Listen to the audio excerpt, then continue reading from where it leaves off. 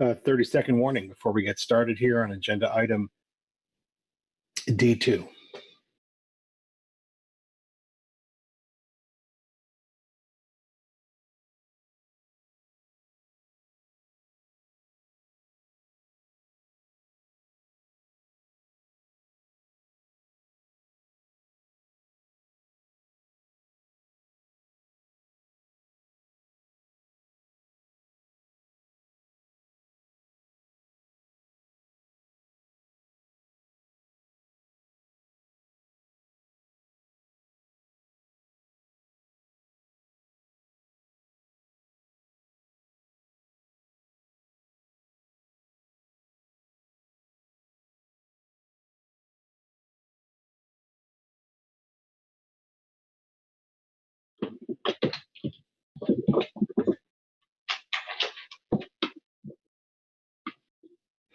All righty. Good morning. Welcome to day 3 of our September meeting. Let me first ask Chuck if he has any announcements.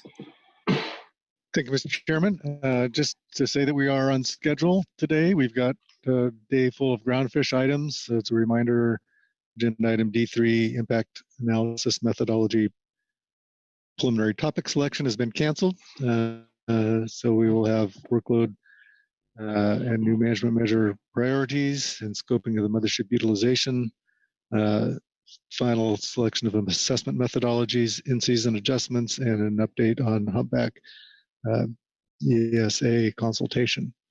I think that's the only announcement I have, although I will admit that I'm kind of starting to miss donuts here at the council meetings. Well, I know that there are a few in the queue. I know that I'm one, and I think Phil is another. Mr. Anderson was much better. I think his hearing is much keener than mine. But don't worry, when we finally do get back in person, there'll be some donuts in the queue, and then perhaps additional penalties will be leveled as we meet in person. So apologize. I know that's not the only reason we wish we were meeting in person, but anyway, so I will pass the virtual gavel to Vice Chair Pettinger to get us started with agenda item D2. All right. Thank you, Dr. Earl, and good morning to everybody. We are on schedule this morning, I'm happy to say, and so in an attempt to keep up that pace, we're going to go straight to Todd. So Todd, take us away. Good morning. Thank you very much, Mr. Vice Chair. Good morning, Council. Today I'll be leading off with agenda item D2, and I'll be reading the situation summary here first. The Pacific Fishery Management Council is scheduled to take action on 2 topics under this agenda item. The first topic is the groundfish workload and new management measures prioritization process, and the second is to scope the previously prioritized mothership utilization management measure. The suggested order is for the Council to take up the workload and new management measure prioritization first, and scoping of the mothership utilization second. Groundfish workload and new management measure prioritization. Under the groundfish workload and new management measure prioritization portion of this agenda item, the Council is scheduled to review and revise the complete list of proposed groundfish management projects, including those previously prioritized, and to provide guidance on groundfish workload as appropriate. When this process was developed, the overarching intent was to provide a dedicated time for the Council to review and/or revise the current list of groundfish management measure proposals, set aside a dedicated time for submission of new measures from the public and advisory bodies, as well as provide an opportunity for the Council to prioritize these management measures for work in light of existing management commitments. The GMT has provided a report, which is agenda item D2, GMT Report 1, that includes their current workload, an up-to-date list of groundfish management measures, and items that were prioritized for further development by the Council in 2019. The original design of this process was for the Council to examine all of the existing proposed groundfish management measures in March of each year, prioritize a subset of these items, and schedule them on the year at a glance as appropriately. At 3 subsequent meetings, in this case June, September, and November, the Council could schedule this agenda item for a brief check-in where new and/or emerging groundfish items could be submitted. These new submissions could be prioritized for further work if warranted. And for example, the council did this last June with cowcod and short belly, or add to the list for future discussion. However, due to the COVID-19 pandemic and its subsequent effects on council meeting agendas this year, this meeting marks the first time the council was able to schedule this agenda item up for discussion. Agenda item D2, attachment 1, provides a summarized version of the process for the council reference, and I am prepared to give a brief presentation to augment this attachment. Council staff has identified one item the council should consider adding to the management measure list. That is, the limited entry fixed gear permit stacking program is required to be reviewed per the Magnuson-Stevens Act. In brief, this review, or the Magnuson-Stevens Act, requires catch share programs reviewed and modified if appropriate, whereby the first review of the program is to occur 5 years after implementation, with subsequent reviews occurring no less frequently than once every 7 years. The first review of this program was initiated with a scoping session in November of 2013 and was completed in June of 2014. Therefore, given it has been nearly 7 years since the last review, a new review is required. Based on staff's interpretation of the timeline specified by the Magnuson-Stevens Act, the next limited entry fixed gear permit stacking program review should begin by the November 2020 council meeting. Staff has prepared a summary document for council review, which is agenda item D2, attachment 2, on this topic, and we are prepared to answer your questions. Scoping of mothership utilization. At the November 2019 meeting, the council directed the Groundfish Advisory Subpanel to develop the scope of action and draft purpose and need statements for 2 of the 4 prioritized management measures. They were non-trawl rockfish conservation area modifications and mothership utilization. In addition to those 2 issues, the GAP also provides similar issues for other 2 prioritized management measures, and they were the trawl non-trawl Amendment 21 allocations and the Emily Platt exempted fishing permit and moving those into regulation. The GAP presented their work at the June 2020 meeting as an information report 4. During the workload planning agenda item in June, the council decided to schedule further scoping and discussion of the mothership utilization item for the September meeting. At this meeting, the council should consider adopting the mothership utilization draft purpose and need statement for public review as stated in the information report 4 and begin the amendment process, or continue to scope the issue and develop the management measure as appropriate. Council and NIP staff have developed a joint document to provide the council with some things to consider during the scoping process, and that is agenda item D2, attachment 3. Excuse me.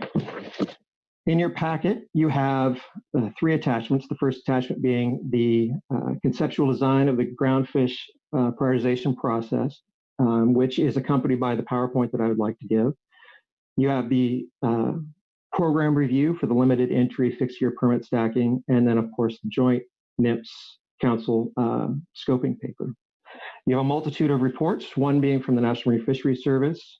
You have a report from the California Department of Fish and Wildlife, and 4 reports from the GMT, as well as the GAP has provided a report, and then you also have at least 10 public comments in the portal, as well as I believe a presentation from Ms. Heather Mann. With that, I would look to your action, which is to review the list of proposed projects, amendments, and fishery management measures, to consider overall groundfish workload, to provide guidance and on groundfish management measures, priorities, and schedules, scope issues regarding Pacific whiting utilization in the mothership sector, and consider adopting a purpose and need. And with that, Mr. Vice Chair, I would conclude my opening remarks, and I'm happy to take any questions you may have. Okay, thank you, Todd. Questions for Todd. Pete Asmer. Thank you, Mr. Vice Chair, and thanks, Todd, for going over that. Just one item for my clarification on the council action. Number 4 lists scoping issues regarding the utilization and consider adopting, but in the last paragraph when you went through, It says the council should consider adopting the purpose and need statement and begin the amendment process or continue to scope issues. So is our action if the council would elect to adopt the purpose and need statement, does that start the amendment process and there isn't any scoping? Or if we do not adopt a purpose and need, then is there more scoping that could or should be done? Hope that was clear. Thanks. Yes, I'm sorry. Go ahead, please. Yes, Mr. Vice Chair, Mr. Hasmer, thank you for the question.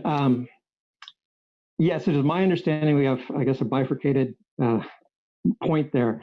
Your second point being that if the council, I'll take your second point first and then bring it back around. The second point being, if the council does not adopt a purpose and need statement at this meeting, yes, the council can request scope and continue.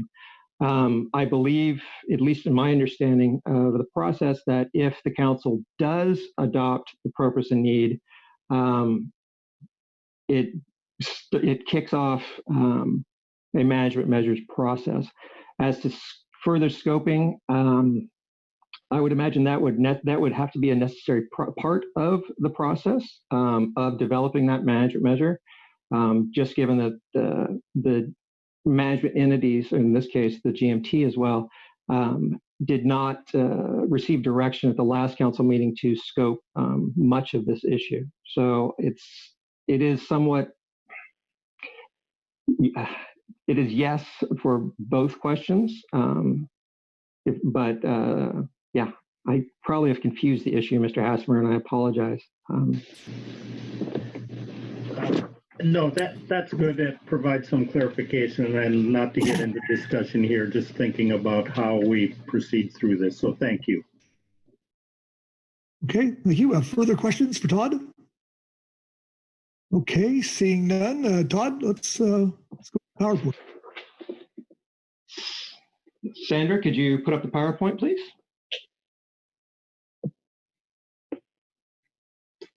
Thank you. Okay, so obviously it's a title slide. My overall design here with this particular PowerPoint is just to provide a brief and a high-level overview of the process. It is, again, meant to augment the first attachment there, where I provide a single sheet of timeline and actions that the council does consider under this particular item. Next slide, please. Okay, so what I want to do is just first talk a little bit about background of the item, then talk about the annual prioritization process, and then move into the check-in meetings. Next slide. So back in, I believe, June of 2018, the council had just finished the specs for the 1920 biennial. And as part of that, as I understand that, it was usual for the council to bring up this process called the omnibus, where new projects were added. One thing that had been discussed by the council and advisory bodies, as well as the public, is that it seemed to be have a lot of lack of transparency, meaning that these projects would be discussed and sort of put into a list, and that list would never be seen again, is kind of the things that I heard.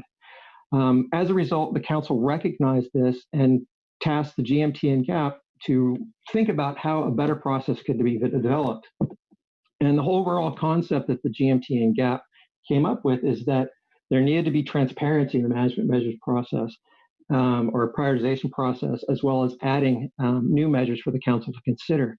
And so what they developed was like, hey, an agenda item where new management measures could be proposed, and where prioritization of those management measures could also occur to allow the public and state, as well as management entities, to really see where the council was going and what direction the council was looking at in terms of new management measures. And It also allowed the council the opportunity, as well as the public, the opportunity to see how this decision process played out in light of existing commitments. And this process first debuted in March of 2019, under which the council elected to prioritize 4 items. And I'll come back around to those 4 items here shortly. Next slide, please. Okay, this is it's a summarized version of the attachment, meant basically to show you that while it is a linear in design, it's meant to be almost cyclical, in the sense that this process is bookended by 2 March meetings, under which there's an annual prioritization. And this is the opportunity for the council to review and revise the list of proposed management measures, as well as for stakeholders, management entities, advisory bodies, and the council to add new measures. Also, the key with this particular March meeting is that it allows the council to prioritize any of these proposals. Of course, due to this year being an oddity, we did not meet in March or April on this particular item, and now are just coming back to it. However, the council still has those 4 priorities that they have prioritized, under which we will be discussing mothership utilization today. And then, of course, schedule of work. So those are the items that generally are supposed to occur in the March of each year. And then the other 3 subsequent meetings are mostly what we consider check-in meetings, meaning that this is the opportunity for the council to hear from the public and as well as the management bodies and advisory bodies to review and revise that particular list. It also allows new proposals and emerging issues to be brought forward and to reprioritize as necessary. And an example of this reprioritization, meaning it jumped to the head of development, was last year when we had the annual vessel events and cow cod, as well as a short belly harvest specifications item. Those 2 items were deemed extremely important and were moved to the head of the list, and was done so in a very open and transparent manner, and was exactly how the GMT and GAP envisioned the process to occur. Next slide, please. Okay, so under annual prioritization, again, this, at least in terms of the original design, was to occur in March. This particular year, we had moved the annual prioritization to April. However, COVID interrupted a lot of things, as the council well knows, and we did not take up annual prioritization at that time, noting that, of course, we already had 4 prioritized items. However, the basic concept here is that new management measure proposals could be submitted by stakeholders, the GAP, GMT, council, any advisory bodies involved in the council as well. The GMT and GAP would be tasked with review and revising and updating the management measures list. And the GMT, at least in the past, had initially scoped these management measures with a brief summary of the item, as well as what the issues were. And then, of course, the GMT and GAP would offer any recommendations regarding those proposals. And then the council would take this list and adopt it or modify it as the council sees fit, and then prioritize items for work. And then, of course, would direct the GMT and GAP as appropriate to begin work on those items. Next slide, please. So within the 3 remaining meetings, they were called the check-in meetings. These would be an area where the new proposals could be submitted to the council for considerations. Under that, a particular agenda item, the GMT would submit an updated list, which they have done so at this particular meeting under their first report. And then the GMT and GAP could, under their reports, provide recommendations and other discussion points to the council regarding any new items or old items that the council could consider. And then, of course, finally, the council there would consider updating or adopting the updated list, and could direct the GMT and GAP to further develop measures. And again, if an emergency issue were to come up, the council could prioritize that over other items. Next slide, please. So we have currently the four prioritized proposals, which is Mothership Utilization, which we will begin discussion on today. We have the non-trawl RCA modifications, the moving Emily Platt EFP into regulation, and the trawl non-trawl Amendment 21 allocations. Those are the priority items at the moment. And just for council general knowledge, there are 14 proposals for new management measures on the quote-unquote unprioritized management measures list, and this is as of the GMT's September report 1. However, based on some discussions that I've heard, I imagine that there will be a few more added to the list. And with that, next slide, I can take any questions. Okay, questions for Todd? Okay, seeing none. Thank you, Todd. Thank you, Mr. Vice Chair. With that, I would suggest we move into the agenda item as appropriate. For the council's knowledge, I have Dr. Jim Seeger virtually sitting next to me, as well as Mr. Brett Weedoff. Jim can assist me in discussing any limited entry fixed gear permit stacking program review questions you may have. And Brett is here to assist me with any whiting issues. And with that, I conclude everything. And thank you, Mr. Vice Chair. All right. Thank you. All right. No questions. And so we'll go to the GMT. So I believe it's oh no, actually, I'm sorry, Kelly Ames is giving the NIPS supplemental report. Kelly. Good morning, council members, Vice Chair Pettinger. Thanks for the opportunity to provide some overarching comments on our NIMS capacity.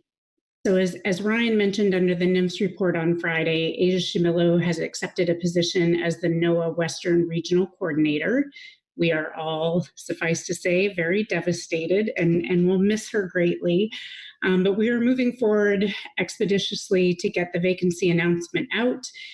However, even in the best times, we're looking at months to fill the position. So we do not anticipate having that branch chief position filled until the spring or potentially even early summer 2021. Currently, as you know, Keely Kent is our acting Groundfish branch chief through mid-November.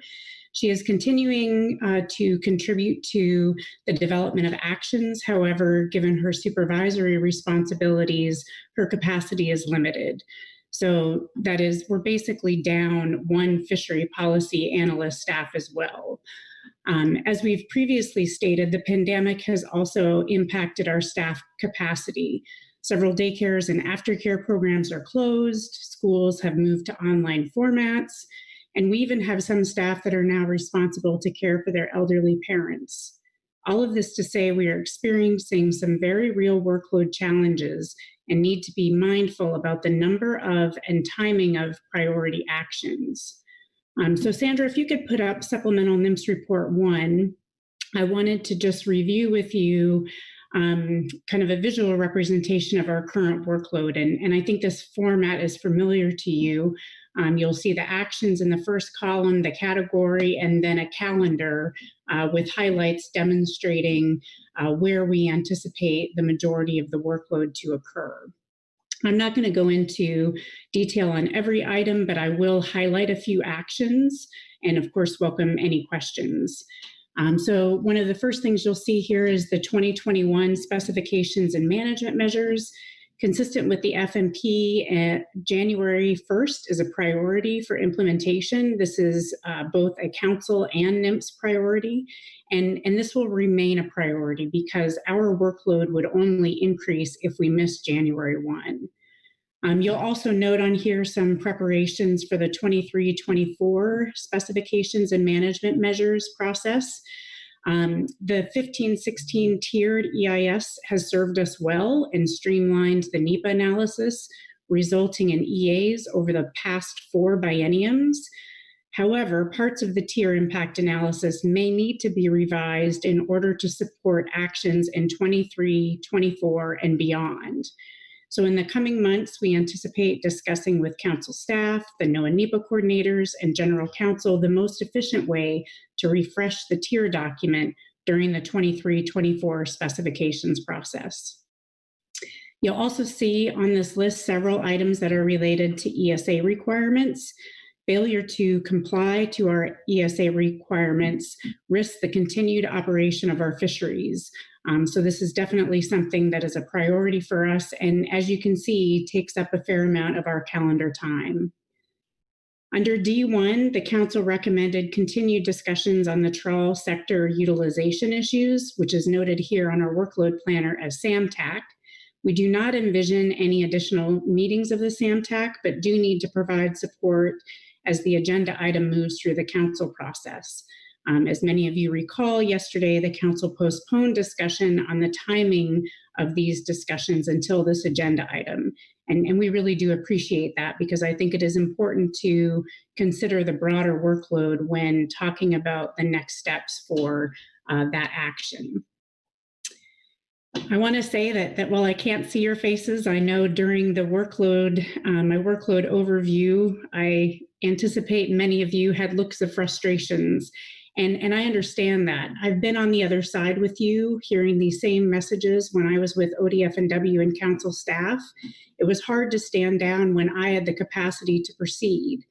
However, during that time, I also learned that when the Council moves forward without NIMS participation, the process is inefficient and frustrating. In these situations, when NIMS doesn't have the time to engage, it's often late in the discussions, and the issues raised can require the Council to revisit past determinations. And in the worst cases, the issues are raised during final Council action or during regulation deeming. When these issues arise during deeming, it can require NIMS to come back to the Council, which further delays implementation. We hope that the Council can understand the situation that we are in, that you see the value in waiting to start new actions until we can staff them. When we work together, the process is much more efficient. We can continually revisit workload priorities under this new process that the Council has designed. And when our capacity changes, we can contemplate new actions and changes to the schedule. For our discussion today, I also wanted to ask Sandra to put up the quick reference for November. The quick reference here shows 4 items that are scheduled that is not shaded for Groundfish: the workload and new management measures updates, in-season, EM update, and the Sablefish MSE. The shaded items include the impact methodology review, gear switching, and Sable area management. No topics have been identified for the impact methodology review, so I assume that agenda item would be canceled.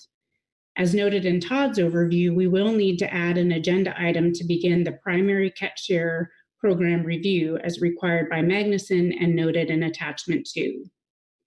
NIMS does not have the capacity to add gear switching, mothership utilization, or any other new item to the November Council agenda item, in addition to our ongoing workload and supplemental NIMS Report 1, the Groundfish items that are already scheduled for November, and the addition of the required tier program review. In addition, we've already heard at this meeting a proposal to consider an emergency rule to extend the tier fishery season dates, as well as an in-season action. If adopted, these measures would further limit our ability to engage in November. Please also keep in mind, while the quick reference might be modified to accommodate new items simply because there is space on the Council agenda, we still need NIMS participation in preparing briefing book materials by the advanced briefing book deadline, which is, I believe, mid-October, only a month away, as well as the time necessary to prepare for the meeting itself. I do have specific comments on the items proposed for discussion, for consideration, but I'll save those for the Council discussion. So if there's any questions about what I've covered here for the workload capacity, please do let me know. Okay, thank you, Kelly. Questions for Kelly? Maggie Summer. Thanks, Vice Chair. Kelly, thank you very much for the update. Regarding your comment toward the end about if the Council recommends an emergency action for the tier fishery, you said that would maybe further reduce Groundfish, our capacity to deal with things in the near future. And I wonder if you, since you pointed out items on the November council agenda, do you know at this point whether that would, require moving anything that's currently planned for the November agenda, including the tier fishery review that you mentioned that's not on there yet? Or, and if you don't know that level of detail at this point, that's okay. I just wanted to make sure I understood what you were saying. Thanks, Maggie. I believe, given where we are with our workload capacity, that we can support the addition of the primary catch share review kickoff meeting, if you will. That kickoff meeting, is not expressly defined with particular requirements that the council would need to consider. So we could shape that item in a way to still meet the requirements while managing workload capacity. We're open to have the discussion under this agenda item and hear the differing perspectives on what might be council priorities. But my intent here was just to give you the early warning that we are in a place where taking on additional workload would be very challenging. Okay, Louis Zim. Thank you very much, Mr. Chair. And my question to Kelly is, my overriding concern is whether the regs that we sent and we deemed for 21-22, the January 1st date is threatened, because I know that we have some commercial groundfish participants that are very much looking forward to those regs coming to effect January 1st. Thank you. Thanks for the question, Louis, through the Vice Chair. Yes, we have an all hands on deck approach to keeping the specs package moving through the system. And as of today, we are still on time, expecting the January 1 implementation date. The notice of availability has already published, and we anticipate the proposed rule to be publishing shortly. Okay. Any further questions of Kelly? Mr. Vice Chair, I have a question. Oh, go ahead, Phil. Phil, please. Yeah, thanks, Mr. Vice Chair. Kelly, appreciate you bringing this forward to us and ensuring that we have a full understanding of the challenges that NIMS has relative to workload and taking on new initiatives at the council level. You indicated that that relative to the November agenda, that any, essentially what I interpreted to be any further deliberation on the Mothership utilization item or SAMTAC was not did not fall within the capacity of NIMS to participate in or be have any workload associated with that. And so I guess that while I did not envision taking on a significant bite of the SAMTAC, the next steps relative to SAMTAC in November, I had been thinking that we might use the November meeting relative to the SAMTAC alternatives to identify any additional analysis that we may want to have done leading up to our next step relative to further refinement of the alternatives or modifications that would be taken up at a subsequent meeting.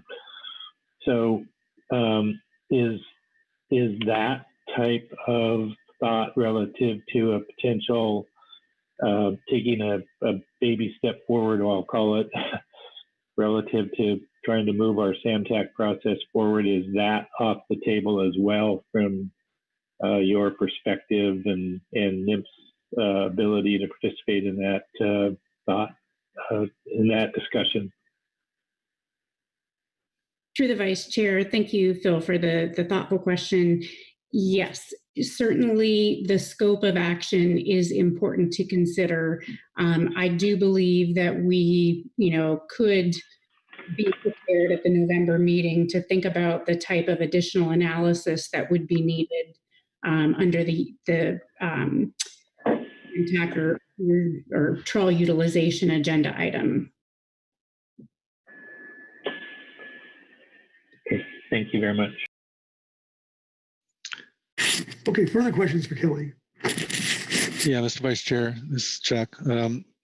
Just a question. As I look at your list of issues that you're addressing, I don't. What I don't see on there is anything associated with halibut management, and I was just wondering if that falls within the sort of groundfish bailiwick as well, and if that is if that's an area that we need to consider here in terms of prioritizing staff availability and workload. Through the Vice Chair, thanks, Chuck, for the question. So in a recent reorganization of the Sustainable Fisheries Division, halibut is now with the CPS and Ecosystem branch under Josh Lindsay. So they are really managing the halibut workload, though I do note that the Groundfish branch relationships still exist with regard to things like the halibut retention in the primary tier fishery, those sorts of interactions. But the transition of the halibut management to NIMPs, those sorts of matters are all under Josh Lindsay's branch's purview. Thank you. Okay, further questions? Bob Dooley.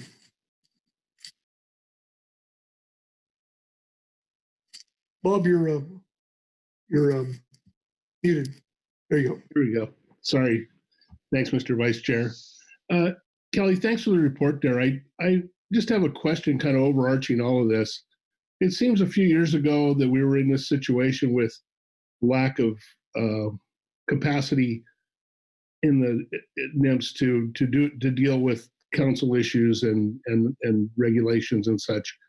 And I recall about the time you transitioned there and Asia came on board, recall an announcement, I think it was Frank that came forward with it, that said, we now have the capacity to, we're good. We got a full, we're all good. And it seems like we're back to where we were again, and we don't have the capacity. Is there a movement, or is there a plan and a timeline to get back up to capacity and to be able to deal with the workloads that seem to be pretty consistent along the lines? I mean, there's a lot of work in the council process. You know that better than anybody, and I think that I worry that with so much uncertainty and so much transition, it's hard to get a handle on what it is we can do. So is there an overarching plan here to fill this and to actually staff NIMPs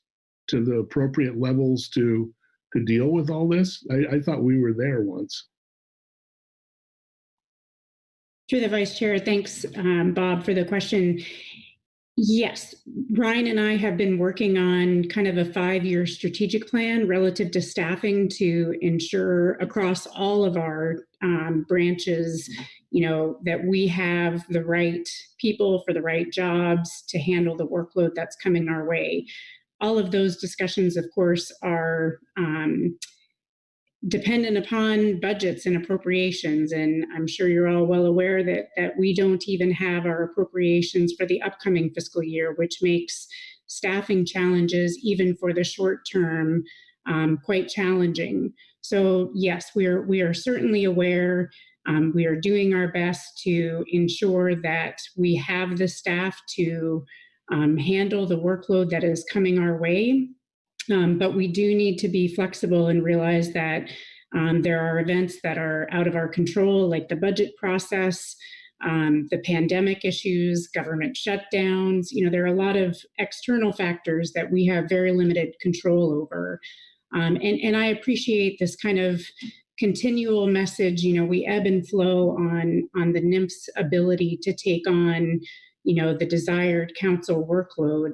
But I do want to highlight for you that, 2 years ago, when Asia came into the Groundfish branch, we had a substantial backlog of actions as occurred because of the ebb and flow and our ability to take on work, but also this dynamic where at times the council got ahead of NIMFs. We worked really hard to clear out that Groundfish backlog, and we're now at a place where, we have fewer items that are quote unquote backlogged. We are feeling that we will be able to get those things moving, to take on a reasonable amount of new workload and continue to advance the Groundfish priorities. But there's a careful balance because it only takes a couple council meetings ahead of us and then we are behind, and we don't want to get back to that situation where we have a queue of council actions that haven't been implemented. One follow-up, if I could. Thank you, Kelly. One follow-up, if I could, Mr. Vice Chair. Please, go ahead. And Kelly, you mentioned about rulemaking that's in the pipeline that's to be completed by the first of the next year to continue on.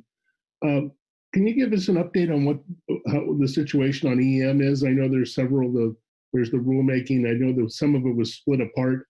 And how that might affect anything in the coming up next year.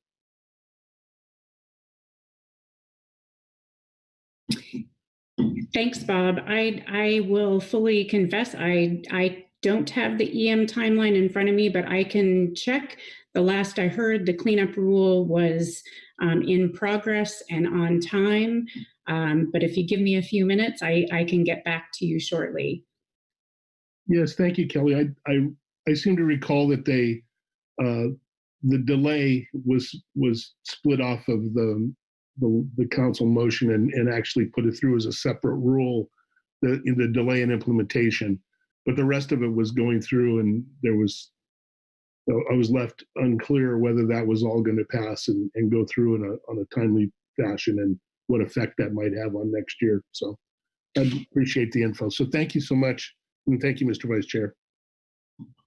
Through the chair, Bob, just wanted to point out to you in Supplemental NIMS Report 1, you do see those rules on our workload. So we have the EM delay rulemaking, which, we are on track for a January 2021 implementation. And then you do also see the separate rulemaking for bottom trawl and non-whiting midwater trawl for EM. And so you can see that timeline there highlighted in blue.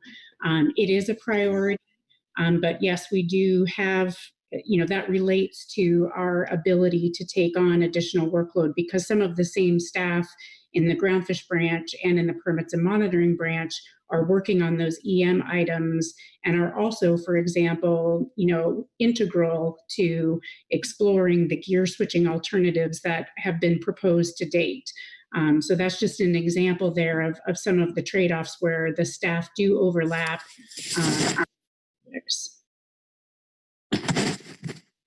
Okay, thank you. Further questions for Kelly? Okay, so seeing none, thank you, Kelly. And now we'll go to the Tax Data Report 1 with Bill Madrup and Brett Cornels. Bill, Brett? Parsi, I see your hand up. Yes, thank you, Mr. Vice Chair. Just if I may, a minute, just tee this report up for the council today. Appreciate everyone's consideration of the issues that we raise in our report here. Just by way of background, I know there's been some concern with the lateness of this report and our submission of it just yesterday. We agree, and we will try to do better in the future and not bring reports so late. But just kind of by way of background, I at least was a little bit caught flat-footed, I think, with the release of the September agenda and how this mothership scoping item would kind of be considered by the council. We kind of left the June agenda planning discussion with some general agreement that mothership, out of the 3 top priority items in our workload prioritization exercises, that the mothership item would move forward in some form for September. I was a little surprised when I saw that it's all one big kind of monster agenda item here in D2 to consider all of the items in our normal kind of routine discussions that we take up in September, as Todd reflected in his overview presentation about what we do in September to see scoping of mothership kind of put in here all combined. So I was caught a little surprised by how it looked on the agenda and what tasks we'd have ahead of us here at this meeting. On that point, scoping, I've learned one thing with scoping, and that if it'll quickly pass you by if you don't take the one chance you have to offer input with which to scope. So, we've had some, kind of long-standing concerns that we've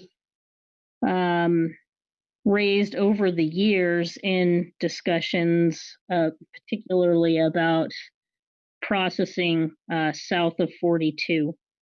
And we felt this could be our only chance to really articulate what those kind of long-standing concerns are.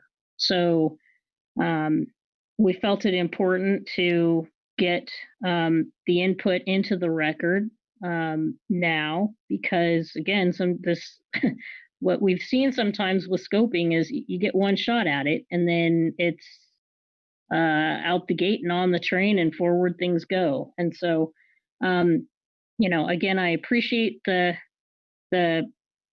difficulty that it puts on the council to receive reports so late into the process, and that it doesn't give the GAP and others time to deliberate and comment, particularly on the content of our report.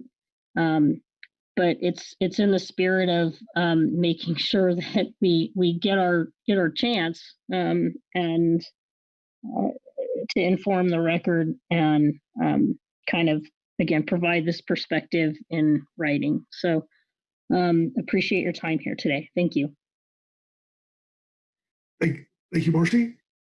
Okay, I guess we'll go to Melvin and Brett now.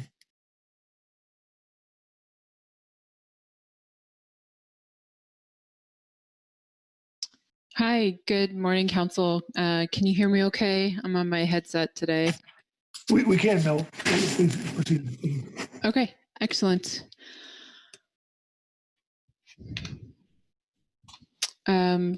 To orientate you a little bit, I'm going to be reading the first section and the last section of the statement, and Brett Kormos will come on to read about the salmon portion. I'm Mel Mandrup with California Department of Fish and Wildlife, reading agenda item D2, Supplemental CDFW Report 1, on scoping of the mothership sector utilization. The California Department of Fish and Wildlife has bycatch socioeconomic and workload concerns over the mothership utilization proposals 1 and 5 listed in the GAP informational report on high priority groundfish items from June 2020. Proposal 1 is to extend the primary whiting fishery season off the West Coast, allowing it to open earlier than the current May 15 start date, of which there are 3 options for Proposal 1. The proposal would change the start date for potentially all whiting sectors, despite that this agenda item is titled Mothership Utilization, following from the draft purpose and need. Proposal 5 would remove the prohibition of at-sea processing south of 42. Both proposals are likely to increase bycatch of Chinook and coho salmon, as well as groundfish stocks for which the at-sea sector has set-asides, such as sablefish, widow rockfish, and yellowtail rockfish. There may also be socioeconomic impacts to California coastal communities from the additional out-of-state vessels operating off California. The potential impacts would likely require additional analyses from the National Marine Fisheries Service, the Groundfish Management Team, and state agencies. However, even if additional analyses on the salmon bycatch were conducted, CDFW is concerned they would not provide adequate information south of 42 north latitude due to the paucity of stock-specific data on salmon distributions. There is also no mechanism to evaluate how new whiting activity would affect existing sport or commercial salmon fisheries, or the pre-season planning for those fisheries.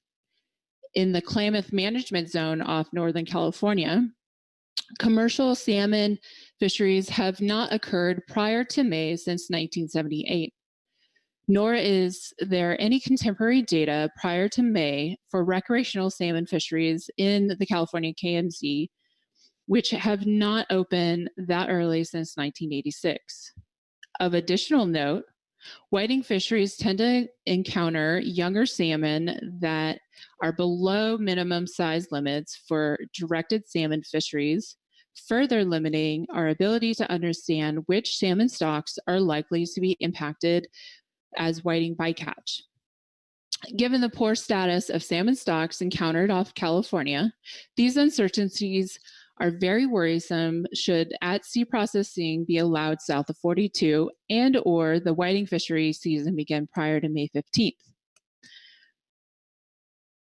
Per the 2017 biological opinion evaluating the impact of the Pacific Coast groundfish fishery on listed salmonids, the consultation shall be reinitiated if any of the following events occur. 1, the total bycatch in the whiting sector exceeds 14,500 Chinook salmon or 474 coho in a calendar year. 2, any of the reserve is used in 3 out of any consecutive 5 years. Or 3, the distribution of the whiting fleet changes substantially from that described in figures 24 and 26 under the northern distribution, or figures 25 and 27 under the southern distribution.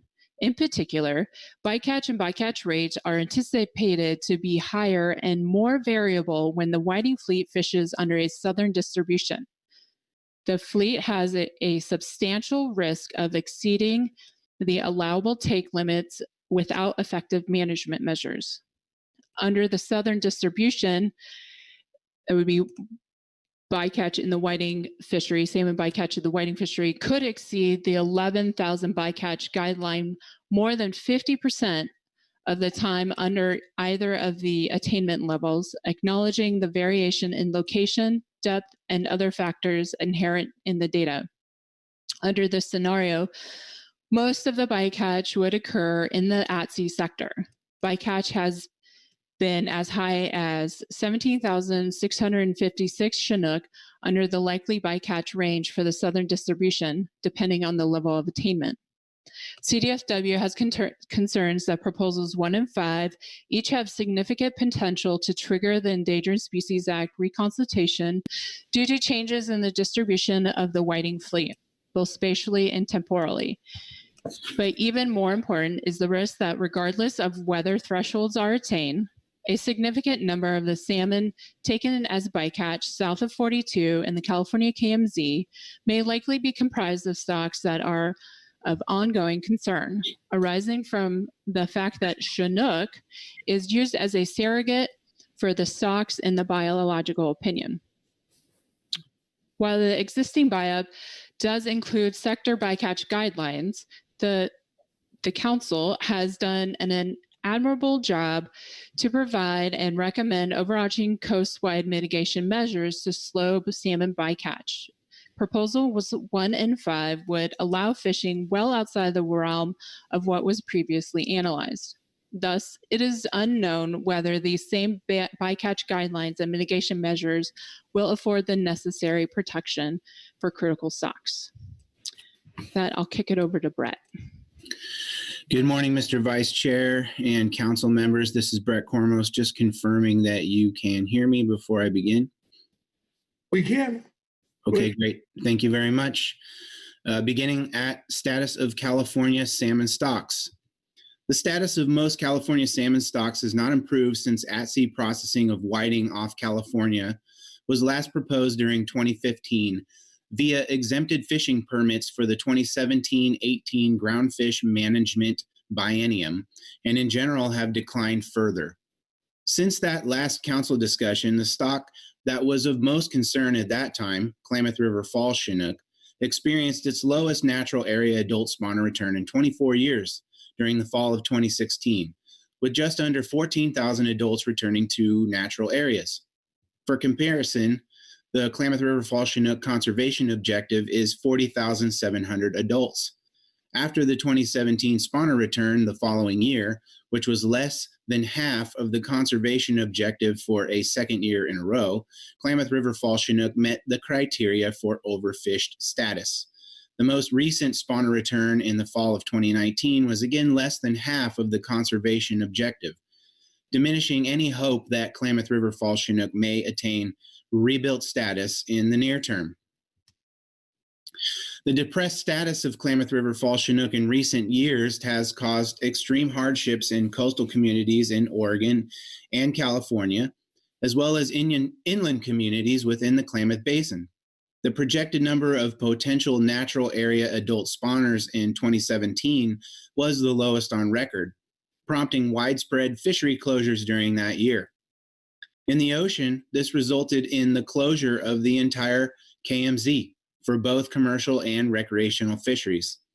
Other areas to the north and south, while not completely closed, experienced extremely limited seasons.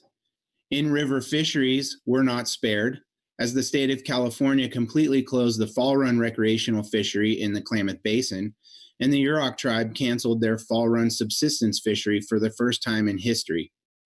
The economic hardships during that year were so severe that a federal fishery disaster was declared. Now, 3 years later, the California KMZ is again completely closed to commercial salmon fishing for the second time in 4 years. Unfortunately, the constraints imposed upon the California KMZ commercial salmon fleet have been a reoccurring reality for decades. Beginning with the 1985 season, the commercial fishery in the California KMZ has been completely closed in 11 of the last 36 years.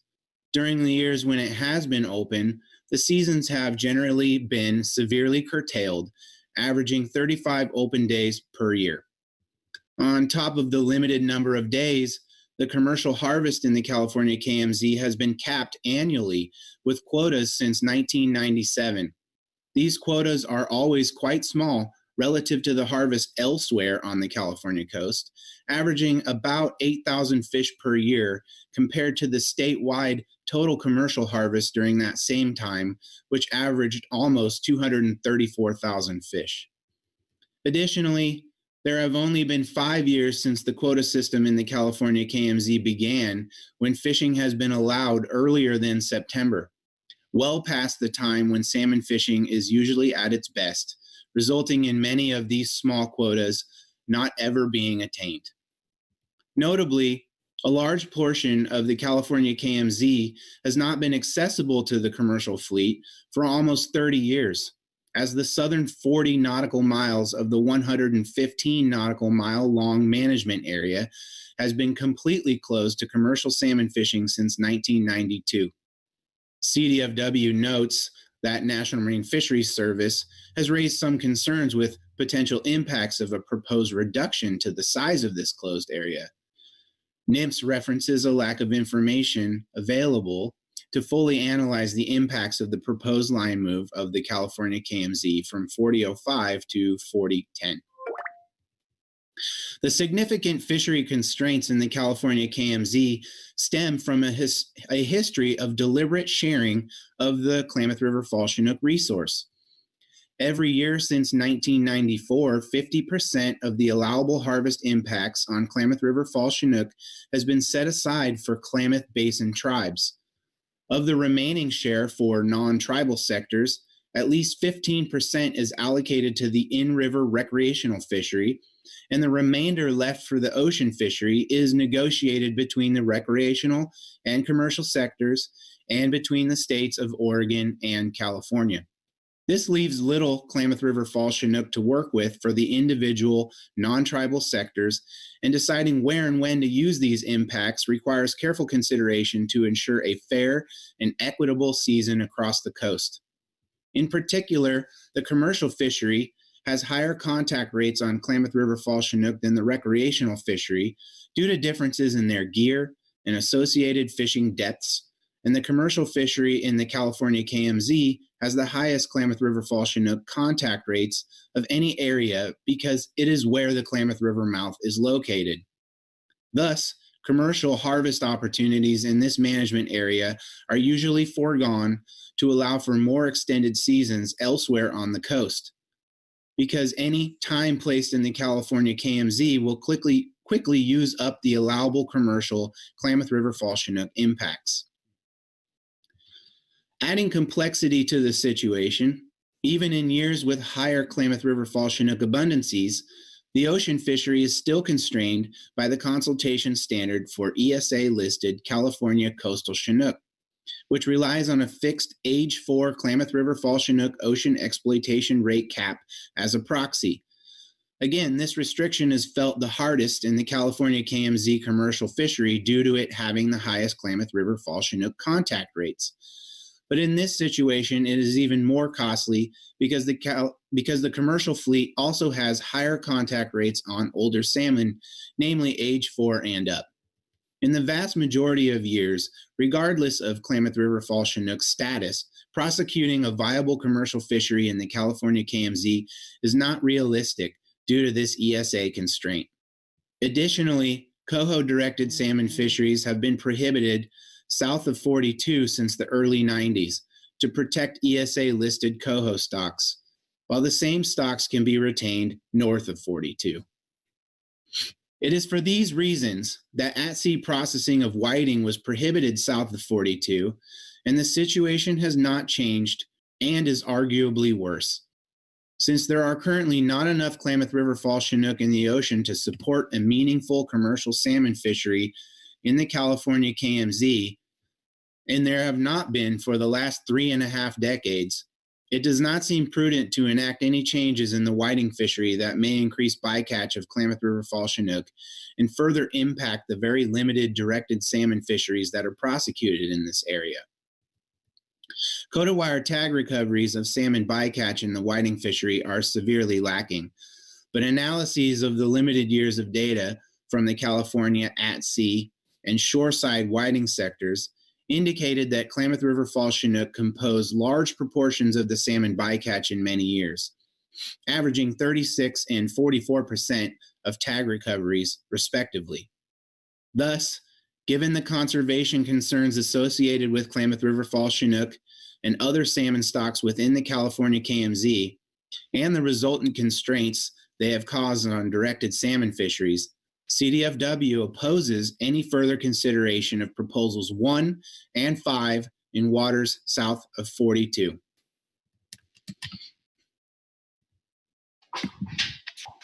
And I will continue on with the groundfish bycatch section. An earlier start date for the primary whiting fishery and expanding the at-sea processing area south of 42 could also increase impacts on groundfish set-aside stocks due to the increased effort of the Mothership fleet in time and space.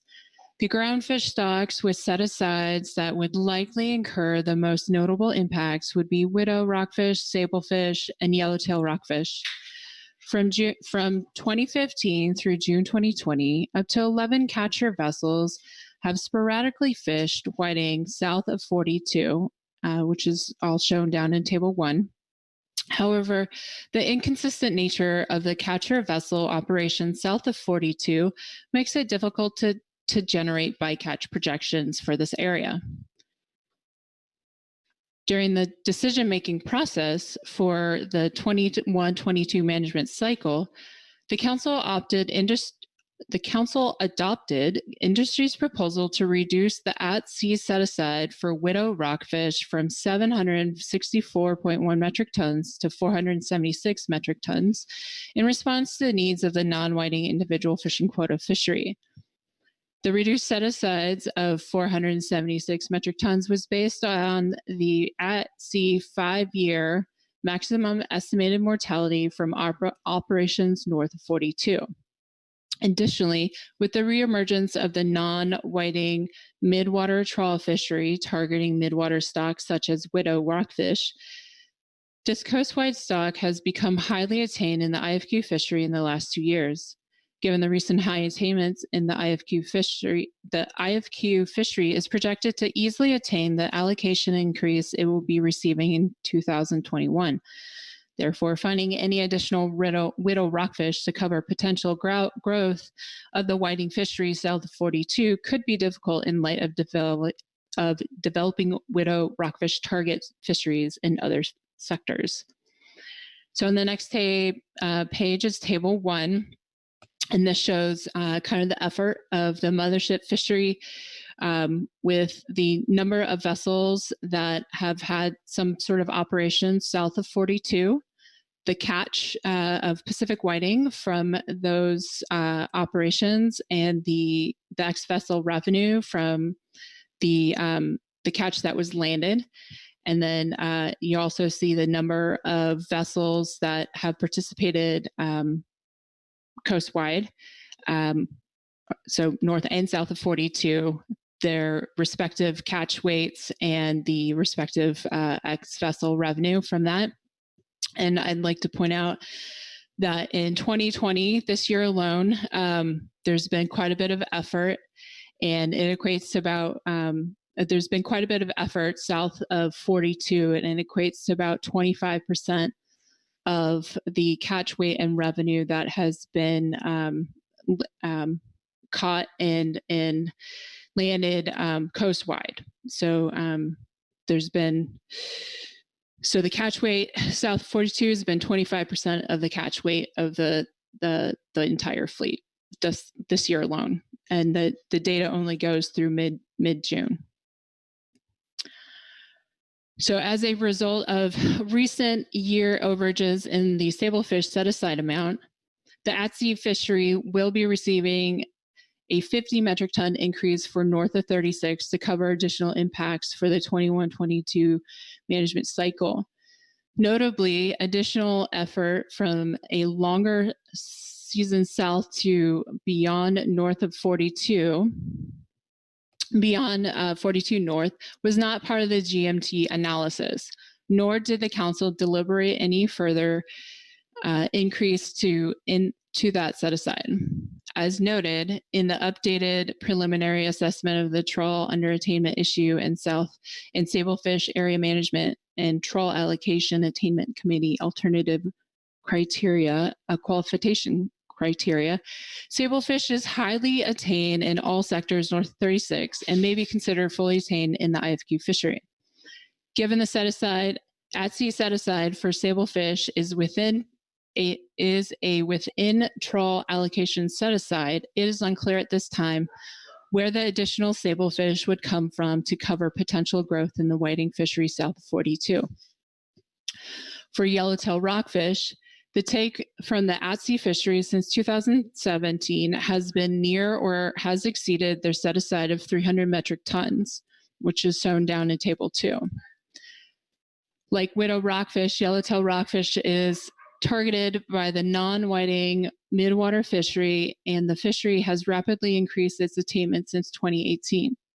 With the increasing attainment in the IFQ fishery and anticipated increase in the attainment in fixed gear fisheries, where the council to provide an increase in the at-sea bycatch set aside, it would come at the expense of the developing directed fisheries in other sectors. Moreover, the at-sea set aside for yellowtail rockfish is for the stock north of 4010.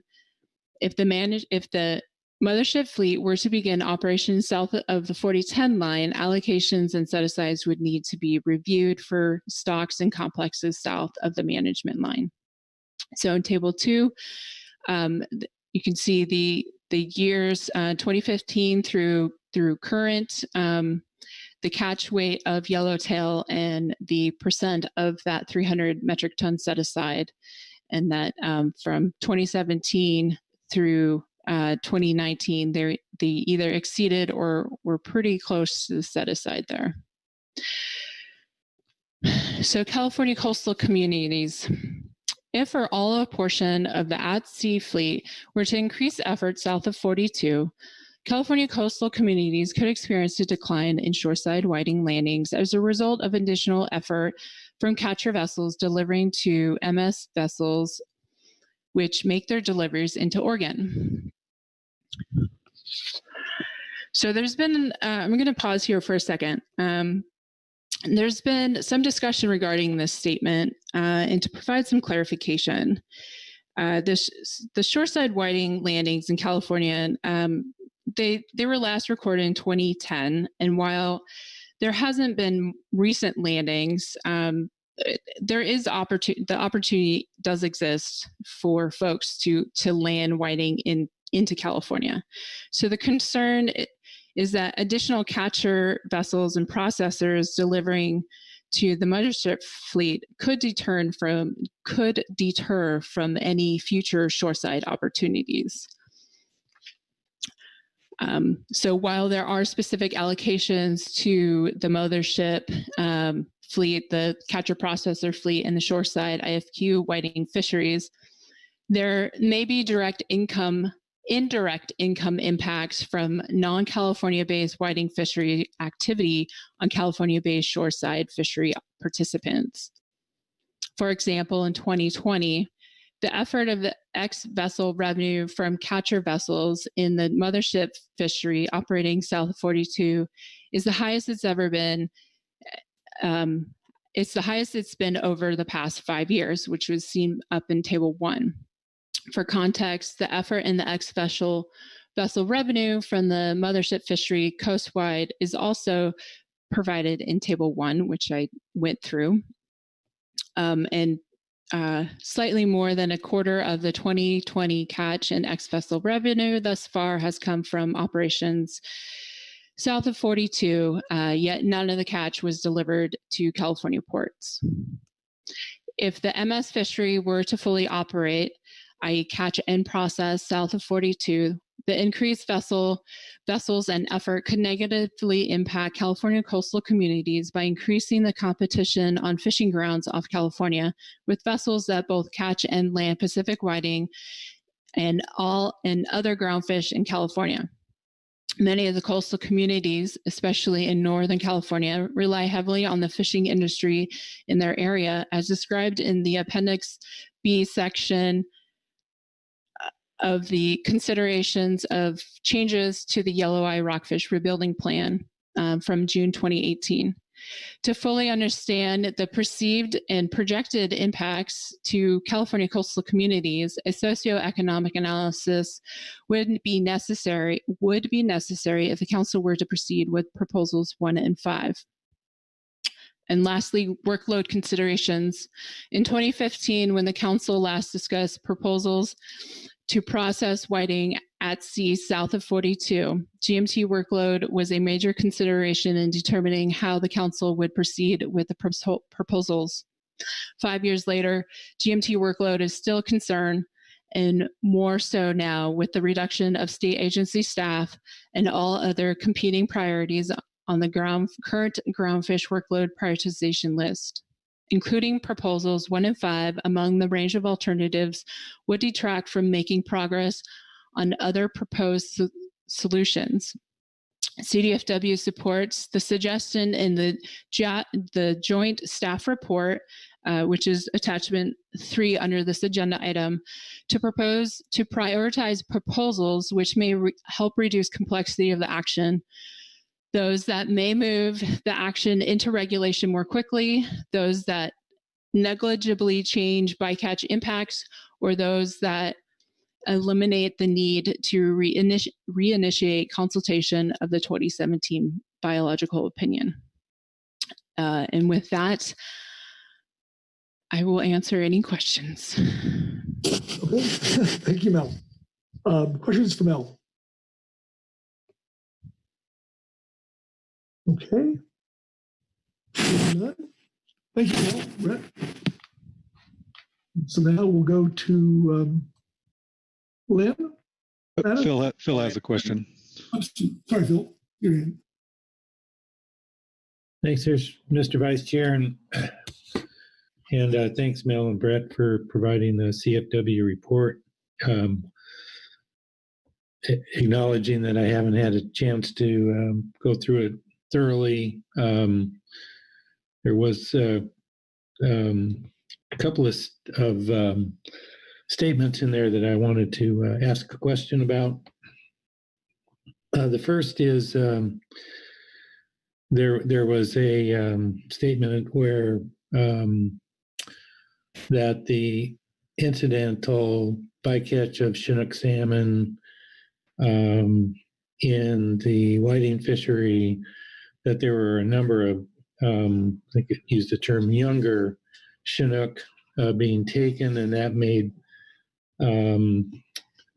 the task of determining the stock of origin more difficult. And I wanted to just ask you to speak to that a little bit. And my other one, I'll ask both questions at the same time, was there was a statement about coated wire tag recoveries and in the whiting fishery were severely lacking. And I wanted you to put that, if you could, into some context. Is that statement an overall broad statement from your perspective that we're not doing a good job of collecting coated wire tags from the fish that are being encountered in the whiting fishery, or whether there was a specific point in time or a particular area where you thought that was a problem?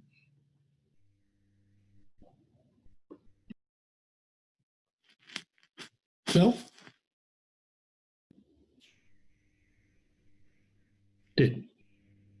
I'm sorry, Mr. Vice Chair, did you say something to me? No, I just waited for Mel to respond. Okay. Or Brett. Oh yeah, Mel, Phil, kind of sounds the same, but Brett's going to take this one. Thank you. Brett? Thank you, Mr. Vice Chair, and thank you, Mr. Anderson. I think I'll go in reverse order and answer your question first about coated wire tag recoveries being lacking. The specific reference there was for coated wire tag recoveries in California fisheries.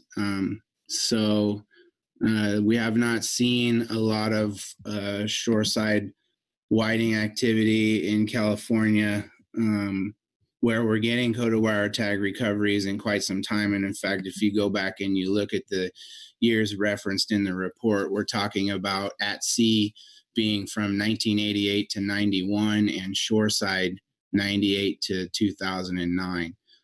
Relative to the code-aware tag data that we get from directed salmon fisheries and the comprehensive coverage we have there, I think that we would, our assertion here is that that is a small amount of data from which you might make determinations about stock composition. And again, in California at sea or shoreside whiting sectors. Regarding the age, the younger fish, it isn't so much that it makes it difficult to identify stock composition based merely on the fact that these are younger fish. What is difficult is evaluating how that translates to abundance of or availability of adult Chinook that would be potentially be attained in the directed salmon fisheries in that area. Follow up, Mr. Vice Chair. Please. Thanks, and thanks very much, Brett, for those responses to the question. So, just wanted to be clear on what the context of the coated wire tag recoveries in the whiting fishery being severely lacking. You're speaking to the whiting fishery that occurs south of 42. Is that correct? Yes, for the context of this report, yes. All right, thanks. Thanks very much, Brett and Mel, and thanks, Mr. Vice Chair. Thank you, Phil. Okay, Maggie Simon. Thanks, Vice Chair. And thank you to Brett and Mel for this report. I think my question is probably for Mel because it's on the groundfish bycatch section. Just looking at the start of that, where you say an earlier start date for the primary whiting fishery and expanding processing south of 42 could increase impacts on groundfish set-aside stocks. Can you talk a little bit more about the basis for that, that potential that you're describing here? Sure. Well, it would just offer them more time on the water, and if there's more time in the water and more vessels operating in the area, they could potentially have more impacts on these set-aside stocks that we just did not think about how they would impact the stocks south of 42, because all the activity's been north of 42. So if more vessels, if the effort's going to increase south of 42 earlier in the year with more vessels, like that, we just did not take that into consideration. And so whenever you put more vessels on the water and increase effort, you're likely going to have increase to your bycatch. There is the potential to increase bycatch. Does that kind of get to it?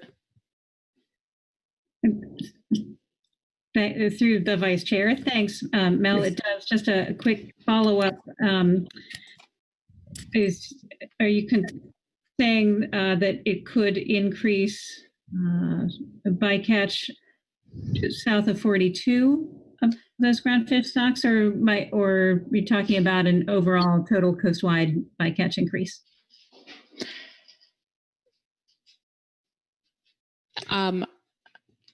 Well, it could be cumulative. So yes, if you are increasing effort south of 42, then bycatch could increase south of 42 as well, and then that would just add to the just be cumulative impacts for the entire area in which the mothership fleet is operating.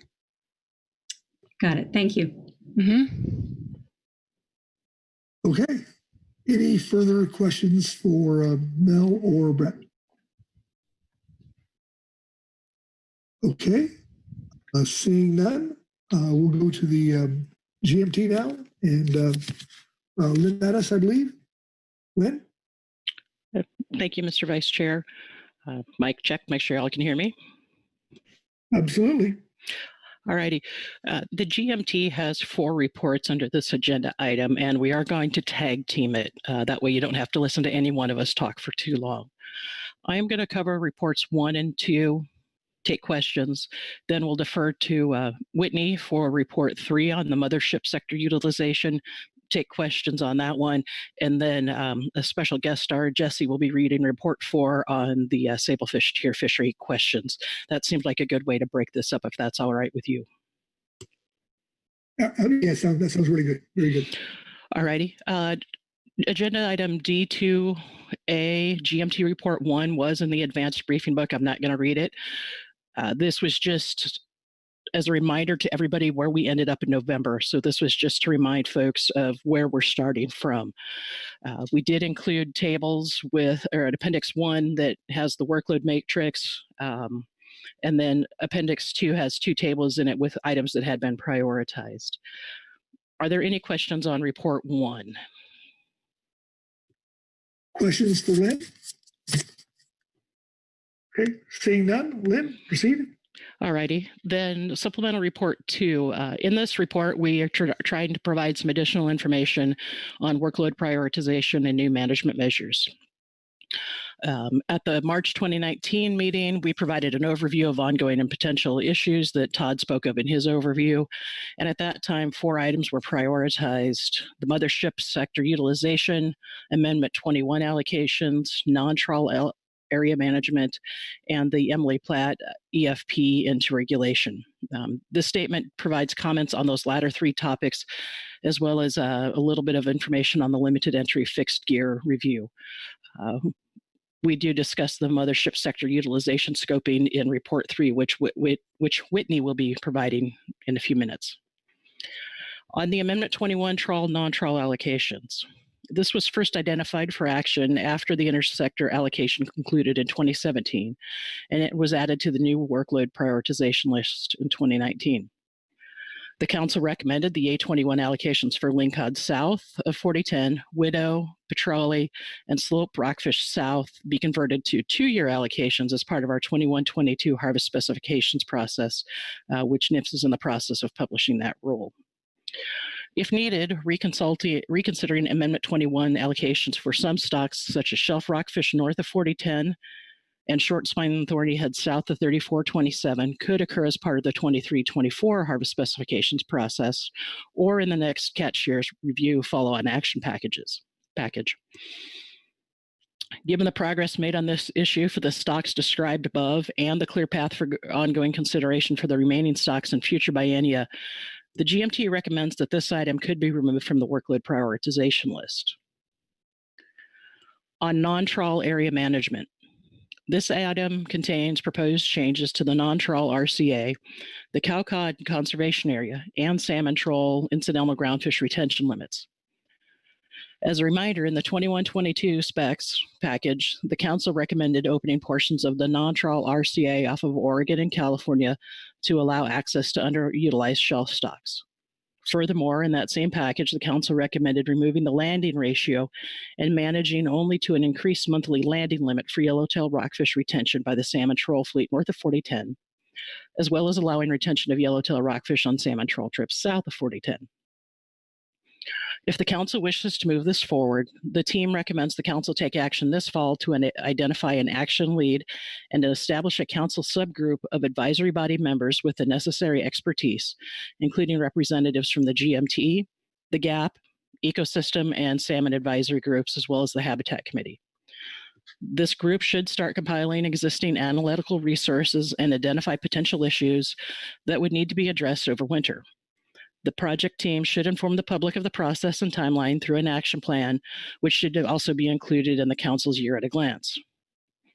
Overall, this action could provide additional access to healthy, underutilized stocks and result in significant economic benefits to coastal communities. The council could increase these benefits by contextualizing non-trawl RCA and CCA alterations within the bigger picture of non-trawl management by simultaneously considering changes to salmon troll incidental limits and/or gear restrictions. For example, if the extent of the non-trawl RCDA is reduced by shifting the shoreward boundary deeper, the Emily Platt EFP gear could be used in these areas without additional regulation changes. Therefore, we recommend moving the prioritized item forward, including consideration of salmon troll limits and the Emily Platt EFP. On the topic of the EFP, as discussed above, if the council chooses to proceed as recommended by the team, this item could be incorporated into the non-trawl area management analysis. This would likely mean that neither item would move quickly through the council process. Public comment indicates a desire to move this into regulation as soon as possible. Therefore, the council must weigh the benefits that would come from moving this gear rule forward with those that would come from the non-trawl area management package as a whole, as the same staff are likely to work on both items. Incorporating the Emily Platt EFP into the non-trawl management package may take longer than implementing only the Emily Platt EFP piece, but the overall benefits of the non-trawl area management package would likely be greater. On the topic of the limited entry fixed gear review, as required by the Magnuson-Stevens Act, the limited entry fixed gear permit stacking program, a CAT share program, is due for review. The first review of the program occurred in November 2013 and was completed in June 2014. Given the 7-year subsequent review requirement, the next review should commence in November 2020. We understand that much of the work can occur outside of the council process, including the development of the scoping review documents, and that GMT workload would be low until the council is asked to consider program changes. Therefore, the team recommends the council direct council staff to begin scoping the review. Additionally, the council could consider directing council staff to initiate a call for public comments on the program and/or the development of a review team and calendar. Lastly, on to the 2020 sablefish primary tier season. This section was completed prior to the amendment or the open public comment discussion a couple of days ago. And that's why we have report 4 that addresses this more completely. But if the council suggests an emergency extension emergency action to extend the sablefish primary fishery season, the GMT would be required to prioritize this action. As provided in NIMS guidance, emergency rules take precedence and may delay the review of non-emergency items. The GMT would need to devote resources over the next few weeks to support NIMS's implementation and delay progress on other actions and items. If this is something that industry is interested in pursuing as an overall change to the fishery beyond 2020, the GMT recommends that it be brought forward in the limited entry fixed gear review call for proposals. And again, we provide some additional information on this under report 4. With that, I will try to answer questions. Thank you, Lynn. Kelly Ames, see your hand up. Kelly? Thanks, Vice Chair Pettinger. Good morning, Lynn. Thanks for the comprehensive set of GMT reports. Looking at your supplemental GMT report 2 on page 1, you start off discussing the trawl and non-trawl allocations that were established under Amendment 21. And you note that some of those reconsiderations might be appropriate for a biennial specifications process or a follow-on actions package. And I'm curious, did the GMT discuss how the level of controversy surrounding the allocations, the level of analysis needed makes a certain set of species more appropriate to be done in a follow-on or 3 council meeting process separate from the specs, and what type of considerations make FMP allocation changes more easily accomplished during a specs analysis?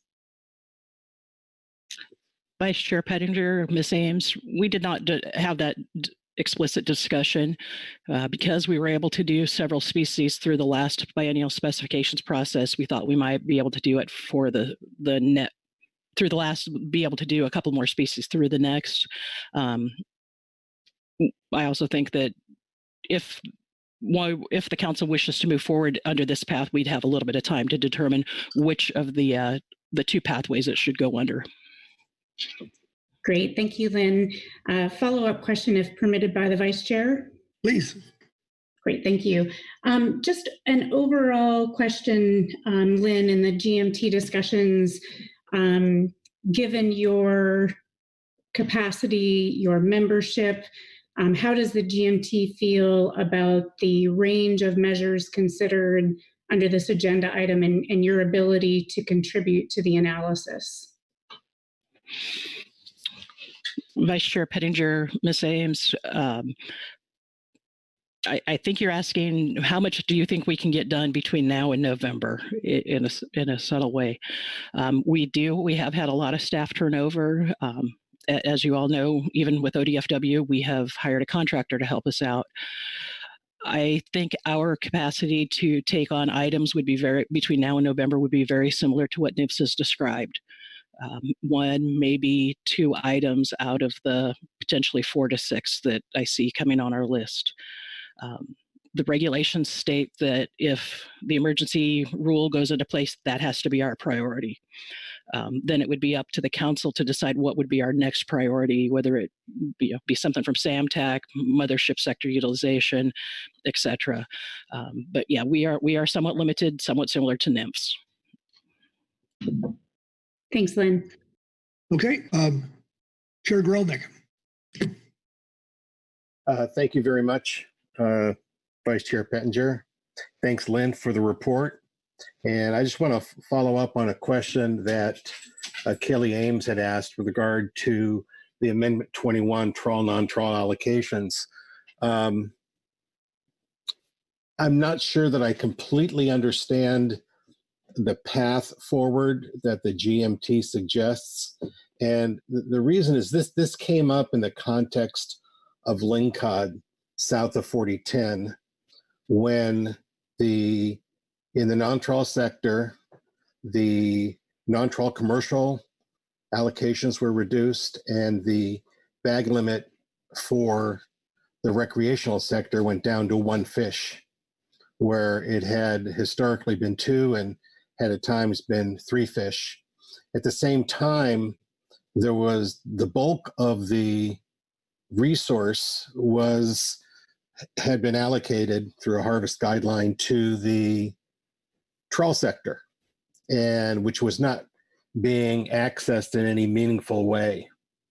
So I don't know that problem has been solved. And I guess I'd like to understand more clearly what path forward the GMT sees in terms of a long-term solution to this allocation issue.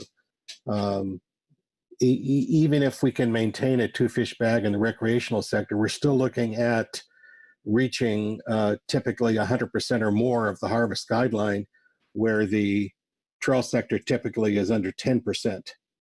And that's where the bulk of the fish are. So do you help me understand more clearly what the path forward is here?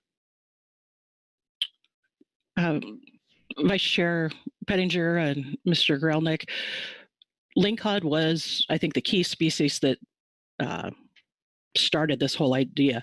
We did change them to be 2-year allocations through the last spec cycle for lingcod south, widow, petrale, and slope rockfish south. So through the biennial process now, similar to how we've been doing with yelloweye and canary, every specs process, we can take a look at it and the council can adjust those allocations to hopefully more meet whatever your management needs are. We were just trying to point out that there's 2 species left that haven't, or 2 complexes or species left that haven't been switched to that 2-year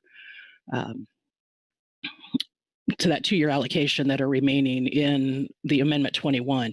So to move those 2 species, we could either add them to the next specs process or the next catch share. For the ones that we've already switched to 2 years, like lingcod south, again, that is something we are going to now look at every 2 years as part of the biennial specs process. So I don't know if that completely got to your question, but hopefully it helped. Yeah, I understand the change to a 2-year allocation, but I was under the impression that Amendment 21 had basically set a fixed allocation between the sectors. How does a 2-year allocation change that? Are you actually changing the allocation of the stock between the sectors through that, notwithstanding Amendment 21? Vice Chair Pettinger, Mr. Grelnick, that is correct. By taking these the species out of Amendment 21, they are no longer fixed percentages. They are now things that the council can look at every 2 years. So it provides more real-time flexibility rather than having to go through and do an amendment change. It's something we can do as part of our regular process through specs every 2 years. Thanks, Lynn. Okay. Further questions for Lynn? Okay. Seeing none, we've been going at this for an hour and 40 minutes. So I think let's go for a 10-minute break. We'll be back here at 9:50. We'll start with the GMT report 3.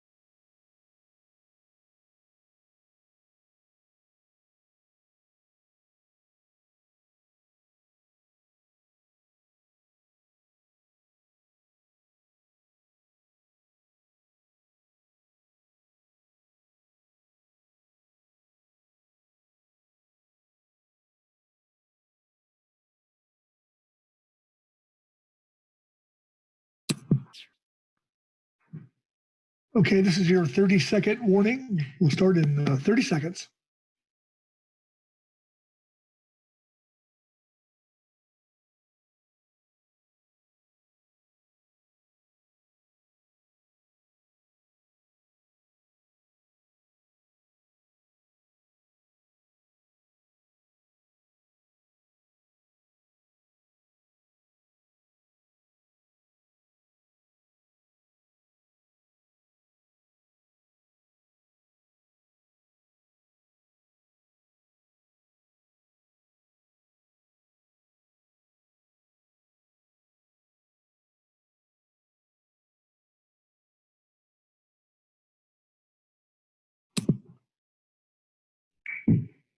Okay, welcome back, everyone. We're going to go to the GMT report 3. Whitney Roberts is going to give that. Whitney? Vice Chair, my name is Whitney Roberts, and I will be reading Agenda Item D2A, Supplemental GMT Report 3, Groundfish Management Team Report on Scoping of Mothership Sector Utilization.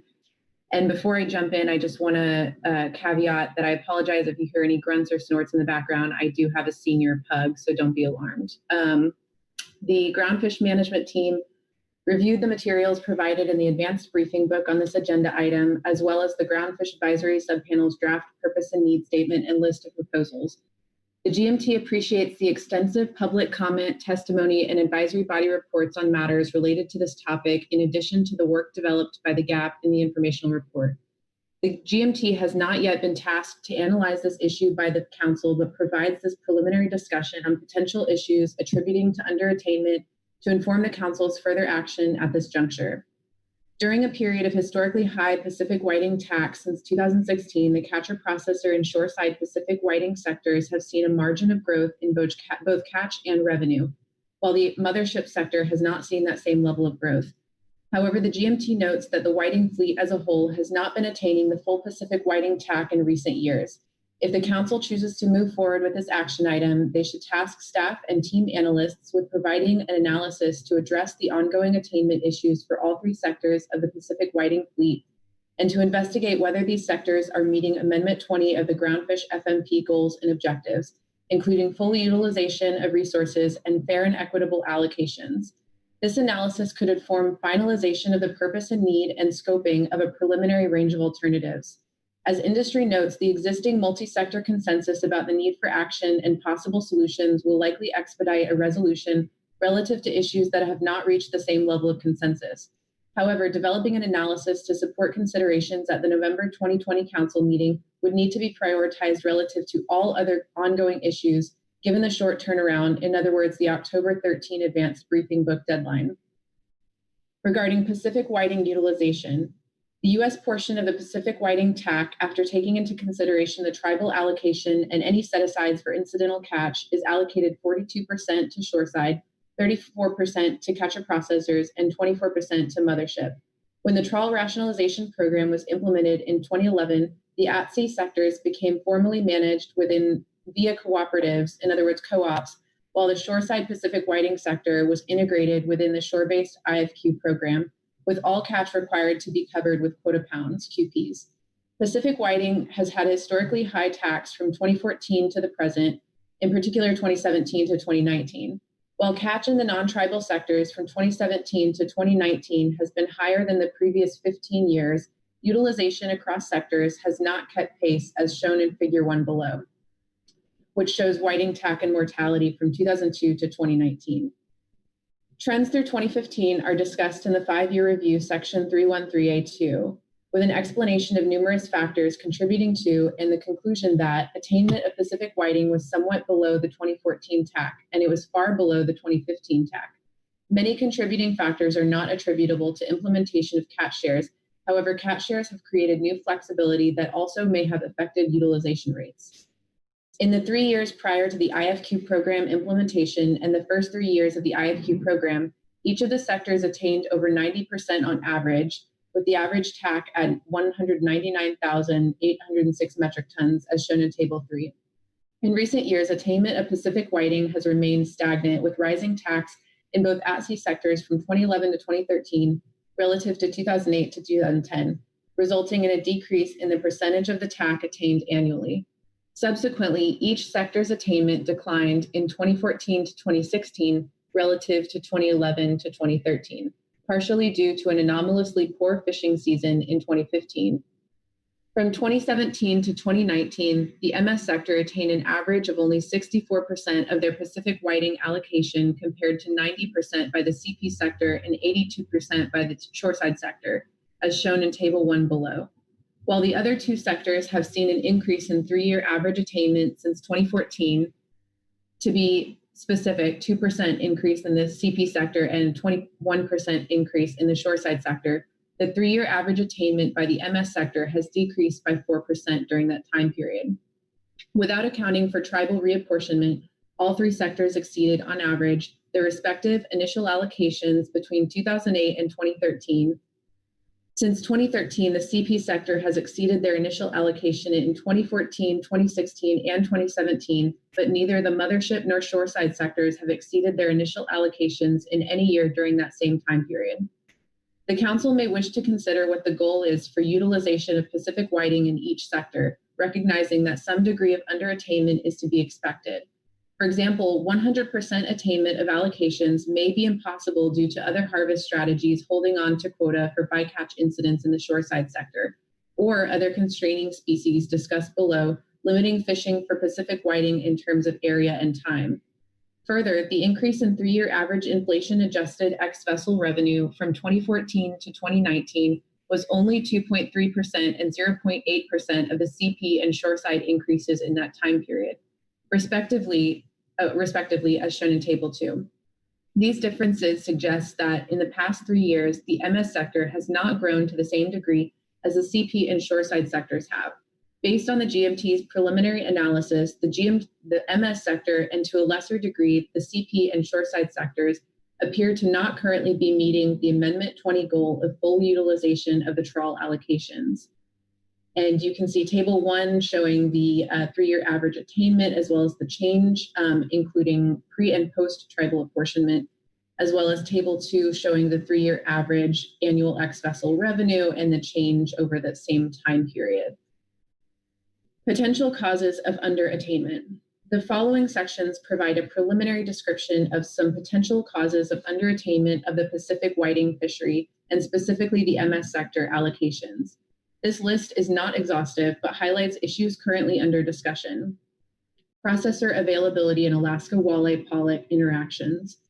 As described in Informational Report 4, processor availability during the Pacific whiting season has been limited due to the Alaska walleye pollock fishery's record high catch limits in recent years. Catch and TAC has increased substantially in both fisheries over the past 10 years. Many Pacific whiting vessels earn the majority of their revenue in Alaska fisheries, and most West Coast permitted MS and CP processors process about 60 to 90% of their annual product in Alaska each year based on EDC fisheye data. As shown in Table 3 below and heard in public comment, the higher volume and price of walleye pollock incentivize portfolio vessels and processors to prioritize this fishery above Pacific whiting.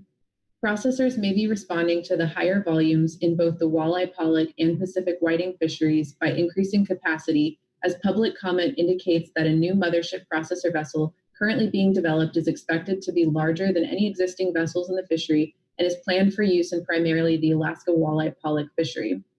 And you can see Table 3 showing the differences between Alaska walleye pollock and Pacific whiting components. CP days at sea in the Pacific whiting fishery have been generally trending upwards since 2010, coinciding with the increasing TAC as shown in Figure 2. Comparatively, in the past 3 years, MS processor participation using days at sea as a proxy seems to be trending downward since 2016.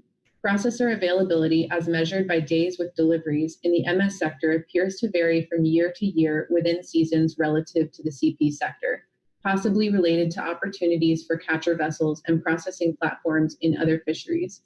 The implementation of the catch share program has also impacted shoreside processing of Pacific whiting. Golden and Anderson explain in a 2018 paper that through eliminating the derby fishery, the IFQ program was expected to result in a decline in processing demand thus reducing the value of processing capital and potentially leading to a contraction in the number of processing companies. The allocation of 20% of the harvest quota to the processing sector was partially justified by the argument that longer seasons with lower daily landings would reduce the processing capacity needed in the sector, stranding processing capital, which was both defended and critiqued by researchers. The number of firms purchasing Pacific whiting has decreased since the implementation of IFQs. Many firms that exited had comparatively small market shares that were then distributed across firms under IFQs. In addition to consolidation, there have been some geographical shifts in Pacific whiting landings over the last decade. The percentage of coastwide Pacific whiting, excuse me, sorry, that's my dog. The percentage of coastwide Pacific whiting purchased south of Newport, Oregon, which was as high as 14% in 2008, dropped to 0 under IFQs, and the majority of the buying locations that no longer received Pacific whiting under IFQs were located in California and Southern Oregon. This shift in the location of landings is likely due to the opportunities afforded in the California Pacific whiting fishery under derby conditions that were no longer relevant under IFQs. These vessels would deliver to several locations, some of which offloaded fish that was then trucked out of state for processing. Fleet consolidation may have influenced this regional shift in landings, as about 1/3 of the vessels that landed fish in California no longer participated in the Pacific whiting fishery. In addition, the majority of these California landings occurred prior to the primary season opening, and without a race to fish under IFQs, vessels and processors have increased flexibility to determine when and where to fish and process, and less incentive to take advantage of the earlier opening in California. Consolidation was anticipated with the formation of the program. The number of dealers decreased from 20 owned by 15 companies in 2010 to 9 owned by 7 companies in 2011, and has averaged only 8.6 dealers to date in the IFQ era. As described in Agenda Item D1 Attachment 1 from this meeting, between 12 and 15 receivers in 2009 and 2010 received trawl landings but did not obtain a first receiver license when the IFQ program started. A number of these dealers had previously purchased only Pacific whiting. Figure 2 shows the unique haul dates by vessel and number of processors. Catcher vessel availability and intersector interactions. There is substantial, namely greater than 75%, overlap in participation by MS catcher vessels in the shoreside fishery. This effort appears to be steadily shifting from the MS to shoreside fishery. From 2008 to 2010, Mothership sector boats caught 0.85 pounds in the shoreside sector for every pound of MS catch. From 2018 to 2020 to date, that ratio has flipped to 2.3 pounds of shoreside catch for every pound in the MS sector. As discussed in the 5-year review referenced above, the provisions of the catch share program brought catcher vessels greater flexibility with which to maximize performance across a portfolio of fisheries, including between the at-sea and shoreside Pacific whiting sectors and other West Coast and Alaska fisheries, the latter which is discussed in detail above. Some Pacific whiting MS permitted processors operate as CPs in Alaska. In 2020, industry requested an emergency rule to allow Pacific whiting CPs to also act as motherships within the 2020 season, but industry has noted that no vessels have used this allowance to date. The recently finalized vessel movement monitoring rule provided catcher vessels additional flexibility to change declarations mid-trip between mothership and shoreside sectors. The Council has considered but not forwarded proposals in the past to allow intersector trading of IFQ pounds. However, the 21-22 biennial harvest specifications and management measures recommended by the Council in June eliminated sector-specific bycatch constraints, allowing greater flexibility and the need for increased coordination between the CP and MS sectors. Further analysis to support consideration of rationale and alternatives should take this interplay into consideration. The GMT suggests seeking increased utilization as a whole for the shoreside and mothership sector, or if the analysis identifies obstacles to doing so, then focusing on improving MS sector utilization without merely shifting effort back away from the shoreside sector. In terms of bycatch management, the Council has discussed and taken action on bycatch management within the Pacific whiting sectors, specifically the at-sea sectors, several times. The Pacific whiting sectors have historically been managed with sector-specific bycatch caps since 2007. Under the trawl rationalization program, the at-sea co-ops initially received sector-specific allocations for widow rockfish, dark-blotched rockfish, canary rockfish, and Pacific Ocean perch.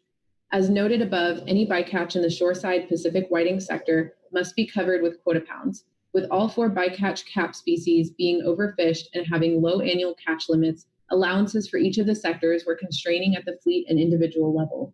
As an example, in 2014, high bycatch of dark-blotched rockfish resulted in exceedance of the MS sector allocation and premature closure of this sector. Over time, through various follow-on actions, along with the rebuilding of the 4 stocks, canary rockfish, dark-blotched widow, and Pacific Ocean perch, the Council recommended establishing bycatch set-asides rather than allocations, as is custom for all species with some incidental take. The at-sea sector is meant to manage their bycatch to set-asides without any regulatory enforcement.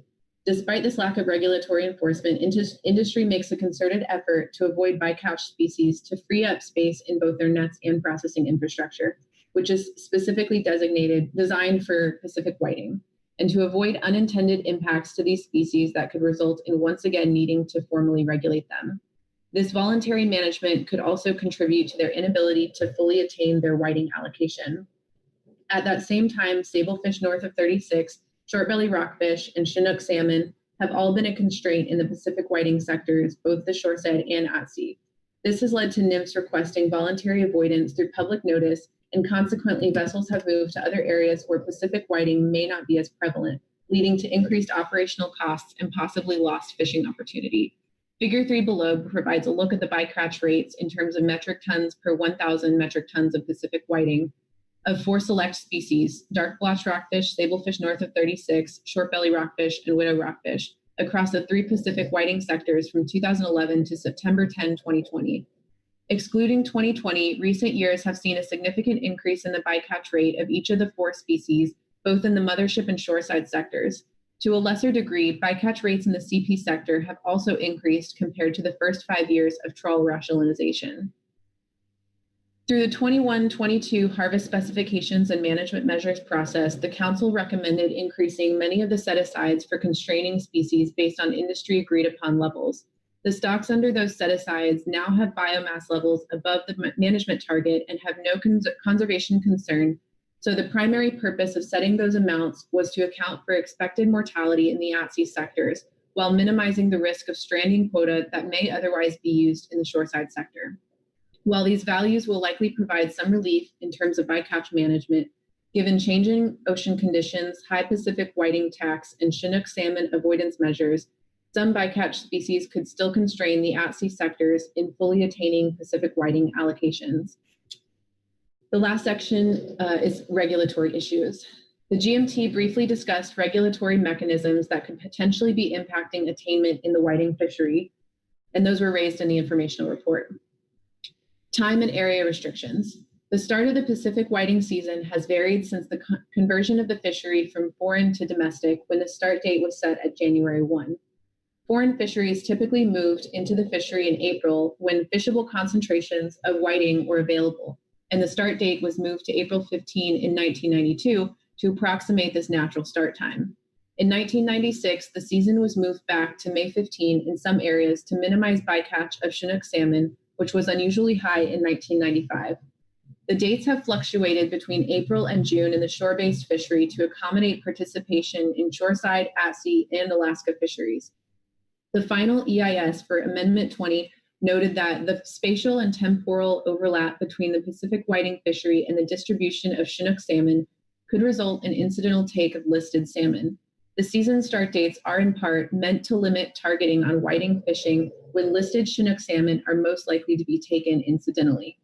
The June 15 start date for shoreside whiting north of 4030 was moved to be consistent with the May 15 start date in the at-sea sectors in 2016. Fishing south of 4030 can start April 15. The analysis indicates that the conversion to a rationalized cooperative structure in 2011 minimized some of the bycatch issues addressed by the May and June start dates used in a derby-style fishery. The Amendment 20 EIS noted that Pacific whiting become increasingly difficult to prosecute in a shoreside fishery around October 1. Members of the GAP indicated that this may be due to the difference in horsepower between catcher vessels and CPs. CPs are generally more successful in prosecuting the fall Pacific whiting fishery than catcher vessels, as shown in Figure 2 above.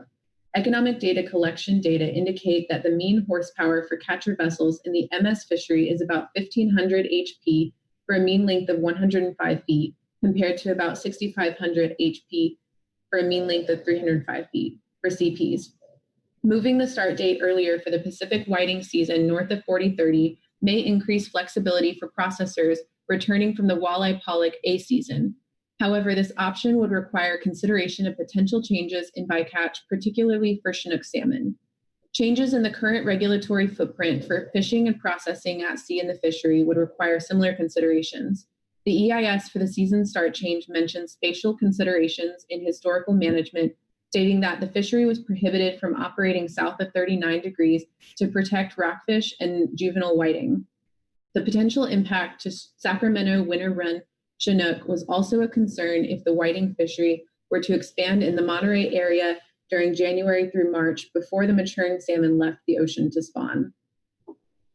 An emergency interim rule published in 1992 prohibited 1, at-sea processing of whiting south of 42, 2, directed fishing for whiting shoreward of the 100-fathom contour in the Eureka sub-area, and 3, fishing for whiting between midnight and 1/2 hour after official sunrise, and 4, fishing for whiting in the Klamath and Columbia River salmon conservation zones. These actions were taken because many Pacific salmon stocks appeared to be at record low levels. An exempted fishing permit was established in 2015, but not utilized. And I want to pause for a second to clarify that that should say an EFP was applied for during the 2015 council process, but the council did not forward it, and therefore it was not considered by NIMS, and that's what that EFP is referring to. A GMT report discusses the background and considerations in further detail. The reinitiation of Section 7 consultation regarding the Pacific Fishery Management Council's Groundfish Fishery Management Plan in 2018 referenced both the area and season start date restrictions to minimize Chinook bycatch for the duration of this opinion. Lastly, closed class processor permits and processing and accumulation limits. While there are no regulatory limits on shoreside processing that exist in other regions, there are limits on processing in the MS sector. Public comment has indicated that these limits may be constraining in seasons with few MS platforms operating. The GMT reminds the Council of our discussion on the closed class of MS permits, processing, and accumulation limits for the 5-year review follow-on action. And I will stop there. I know I sped through, so I'm happy to attempt to answer any questions, but seeing as I'm new to not only this issue, but also the GMT, I may need to phone a friend in doing so. Thank you. Thank you, Whitney, and well done on the reading there. Questions for Whitney? Okay. Seeing none. Thank you, Whitney. And now we're going to Jesse Dorpinghouse on for GMT report 4. Jesse? Good morning. Can y'all hear me? We can. Perfect. Thanks. So I will be reading the last GMT report, supplemental revised GMT report 4. I'll note the only thing that was revised was there was an error in the original title of our report. So none of the substance has changed. Under agenda item B1, the council requested additional feedback on the use of an emergency rule to extend the primary sablefish tier season from October 31st until December 31st, 2020. Below, the GMT provides information on potential pathways for the council to address the low attainment in this fishery and provide additional opportunities to harvest the allocation. Sablefish management. Allocations for Sablefish North were established through Amendment 14 to the Groundfish FMP and are allocated to the sectors of the fishery as shown below in Appendix 1 on page 5 of this report. Vessels with a Sablefish endorsed permit may fish in the tier fishery from April 1 through October 31st with privileges assigned to tier permits 1, 2, or 3. 3 permits may be stacked on a vessel at one time, providing for a cumulative limit for that vessel. Vessels with fixed gear endorsed permits may fish in either the tier or the LE-DTL fishery. As described in attachment 1 of agenda item D1, After the trawl and non-trawl allocations were established in 1987, industry representatives at the time requested the non-trawl fisheries be managed on a seasonal basis as opposed to year-round opportunity as done in other sectors. After the allocations were formalized under Amendment 6 in 1992, the primary fishery season lasted between 2 to 3 weeks until 1994 and then lasted less than a week. In 97, sablefish endorsements were established based on permit history and allocated privileges to fish the tier allocation rather than the DTL allocation. However, even with endorsements, the season was expected to just last days, and therefore equal cumulative limits were implemented as well. The council was limited in their ability to lengthen the season due to a moratorium on IFQs by the Sustainable Fisheries Act of 1996.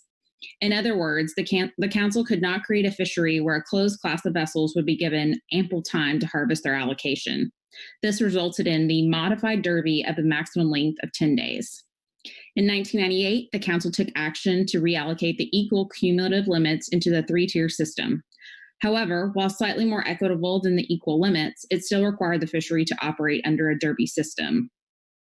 When the IFQ moratorium was extended in October 2000 for an additional 2 years, there was an exception included for the primary tier program, which could have allowed a season up to a full year, in addition to allowing the stacking of permits and other flexibilities offered with catch share programs. While the exact reason is unclear in the record examined by the GMT to date, it appears as though the 7th-month season was recommended based on concerns about enforcement and potential biological impacts. Derby fisheries were noted to be the, quote, simplest fisheries to regulate, and that many enforcement problems associated with the status quo season would simply be extended over the longer season. However, it was noted that the burdens of setting preseason and postseason closures, as well as at-sea processing closures, would no longer be needed. The EA for Amendment 14 determined that slightly negative biological impacts could occur due to the increase in the possibility of high grading and taking of other non-sablefish limits with the longer season. 20 years later, the fishery landscape has changed. The fishery now operates under electronic fish tickets, vessel monitoring system requirements, and has increased observer coverage, averaging 25% from 2002 to 2014 and 44% in the last 4 years. In 2020, these coverage rates will likely be at the lower end as the Northwest Fisheries Science Center Observer Program continues to minimize risk of COVID-19 spread to observers and fishers while maintaining data collection essential to fishery management. The GMT is unsure of the degree to which the Observer Program would be continue coverage of this fishery if the season were extended, given the costs and logistics. The GMT suggests that the potential level observer coverage be explored and used to inform the feasibility of extending the season while ensuring the needed data for our collected fisheries management. The GMT would look to the enforcement consultants to comment on any potential concerns associated with extending the season to December 31st if the council chooses to move forward with this action. Further, we would like to remind the council that if the sablefish fishery is extended, Pacific halibut retention north of Point Chehalis will only continue through noon local time, November 15th, to comply with IPHC regulations, or until the quota is caught, whichever is sooner. Current situation. The primary sablefish fishery averaged 93.4% attainment, with 65% of the landed share taken through September 13th from 2011 through 2019. In comparison, the fishery to date in 2020 has only landed about 519 metric tons out of the 1,578 metric ton landed share, or about 33% attainment. As shown in Figure 15 of the May SAMTAC report, the primary tier fishery is typically characterized by steady landings throughout the year. Typically, between 55.2% of vessels land over 99% of their limits, and an average of 84 vessels participate in a year. To date, only 53 vessels have made landings against their tiers, with 18 vessels already reaching 99% of their current limits. Historically, between 66 and 74 vessels have participated to date, compared to the 53 vessels that have participated to date in 2020. If the council moves forward with adding this agenda item, the GMT may be able to provide more details on the attainment of tiers to date, depending on the turnaround time. And I'll just walk through the tables on page 3. So this was a little bit of based on some comments we received in the GAP and that we heard under the open public comment agenda item when this issue was brought forth. So table 1 shows from 2011 through 2020, the annual total primary fishery mortality and percent attainment. And those are in the first 3 columns under total. You see the mortality, allocation, and percent attainment. And then in the last set of columns, you see the through September 13th data from 2011 through 2020. So you have the landings catch share, which is the allocation minus assumed discard mortality, the percent attainment of that landed catch share, and then the vessels that participated in or made landings through September 13th in each year. Table 2 shows the number of vessels by percent attainment of the tier limits from 2017 through 2020. And then, of course, 2020 is only through September 14th. The other 3 years are complete years. So you see the percent attainment in the first column. And so that is based on the permits that are stacked. Each of them is associated with a specific number of pounds. And so this is the attainment of those pounds. So you see between 41 to 52 in recent years have had over 99% attainment. To date, we've only had 18 vessels take their full limit.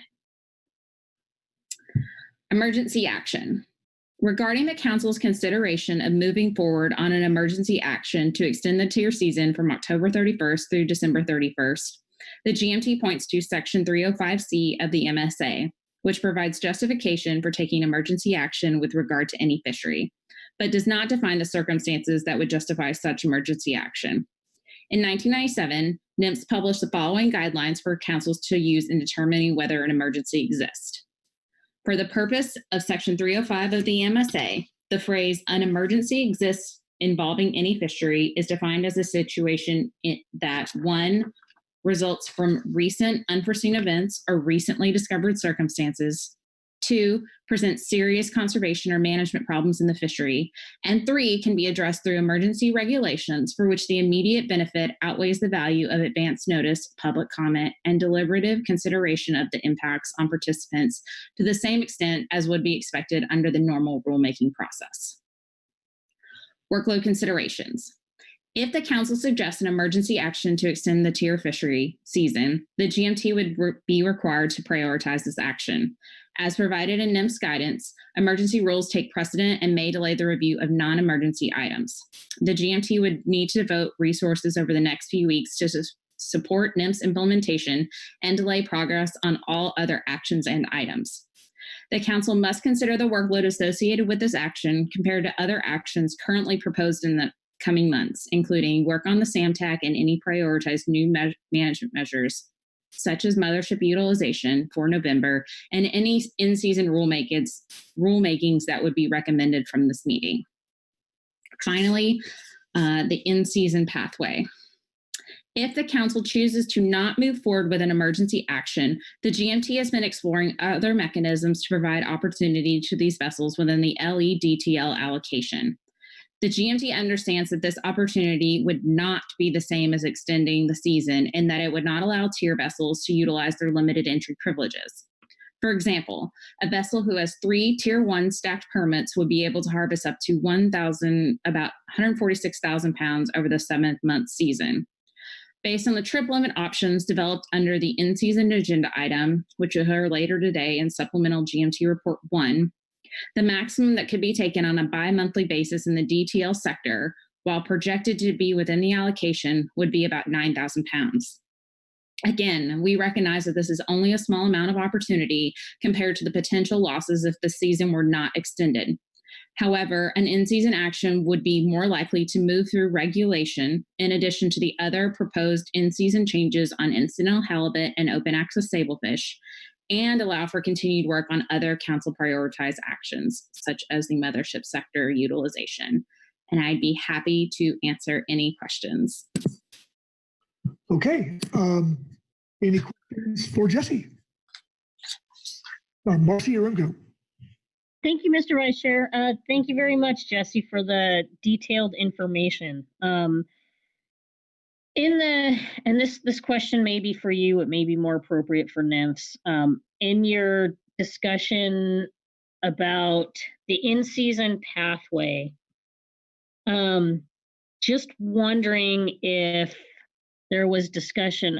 I'm thinking about our normal routine in-season actions and our toolbox that we have available to us for use in season. Oftentimes, season dates are things that are in the toolbox if they are appropriately analyzed. And just wondering what that discussion yielded if you had it in the GMT room. Ms. Uremko, Mr. Vice Chair. Yes, that was one of the first questions we started pondering actually in terms of season dates, because you're right. In general, in-season adjustments can include changes to season dates. Unfortunately, they also have to be previously analyzed to be considered routine. Given that this is also a catch share program, it's a little different ballgame than potentially like changing a rec season date, for example. Hopefully I covered that. If Ms. Ames has anything she would like to add, I'd more than welcome that, but that's my understanding. Kelly? Thanks, Mr. Vice Chair Jesse. I don't have anything to add. I had my hand up for another question. Thank you. Okay, Marcy, your hand's still up. You have a question? A follow-up? No, thank you very much. All right, thank you, Marcy. Okay, Kelly. Thanks through the Vice Chair. Jesse, thanks for the comprehensive report. I wanted to turn to page 2 of the report and the last sentence in the paragraph, I think it is the second paragraph, where it says, further, we would like to remind the Council that if the sablefish fishery season is extended, Pacific halibut retention north of Point Chehalis will only continue through noon local time, November 15th, to comply with IPHC regulations, or until the quota is caught, whichever is sooner. A few points of clarification, which we can discuss further if the Council adopts an agenda item to proceed with the consideration of the emergency rule. But I do want to point out that there is an explicit choice here.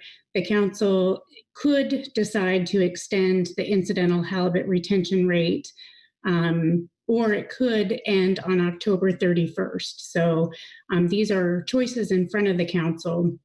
In either scenario, we would need to look at those impacts. So if halibut retention ends on October 31st, but the tier season is extended, we would need to analyze the impacts of halibut discards until the end of the tier fishery. If the dates for retention were extended to November 15th, the analysis would need to be done to determine whether the existing incidental ratio would keep the fishery within the incidental halibut allowance.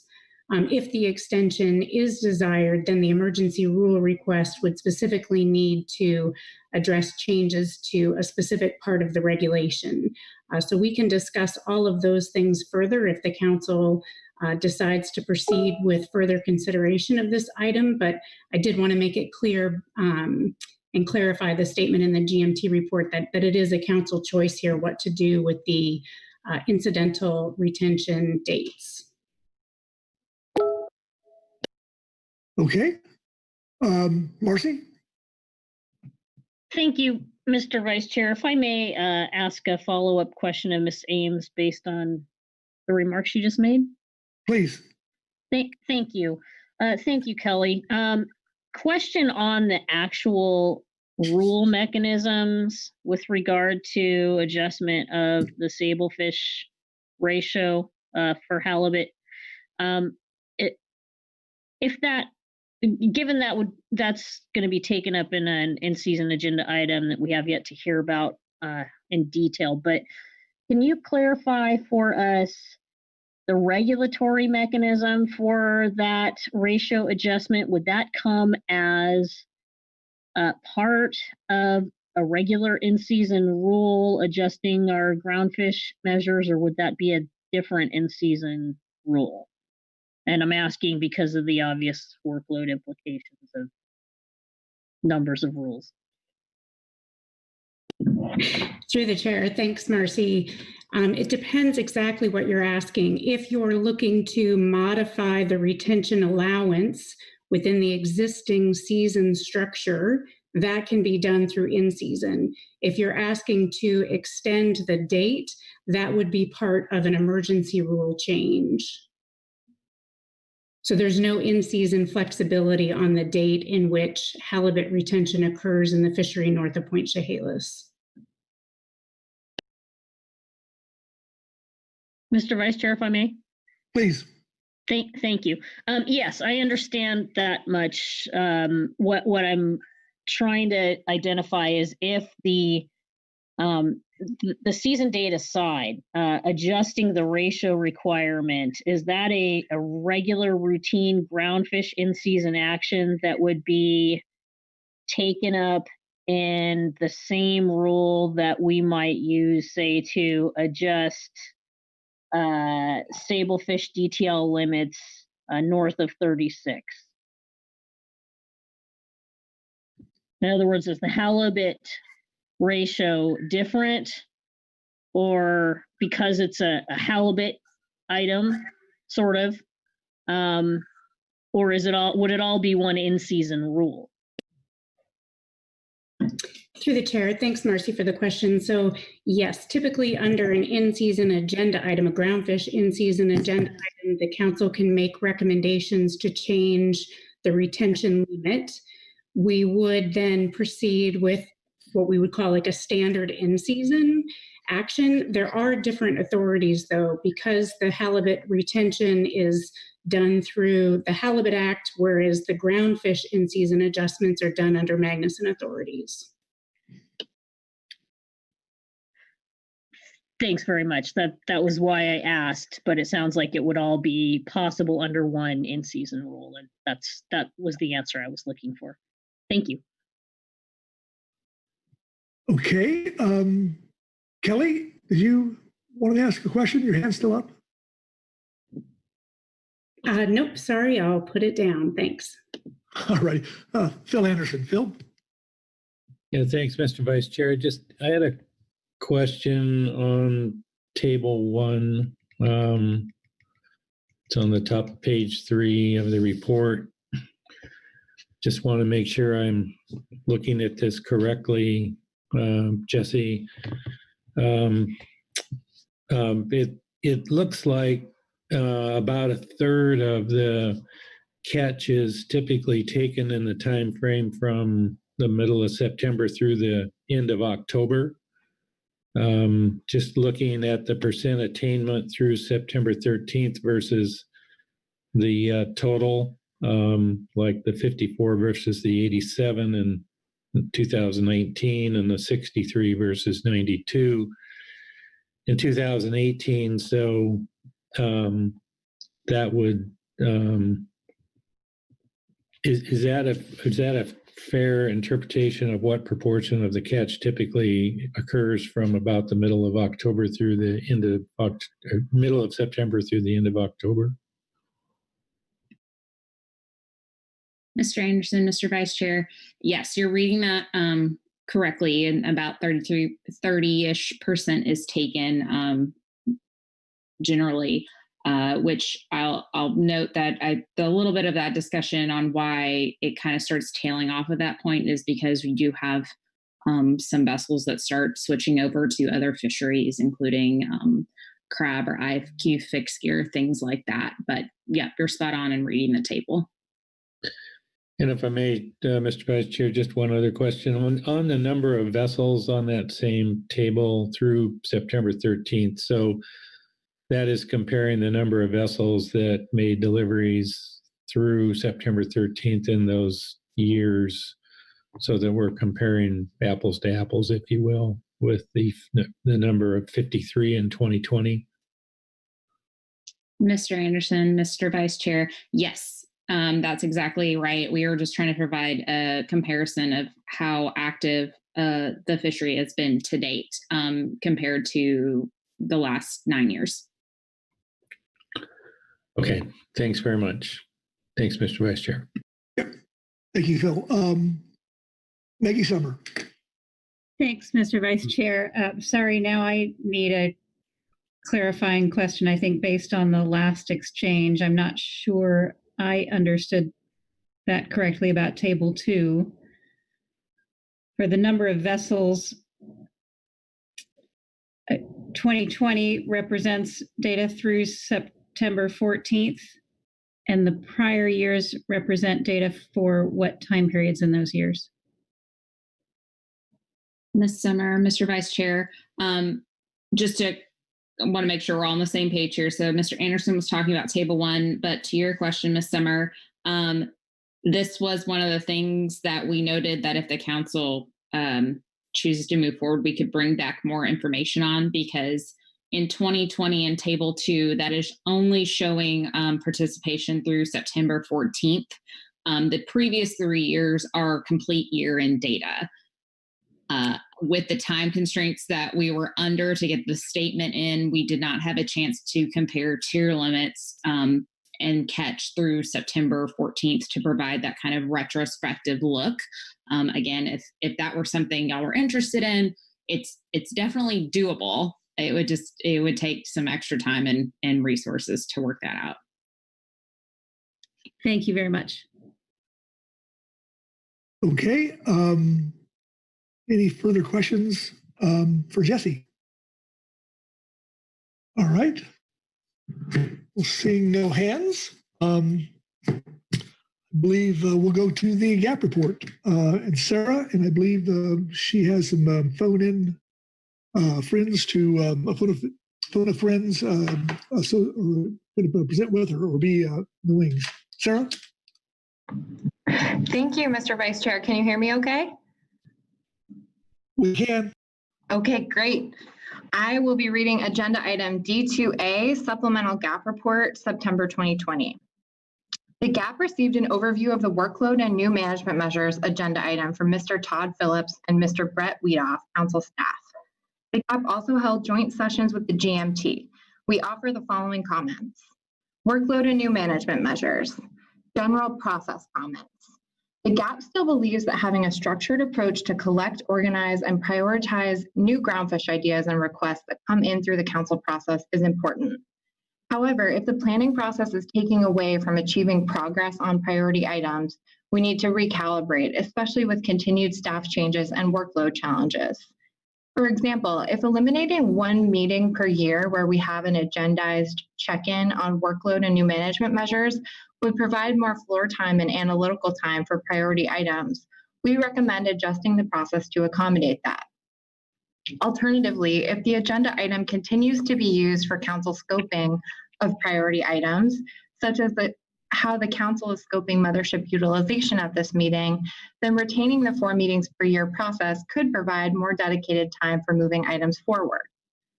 In our meetings, the GAP discussed the distinction between those items that industry and stakeholders bring forward to improve the fishery performance, function, access, etc., and those items that are legally or otherwise mandated, such as the 5-year program reviews required by MSA or Endangered Species Act consultations. For the ongoing workload list, the GAP thinks it might be helpful to have a column identifying the type or separate sections for each. The GAP also suggests that it may be helpful to maintain a list of items that have been completed through the council process to help track progress and status of groundfish items over the years in a single document. Prioritization. In terms of the previously identified GAP priorities, the GAP would like to thank the council and NIMS for addressing several elements of our list through the 21-22 harvest specifications cycle, and for starting scoping of mothership utilization at this meeting. If these items continue to move forward, we believe our current priorities list can be simplified. We hope the remaining items can begin to proceed in the following months, and that the scoping we undertook at the March and April 2020 meetings will be helpful in that effort. As a reminder, the GAP previously identified the following workload and new management measure priorities. For this list, we used the current numbering system identified by the GMT in GMT Report 1, but the GAP was not able to rank our list due to the composition of our group and the different sectors and communities we represent. The items are item A2, non-trawl area management and salmon troll incidental landing limits. Some elements were addressed by the council through the 21-22 harvest specs and management measures, but the bulk of the proposals have not yet been addressed. A3, Mothership Sector Utilization. The council will begin scoping under this agenda item at this meeting, and we have further comments below. A4, Amendment 21, trawl, non-trawl allocations. The council addressed several of the trawl, non-trawl allocations through the 21-22 harvest specs. If the council is likely to continue consideration of A21 trawl, non-trawl allocations through future specification cycles, the GAP agrees with the GMT that this item can be moved off the priorities list since it is already being addressed. A5, moving the Emily Platt EFP into regulations. The council has not yet addressed this item. Some members of the GAP also prioritize item A6, gear switching and trawl sablefish area management, which was a separate agenda item at this meeting. The GAP recommends the next step for the council would be to prioritize non-trawl area management and salmon troll incidental landings limits, A2, and agree with the GMT that the council should consider whether or not to fold the Emily Platt EFP, item A5, into that effort. These items continue to be very important for the non-trawl fleet. As stated by non-trawl fishery participants during the GAP scoping, council action could provide economic value to the fishery, reduce regulatory discards, for example, salmon troll discards, diversify fishing strategies, reduce fishing vessels' carbon footprints, meet market supply problems, provide more stable year-round fishing, bring financial relief to the fishermen communities and infrastructures they support, provide better access to shelf rockfish species, disperse fishing effort targeting sablefish to avoid localized depletion of sablefish, particularly in cow-cod conservation areas, meet fish size demands for market, and streamline enforcement issues. Limited entry fixed gear 5 to 7 year program review. Limited entry fixed gear members of the GAP report that the program is working well and they have not received pressing requests for changes to the program since the last review. However, they reported that 2 issues have been discussed by industry and managers that may merit consideration for review. One is whether to make limited entry fixed gear fishery year-round rather than April through October. And we know this has already been requested as an emergency action, and we describe that later below in the statement, and whether to make the tier poundage divisible. Currently, the poundage amount associated with the tier cannot be divided or transferred as less than a whole tier. GAP members noted that many program participants were not aware of the upcoming 5-year review process, so additional ideas and comments may come forward if the council invites public comment. The GAP seeks clarification on timing and whether the review would cover the entire program or a review of the performance of the program since the last review, now taking into consideration the national standards that have been adopted since the first review. If a committee is established to review the program, the GAP recommends that the limited entry fixed gear industry representatives be appointed as members. Mothership sector utilization scoping. The GAP continues to support the mothership sector utilization, draft purpose and need statement, and range of alternatives that we previously scoped and put forward in our informational report in June. As a reminder, the draft purpose and need is as follows. The mothership sector of the Pacific whiting fishery has experienced lower average attainment than the other non-tribal whiting sectors since the start of the trawl catch share program, particularly since 2017, leading to social and economic losses for participants. The Council's 5-year review of the trawl rationalization program confirmed that mothership sector participants were not realizing the same economic gains as their counterparts in the shoreside and catcher processor whiting sectors. During the last 5 seasons, more than 350 million pounds of whiting, worth more than 28 million in ex-vessel revenue, has been left unharvested in the MS sector. Some catcher vessels have been unable to harvest and deliver their full MS sector allocations, and in certain cases, catcher vessels have been stranded without a mothership processor to deliver to for a season or year. Many MS whiting sector participants, including all 6 MS processor vessels and several MS catcher vessels, participate in the Alaska pollock fishery. The pollock fishery's record high catch limits in recent years has limited the availability of processor vessels and some catcher vessels to participate in the Pacific whiting fishery during the primary whiting season between May 15th and December 31. This reduced availability has coincided with record high catch limits and insufficient bycatch in the Pacific whiting fishery. These factors, combined with regulatory barriers that have hindered flexibility, have contributed to decreased utilization rates in the mothership sector. The purpose of this action is to improve MS sector utilization and flexibility to better meet the national standards of the Magnuson-Stevens Act and elements of the Council's trawl rationalization program goals that have not been fully realized. To create and implement a capacity rationalization plan that increases net economic benefits, creates individual economic stability, and provides for full utilization of the trawl sector allocation.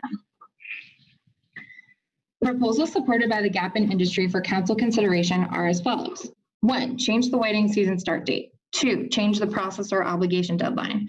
3, change the mothership processor cap. 4, change the process for mothership catcher processor permit transfers. 5, allow at-sea processing south of 42. We thank the participants in the mothership sector for fulfilling their assignment from the council to work collaboratively on brainstorming what could most help the sector and meeting many times outside of the council process to bring forward thoughtful and agreed upon proposals to the GAP and council that could improve attainment. The GAP heard from these participants in March and April and incorporated these proposals into Informational Report 4. The GAP recognizes that it took enormous effort and difficult conversations to discuss and arrive at political consensus on these items, since some of the conversations occurred in the GAP, and that this effort was undertaken in advance of reaching the council floor in order to facilitate more efficient council consideration.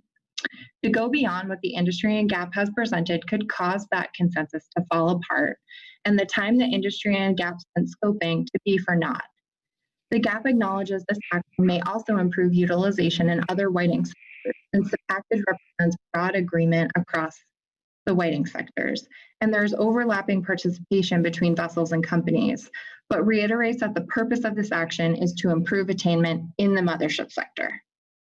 With respect to the Council and NIMS staff scoping paper, the GAP supports the concept of developing an EFP for proposals 1 and 5. Whiting season start date, and at-sea processing south of 42, in order to gather more information on potential salmon encounters. Mothership sector participants noted that catcher vessels currently fishing south of 42 bring cottons back to their mothership, and that was the location of some of the cleanest fishing this past spring.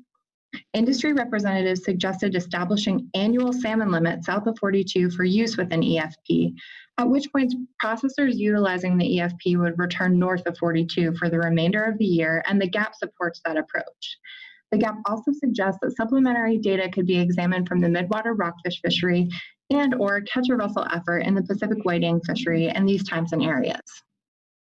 The GAP recommends moving the mothership utilization package forward in the most expeditious timeline possible, given the demonstrated need in the sector and the potential benefits that improved utilization could bring to coastal communities. Many of the mothership sector issues have come through the council process since program implementation, most recently through the 5-year catch share program review and hearings, at the community advisory board meetings, and again through public comment since the September 2018 council meeting. If an EFP is the preferred method to scope changing the season start date and processing boundaries, the GAP suggests this could have immediate benefits for the sector if in place for 2021. We recommend that the council provide guidance to the GMT and council staff to coordinate with affected stakeholders as they continue to review and analyze the topics. I also wanted to add here that the GAP was not able to review the CDF and W report fully before we submitted our statement, but the GAP had questions about concerns expressed and the data and info used to draw the CDF and W conclusions, and note that this might have been improved by coordination with the GMT, the GAP, and or Groundfish fishery participants. Okay, limited entry fixed gear tier fishery 2020 season extension request. The GAP received a briefing on the request to the council and NIMS to implement an emergency rulemaking for the limited entry fixed gear tier program that for 2020 would extend the primary season from the end date currently in regulation, October 31, to the end of the year, December 31, in order to allow for improved attainment in the sector by vessels that have been fishing in Alaska and will be late returning to the West Coast. Those vessels are unlikely to harvest much, if any, of their tier allocations without an extension to the season. The GAP is supportive of this request. Limited entry fixed gear representatives on the GAP reported that only about 35% of the tiered sablefish harvest limit has been caught for 2020. Many of the vessels that participate in landing this fish have been delayed due to COVID-related developments in Alaska. Some of the issues causing delays are: 1, the state of Alaska requires all catcher vessels, particularly coming from out of state, to quarantine their crews and develop a COVID-19 safety protocol for each vessel operating in Alaska. For participants in the West Coast Tier program that also participate in Alaska fisheries. Sorry, I'm getting a lot of feedback. I'm just going to try to power through though. For participants in the West Coast Tier program that also participate in Alaska fisheries, the start of their Alaska operations was delayed to meet the state requirements before/upon entry. Number 2, COVID-19 has had a large impact on the restaurant sector, where much of the fixed gear sablefish is destined.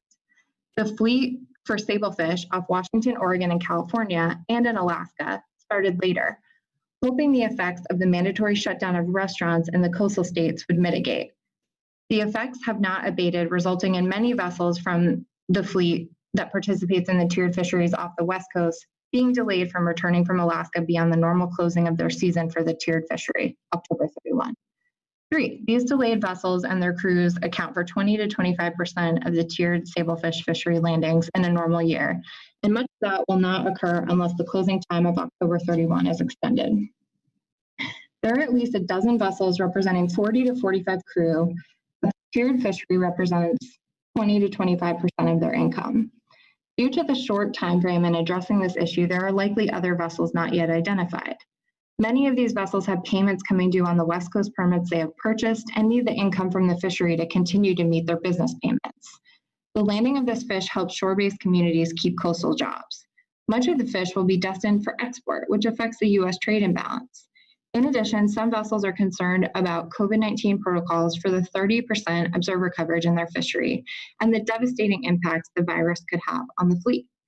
A season extension could ensure more time for quarantines and protocols to be safely followed without rushing to complete harvest prior to the current end date. For example, if a crew member or observer exhibited COVID-19 symptoms and needed to be tested or quarantined, at best, the vessel operations could be shut down for 2 weeks. Additionally, turnaround time on COVID-19 testing in rural communities has been as long as 8 days. The GAP greatly appreciates the time the GMT has put into considering this item. In joint GAP-GMT meetings, the GMT presented in-season alternatives that they anticipate could provide additional opportunity for tier vessels to fish later in the year beyond October 31, such as increasing the weekly or bi-monthly daily trip limit for limited entry participants in the last bi-monthly period of November to December. However, fixed gear GAP members stated that unless those limits were increased to an amount close to the tier limits, it would not provide enough income or incentive for these vessels to operate and could actually cause long-term problems.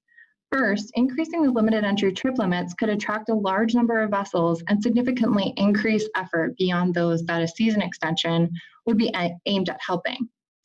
Second, such opportunity in the DTL fishery could cause conflicts with the overall sablefish allocations, which have historically been 85% to the primary tier fishery and 15% to the DTL fishery.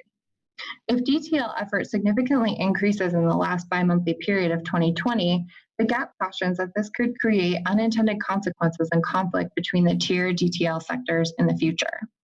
It is our understanding that the Council would like to take up the issue under Agenda Item D2, and if the request merits further consideration, the Council may add an additional agenda item. We are supportive of the Council adding an agenda item to consider this further, and if that occurs, the GAP will submit additional comment. Thank you so much. That concludes the GAP report. Thank you, Sarah. Questions for Sarah? Rico, Marcy? Thank you, Mr. Vice Chair. Thank you, Sarah. In the last section of your report and the discussion about the dozen vessels that represent 20 to 25% of the tier fishery, or in a normal year, I'm curious if you can confirm for us that they would for certain take advantage of an opportunity for an extended season? And if you can also confirm whether or not they would be participating in a crab fishery also kind of in that time period. Through the Vice Chair, thank you, Ms. Yaremko. What we heard in the gap was that there were a significant amount of those vessels that did plan to participate in the tier fishery if the season was extended. But I have Mr. Bob Alverson waiting in the wings who might be able to provide more insight, at least from his perspective there. Bob? Yes, Mr. Chairman. I believe we gave testimony and I brought these names of vessels up at the gap, Mr. Chairman, and to Marcy. A boat called the Triana out of Fort Bragg. He has 3 permits and he just launched his boat. He also has a crab permit. I'm sure he will dovetail into crab as soon as he participates in his 3 permits. He has a 3, 2, and 1 permit. There's a boat called the Gene C. He has 2 permits. He does not have a crab permit. The Quest has 2 permits, and he's not a crab boat. There's the Pacific Hustler. I don't know if he crabs or not, but he fishes 2 permits. The Augustine has 3 permits. He does not crab. The Maryland J doesn't crab, and he has 3 permits.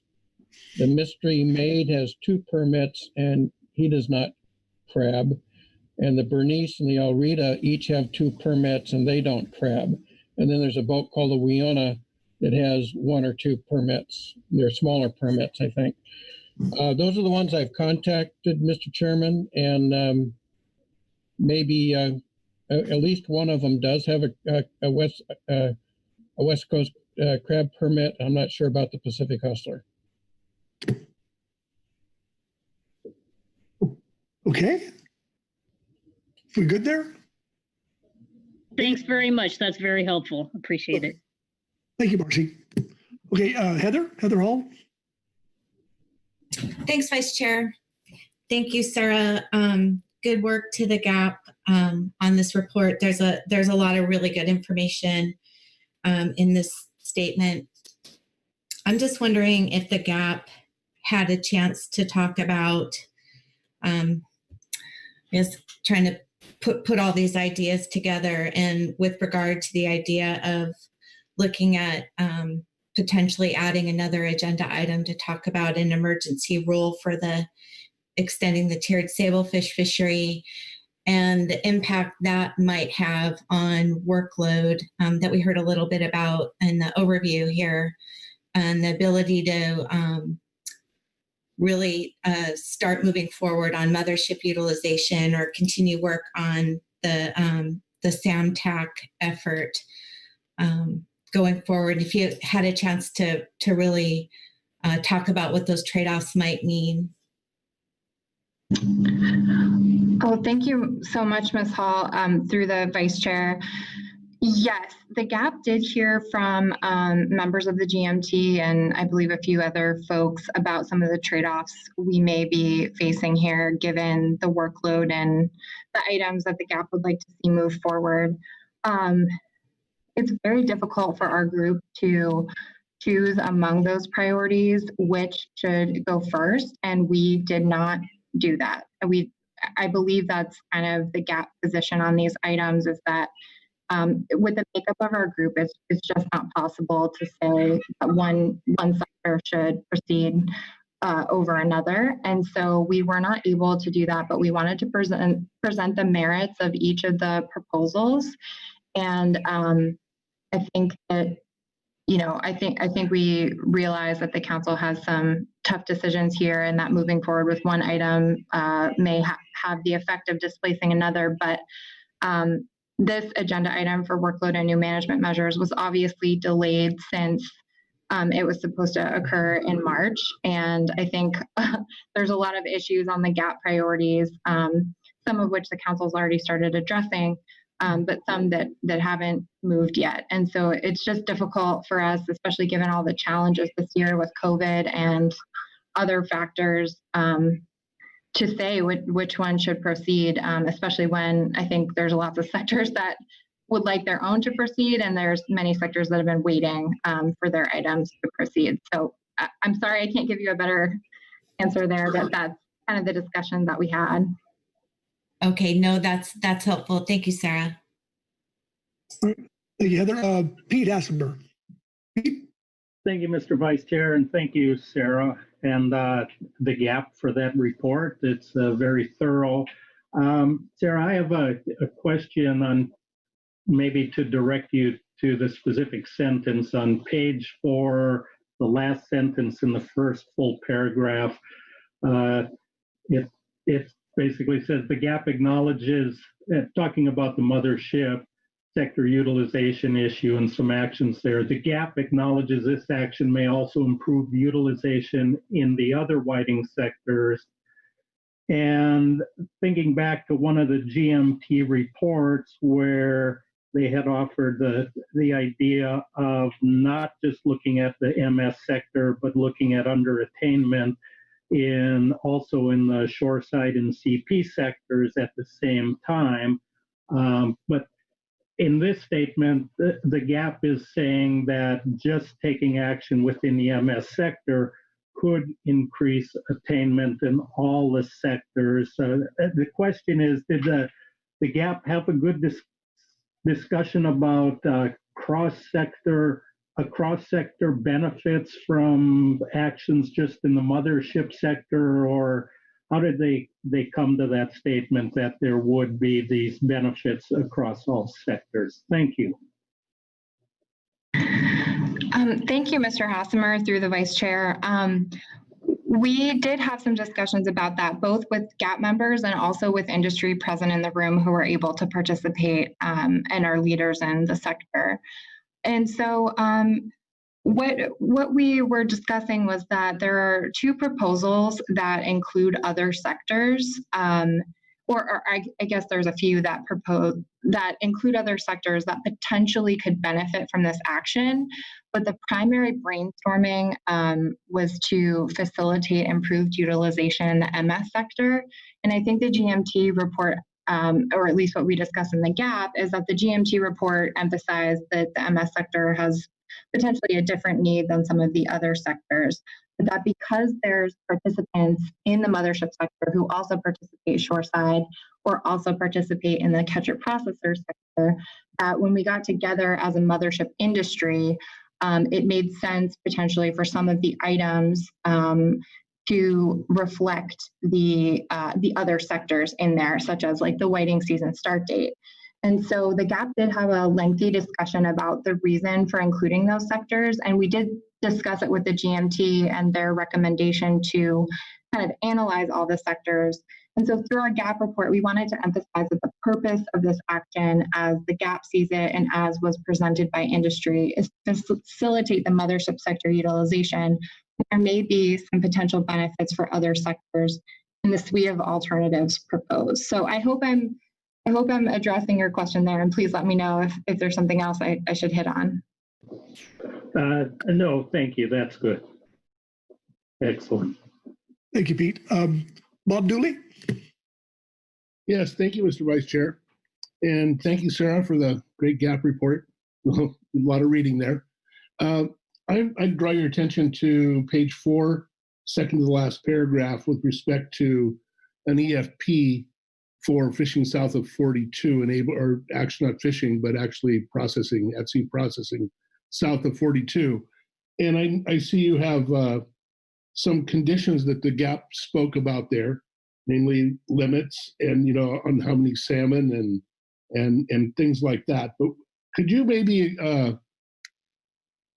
we heard in one of the GMT reports about the potential of going below 4010, and maybe there's a different, that stocks are different. You don't have set-asides for them in that sector. And then also other conditions of the gathering information on salmon identification and where stock of origin and those those type of things. I'm wondering, was that discussed in the gap, and could you elaborate on that? Thank you so much, Mr. Dooley, through the Vice Chair. Yes, we did have a bit of a discussion about that. I think for Proposal 5, the GAP discussed that obviously this is one that we need to have a high level of awareness for the Chinook stocks. And we did hear from industry members that if such an EFP or other method was considered for moving forward, that they would want to set some restrictive salmon caps to ensure that that EFP didn't cause any harm south of 42. And also there was a mention of some genetic sampling. And so I hope public comment can elaborate more on that, but that was kind of the proposals that we heard regarding the south of 42 EFP discussion in the GAP. Thank you, Sarah. Okay, thank you, Bob. Any further questions for Sarah? Okay, seeing no hands, we're finished up on the reports. Before we go into public comment, oh, Bob, your hand back up. Sorry, Mr. Vice Chair, I did have a follow-up question. Please. Yeah, thank you. Sarah, one other question. We also heard about fishing restrictions that are in effect in that area, that the 100 fathoms, the night fishing, the no fishing in the KMZ, those type of things. Did you have discussions about that, and are you aware of those restrictions are still in place?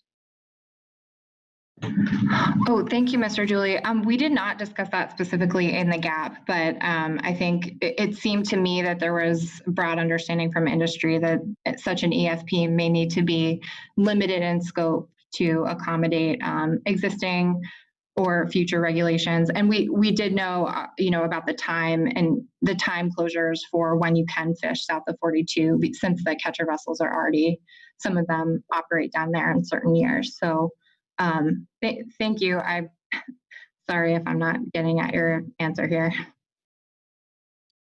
Okay, Bob? Yeah, that's fine. Thank you. Thank you so much, Sarah. I appreciate it. Yeah. Okay, no more questions or seeing no hands. Okay, thank you, Sarah, for the report. And before we go to public comment, I believe our director has some words for us. Chuck? Thank Mr. Vice Chair, council members. I just wanted to touch on a couple things before we get into public comment. Primarily, the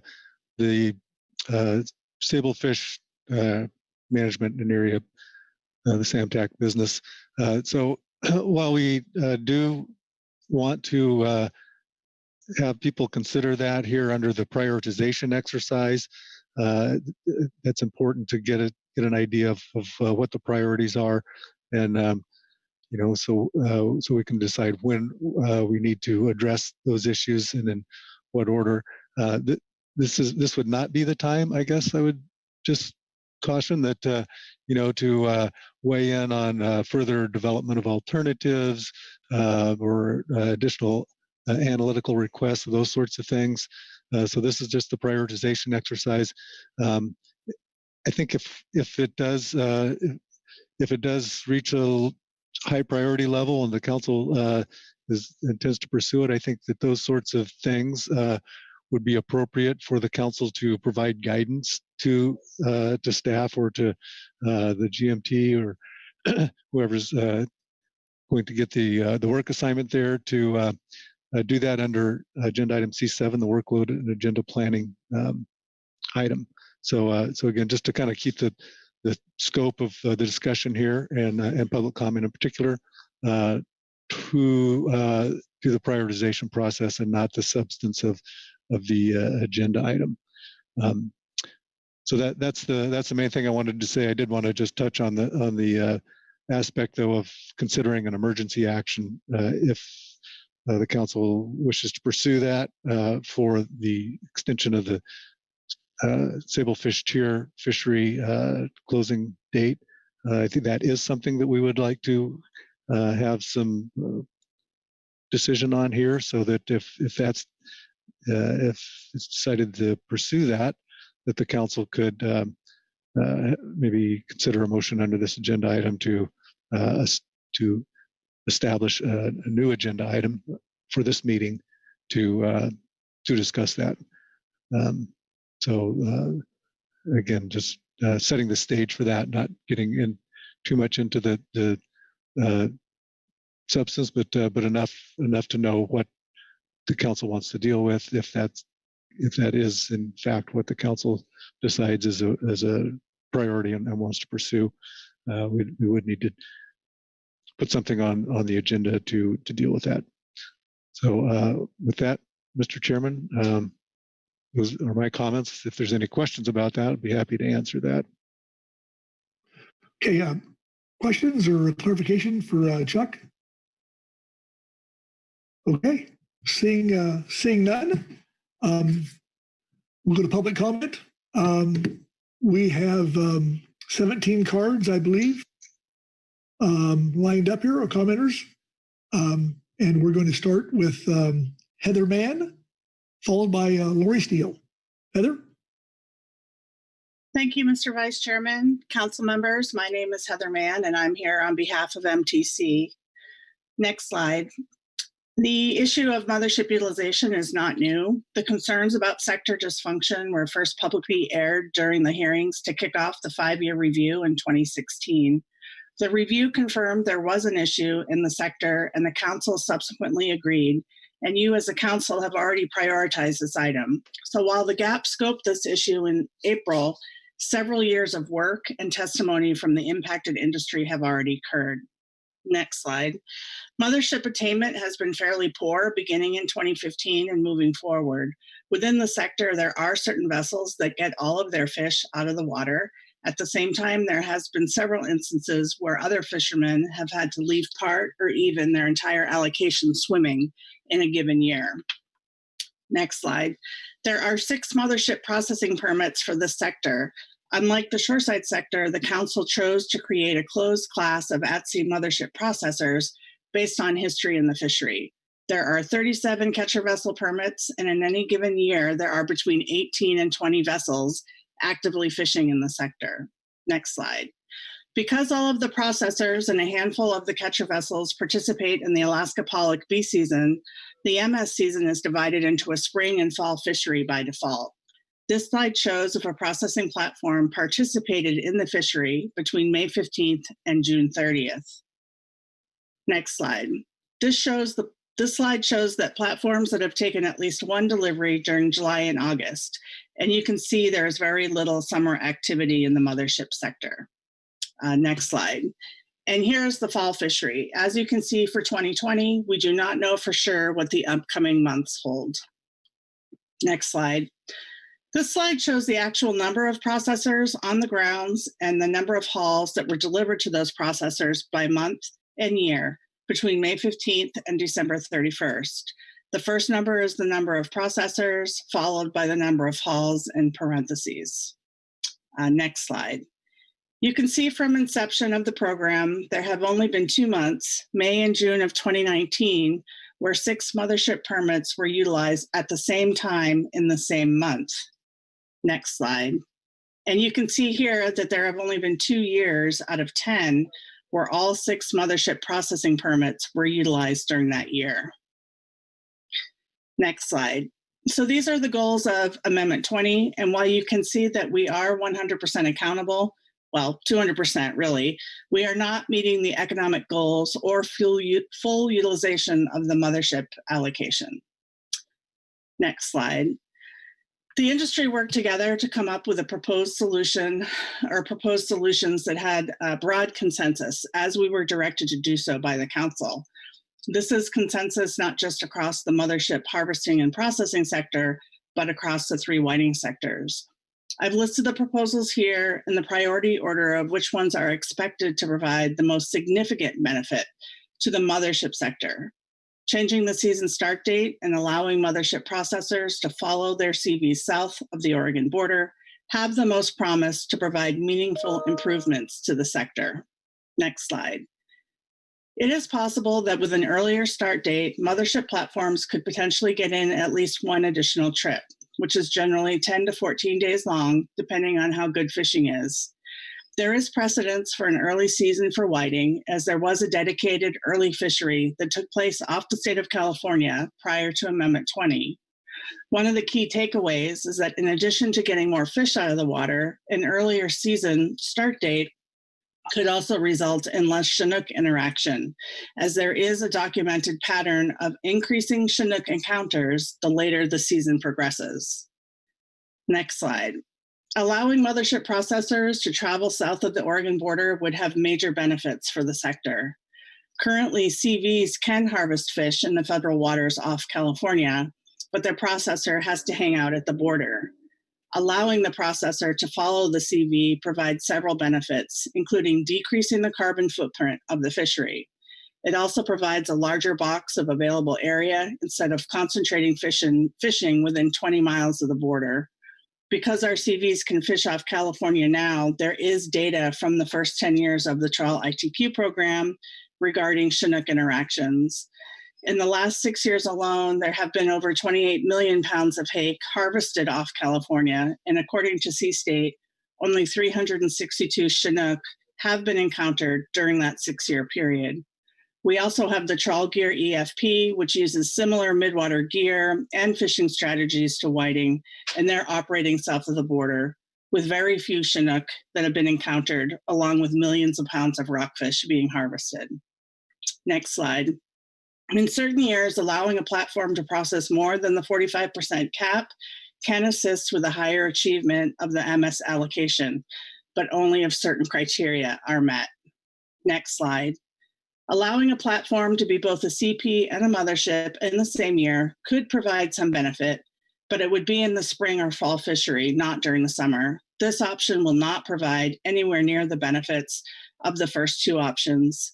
The emergency rule, which became effective in late June, was realistically only available for the 2020 fall fishery based on being implemented after processing vessels had already begun leaving for BCs and pollock. We don't know yet if that rule will be used in the fall, as COVID-19 has dramatically impacted fishing operations. Next slide. And lastly, changing the date that a fisherman has to obligate to a mothership processor really does nothing to increase the attainment in the sector. Next slide. MTC believes it is critical to stay focused on the MS sector for this action. I work for the shoreside sector too. The mothership sector has demonstrated clearly that it is not functioning the way it was intended. The sector faces unique challenges, unlike the CP or shoreside sector. We have a closed class of processors. Some of those processors are vertically integrated, which disadvantages independent boats. The sector uses a pool system to accommodate spring and fall fishing, which is completely different than the other sectors. And to my knowledge, the CVs in the mothership sector are the only rationalized participants who have found themselves leaving their entire allocation in the water during some years. Next slide. A lot of mothership fish has been left in the water over the last 5 years, over 358 million pounds with a conservative worth of over $28 million has been left to swim. The proposals coming out of the GAP scoping process have broad consensus and support. While we would like to see this package move as one action, MTC does support using an EFP for 2021 to test out an earlier start date and allowing mothership processors south of the Oregon border. An EFP that includes a reasonable guideline for Chinook interactions, that includes the existing closed areas closer to shore in the KMZ, and potentially could even include genetic work on any Chinook encountered, would inform the process on whether these actions make good management alternatives. As you saw in my presentation from last Friday, the trawl sectors have done a great job of minimizing Chinook interactions, especially when related to the guidelines set up in the BIOP.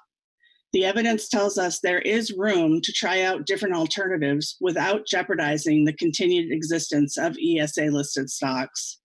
This really is the exact type of test that should be afforded to the mothership whiting fleet, based on the fulfillment of our commitments to minimize Chinook interactions, combined with the information that is available from the first 10 years of the trawl rationalization program for trawl fisheries south of the border. I believe there's ample justification for testing these fishing strategies through the EFP process.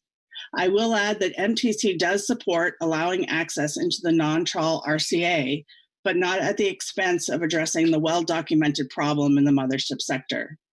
MTC also does not support being bumped from the priority list in order to consider an emergency rule for the tiered fishery. Mothership CVs have all the burden of being in a rationalized program without all the associated benefits. We are 200% observed on our own dime, and we pay cost recovery on top of that. Fixing the MS sector issue is critical to meet the goals and objectives of Amendment 20 and MSA guidelines. Taking meaningful action will benefit dozens of businesses, over 100 CV crew members, and hundreds of processing plant workers. And Mr. Vice Chair, I will close with this. I really appreciated Corey's comments yesterday about the council member oath. It says that all voting members must carry out their work for the greatest overall benefit to the nation, to balance competing private and regional needs. This is a federal fishery. My plea is to maintain the priority you have already put on this item and move forward to provide meaningful improvements to this sector. I recognize that California has concerns, but those concerns are not necessarily backed up by the available evidence. That is why testing the proposed actions through an EFP could alleviate Californians' concerns, because the results are actual data, not feelings or fear about what might happen. The CDFW report actually details why an EFP is needed. In this council, we operate based on the best available science. I hope as federal fishery managers you agree and support these proposals as a test that can include stop gaps and can always be ceased. And recall, whiting vessels can fish there now. We could harvest the entire shoreside and at-sea mothership whiting allocations off California under current regs. I was stunned and disappointed by some of the assumptions in the CDFW report, and I'm really at a loss about why we all wouldn't want accurate information to inform our decisions. After all, that is exactly what the transparent council process is supposed to be about. Heather? Thank you, and would answer any questions. Okay, very good. You're out of time, so I guess that works somewhat perfectly. Thank you. Questions for Heather? I see Kelly Ames. Through the Vice Chair, thanks, Heather. I appreciate your testimony today and the recommendation to establish the scope of the whiting utilization item to the mothership sector only. That was very helpful for me to hear. You've testified on the importance of advancing both the IFQ gear switching issue and mothership utilization. Could you rank those two priorities? I realize this is a difficult question for you and your members, but I think understanding which item is the priority to your members would be helpful to our discussion. Mr. Vice Chair, Kelly, thanks for the question. Unfortunately, we've not had that conversation. These are both issues that are very important to MTC members, and we have not, as a group, made a determination on whether one is more important than the other. Thanks, Heather. Yep. Yeah, Bob Dooley. Bob? Mr. Vice Chair, thank you. Heather, thank you for the great presentation. I had a question for you regarding the south of 42 EFP proposal that you, and how it related to some of the statements in the CDF and W, I believe also some GMT statements that equated more time and more area with more bycatch and more bycatch, I guess. And I was curious how, if you have any comments on that, as well as how that would relate your total amount of bycatch in the limits, and how the current mothership regulations or rules that you have internally would make any change at all over the long term. I just want to have some of your comments on that if you have time. Yeah, so Mr. Vice Chair, Mr. Dooley, thanks for the question. I think that some of the assumptions that were included in both the GMT report and the California report, specific to automatically having more bycatch the longer you're in the water just don't necessarily hold true. I think it's a generalization that we certainly haven't found to be true in the mothership sector, particularly with all the very detailed and strict, regulations that we have within the mothership co-op above and beyond what's required by regulation. And, we've spent a lot of time in front of the council discussing those, so I won't go into detail. But in terms of rockfish species or yellowtail, those concerns are things that the mothership sector and co-op would figure out how to work around. I would think that we would want to put some regulations around maybe a number of Chinook in that EFP, but leave everything else up to the mothership sector. It's up to us to figure out how to pursue that fishery and work within the bycatch constraints that we've been afforded by the council. And I just don't agree that the longer you're in the water, the more chance you have for bycatch. We're 100% accountable. It's not like we're going to be hiding anything. And I don't think the evidence shows that the longer you're in the water, the more bycatch you have, especially when you're employing measures like excluders and no night fishing and all these other things. And so I appreciate the question. I hope I answered it. I'll follow up there if I could, Mr. Please. Yeah, Heather, it seems intuitive to me that if you had more time and more area, it gives you more opportunity to make decisions to avoid bycatch, particularly with the past descriptions and of exact, how much monitoring, real-time monitoring, and through Sea State and such has been there. Would you comment on that? Yeah, Mr. Vice Chair, Mr. Julie, of course that is true, and that's what I was getting at in the slide where I talked about what the benefits are of allowing a processor to follow the catcher vessel south, because right now you really can only fish within 20 miles of the border and still be expected to pull that bag back to the processor and have good quality fish. So you're kind of concentrated in the area of the border to probably on the far end, 20 miles south. Whereas if you had more room, say down to 40-10 from the border, you just have more area to explore, to do your test tows, to share information and prosecute a clean fishery with as little bycatch as possible. More area provides more flexibility and allows you to employ the tools that you have in your toolbox to mitigate your interactions with species of concern. Thank you, Heather. That answers my questions. And thank you, Mr. Vice Chair. Yeah, thank you, Bob. Maggie Summer. Maggie? Thanks, Mr. Vice Chair. Thanks for the presentation and comments, Heather. Given the salmon concerns that have been raised, I know you have quite a history of working with a lot of salmon industry stakeholders to just share information and try and resolve some concerns. So I know we're early in council process of considering this, but you have certainly been thinking about it a while, and I'm just curious if you have had an opportunity to engage with salmon stakeholders yet on some of the concerns related to these proposals, or what your thoughts are on doing that moving forward. Thank you, Mr. Vice Chairman, Ms. Summer. I appreciate that question. Yes, we've had a long, I personally and others in the whiting industry have had a long couple of years of working together with salmon colleagues. One of the things that I've struggled with is what is the right number for impacts when the BIOP says one thing, but because our colleagues are sitting on the shore not able to fish for Chinook, we want to be very mindful and careful of how we prosecute our fisheries, knowing, I believe, that even if we didn't catch one salmon, the situation would be the same as it is for those fisheries that are struggling.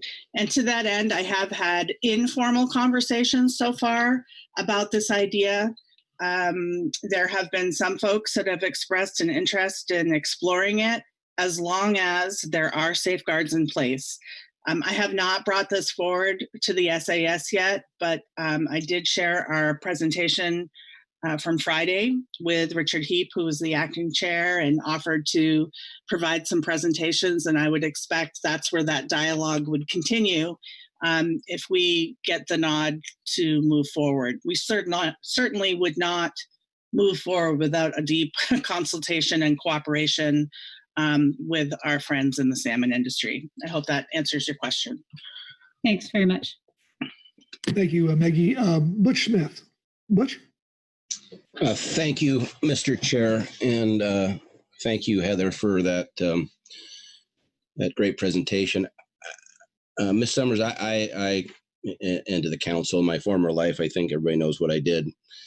I couldn't ask for the SAS couldn't ask for a better partner at my time being the chairman of the SAS as this industry, and how open and forthcoming and even when there was the occasional we're getting close to a number that we're got to move, we were informed of that also. And so it wasn't just the good, warm and fuzzy stuff that we were told. It was also the stuff when the sectors were getting close to a goal they didn't want to attain in salmon and move. So I just want to testify to the fact that Heather and the whiting industry has been a great partner for the last 3 or 4 years. Whenever we sat down and officially broke bread and talk things out. So anyway, I just wanted to add that to the conversation, and I agree with Heather's statement on the partnership has been one, I think, that not only the West Coast could learn from on how two industries can work together, but probably the whole United States and the two industries coming together and working out their differences. So thank you, Mr. Chairman, and thank you, Ms. Mann, for your presentation. Thank you, Butch. Yeah, thank you, Butch, and thank you, Heather. That's a great presentation. Up next, actually, any more questions? You'd say, Mark Relnick. Sorry, Mark, almost missed you.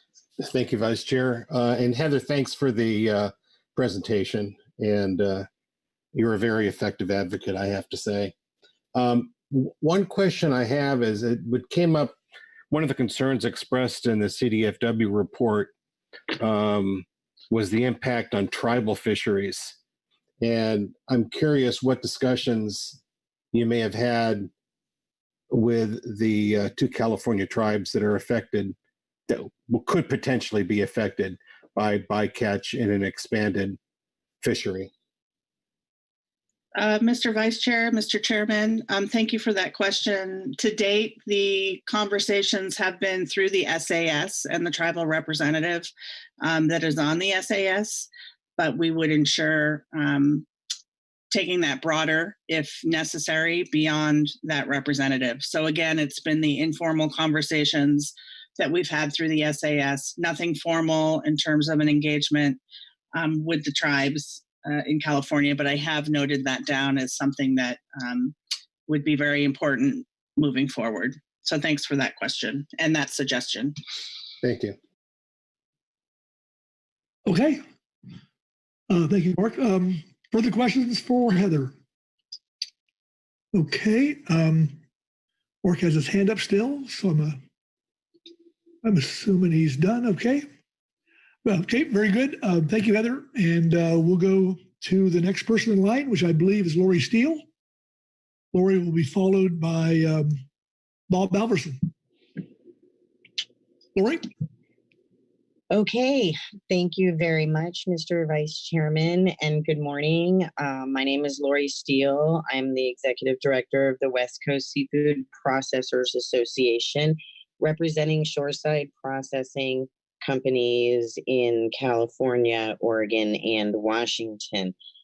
My comments today are focused on urging the council to prioritize moving forward with the mothership utilization issue. Obviously, the action related to SAMTAC and gear switching is a very high priority for us.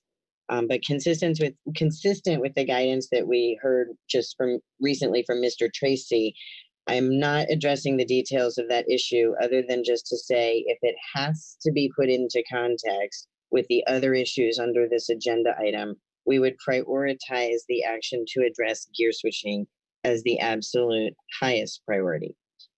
Overall, while I acknowledge and understand all of the workload challenges we face, it is hard to know exactly how to comment given the statements made by NIMS staff and the GMT regarding the capacity to take on anything additional from a staff and workload perspective. It's also a bit disheartening. However, I do fully understand the concerns. I think we need to be aware of and sensitive to these challenges, but we also need to continue to keep the management process moving and to forge ahead in terms of identifying management problems and working towards solutions. We have to keep moving forward at whatever pace things can get done, and we need to continue to focus on doing what's best for the management of our fisheries as required under our federal fisheries law. The mothership utilization issue is also important to us, primarily to explore an earlier start to the fishing year. This is something that can provide a great deal of benefits to the entire fishery. I echo and support the comments just made by Heather Mann regarding this issue. I'm actually very glad Heather spoke before me so that I don't have to repeat many of the things that were said. We also support the GAP statement and the purpose and need in the GAP report. I want to thank the mothership sector for approaching this issue in a collaborative manner with the shoreside sector and all sectors of the fishery. The proposals put forward to improve mothership utilization are already well thought out and supported by participants in the fishery. Given the workload challenges and timing issues, we would support an EFP for gathering more information related to changing the whiting season start date and allowing at-sea processing south of 42 degrees. An EFP that includes a reasonable guideline for Chinook interactions and whatever genetic work can be incorporated would definitely inform future decision-making. I want to acknowledge the CDFW report and actually thank CDFW for laying out a very good, solid justification and rationale for utilizing an EFP process to further explore these issues. Long-term decision-making will benefit greatly from more information about these fishery interactions. We already have a year-round midwater trawl rockfish EFP occurring south of 42, and the extremely low levels of salmon bycatch in that EFP should give us enough comfort to move forward with an EFP for whiting in this area prior to May 15th. I also do want to clarify that currently there are not really any opportunities to land whiting shoreside south of 42 degrees, as there are no whiting shoreside processors south of 42. Regulatory constraints and a number of financial and business decisions have consolidated shoreside whiting infrastructure north of 42. And while there may not be any regulations prohibiting the actual landing of whiting south of 42, it's not the kind of product that can be landed randomly or in small or inconsistent amounts. It's highly perishable, it doesn't truck well, and it needs to be landed where it can be processed in quantity to maintain quality product.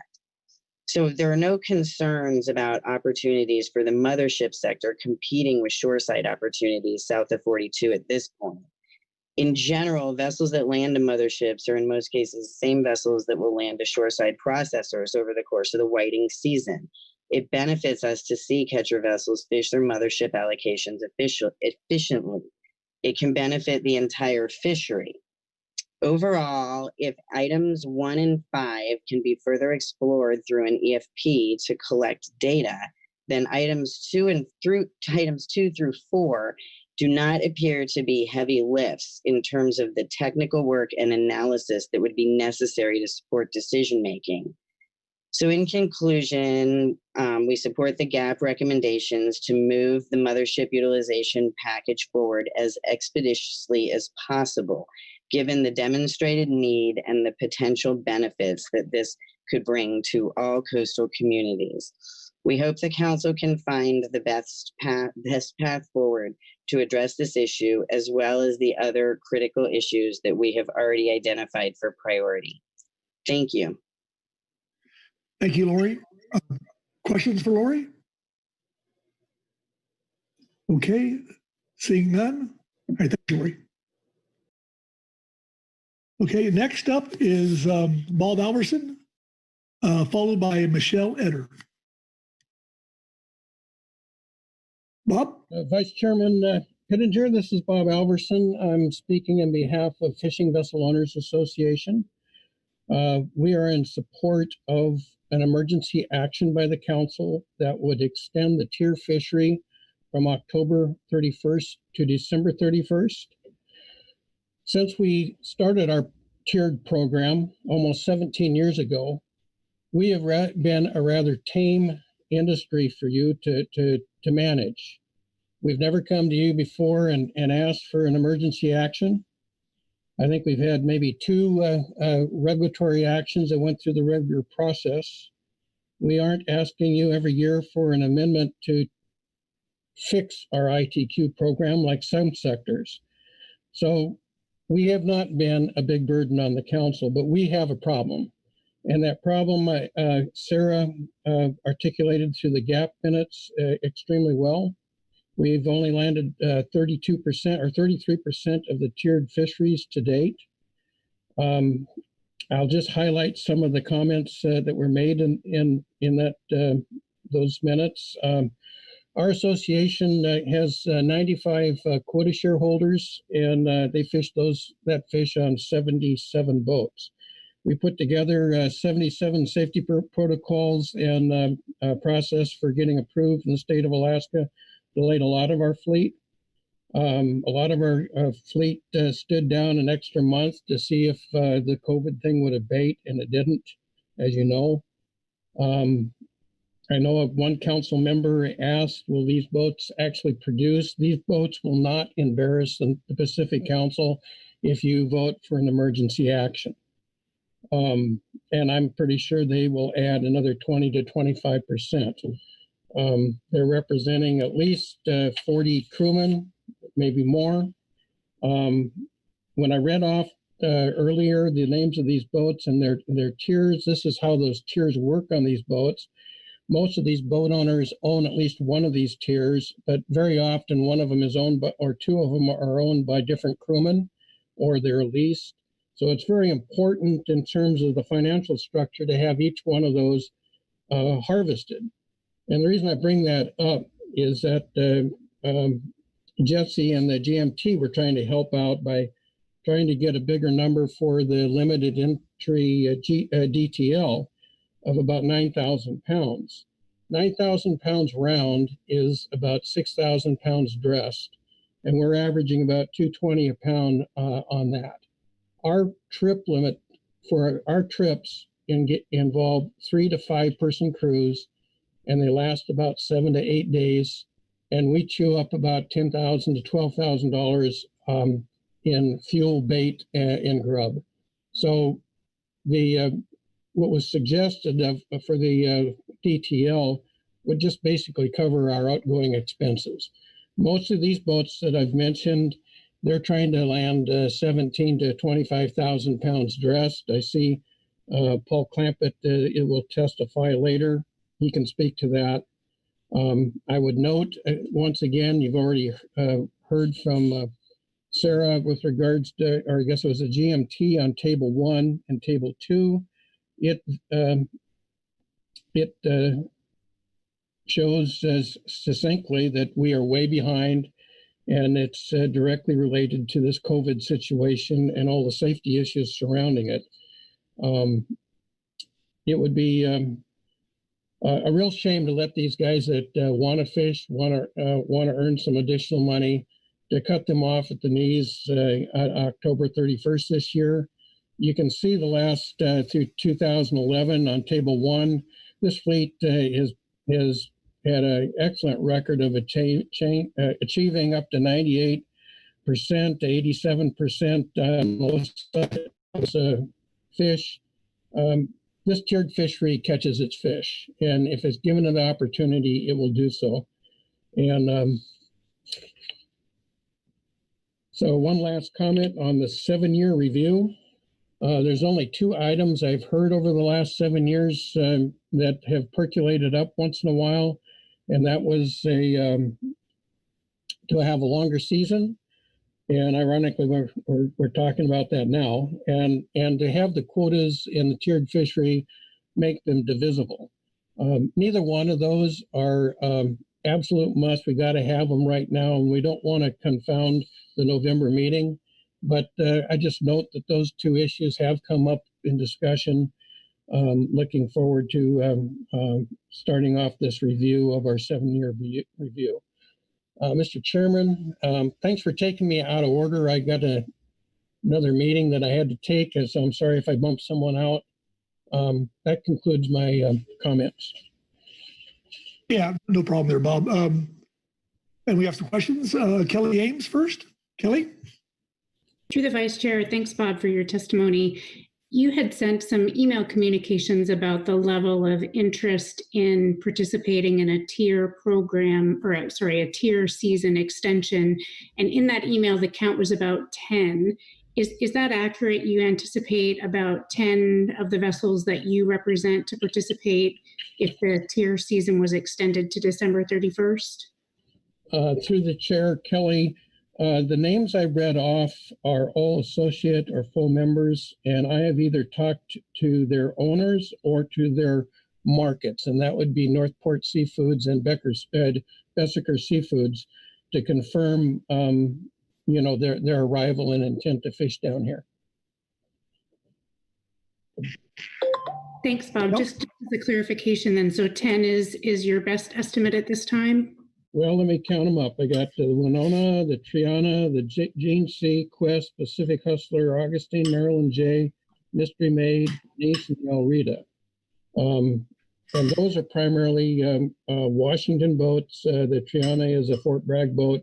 I'm going to guess there's some stragglers in there that belong to both Oregon and California. Kelly? Thank you. Okay, Heather Hall. Heather? Thank you, Vice Chair. Hi, Bob. I know you got to head out, but thank you for bringing this issue to the council. It's really not surprising that the fixed gear fishery didn't escape the need for adjustments to COVID-related impacts. That's just kind of what 2020 has been like. I do have a question, though, about, I know you also had a proposal to increase the landing ratio in the fixed gear fishery north of Point Chehalis, and I'm wondering if those 2 are related. So if we were able to extend the length of the halibuts or the fixed geared tiered fishery, would you want to keep the proposal to increase the landing ratio, or maybe preserve it so that it lasts a little bit longer? I'm not clear on that. So thanks for the question. I did have a note here to comment on that, and I blew by it. The length of the season is more important, and if it can buy some time for nymphs, we would forego the 50-pound additional that the GAP and the GMT. If that, we'd like them both, but the extended season is our priority, Heather, and so okay. I hope that makes it clear. Thank you, Bob. It does. And so I assume, and I know that GMT characterized the increased landing limit that we've talked about in the event this season can't be extended as a plan B. So also assume you wouldn't want that if the option was. And so your interest is really in just it's workload focused, and if it helps NIMS to get the season extension done, you'd rather see the in-season requests put to the side. That's accurate, Heather. I appreciate the help from Jesse and them on trying to come up with some options with us, but the amount of poundage that they suggested, I think it was maxed out at 9,000 pounds. I just kind of went over the numbers of what that generates in terms of gross stock. And on these particular boats, it's just going to cover their outgoing expenses. So these boats don't typically fish and compete in the DTL fishery. So, and I don't see them focusing on those fisheries unless they really happen to be in a tier delivery and they needed to bleed some fish over. Okay. Thank you, Bob. Okay. Thank you, Heather. Further questions? Bob Dooley. Thank you, Mr. Vice Chair. And thanks, Bob, for your testimony there. Could you comment on earlier in the week we heard comments about a strike or a not delivering because of low price, and how much in the big picture that affected? How long was that duration, and how did it affect the ability for the boats to get back down here and actually participate in time?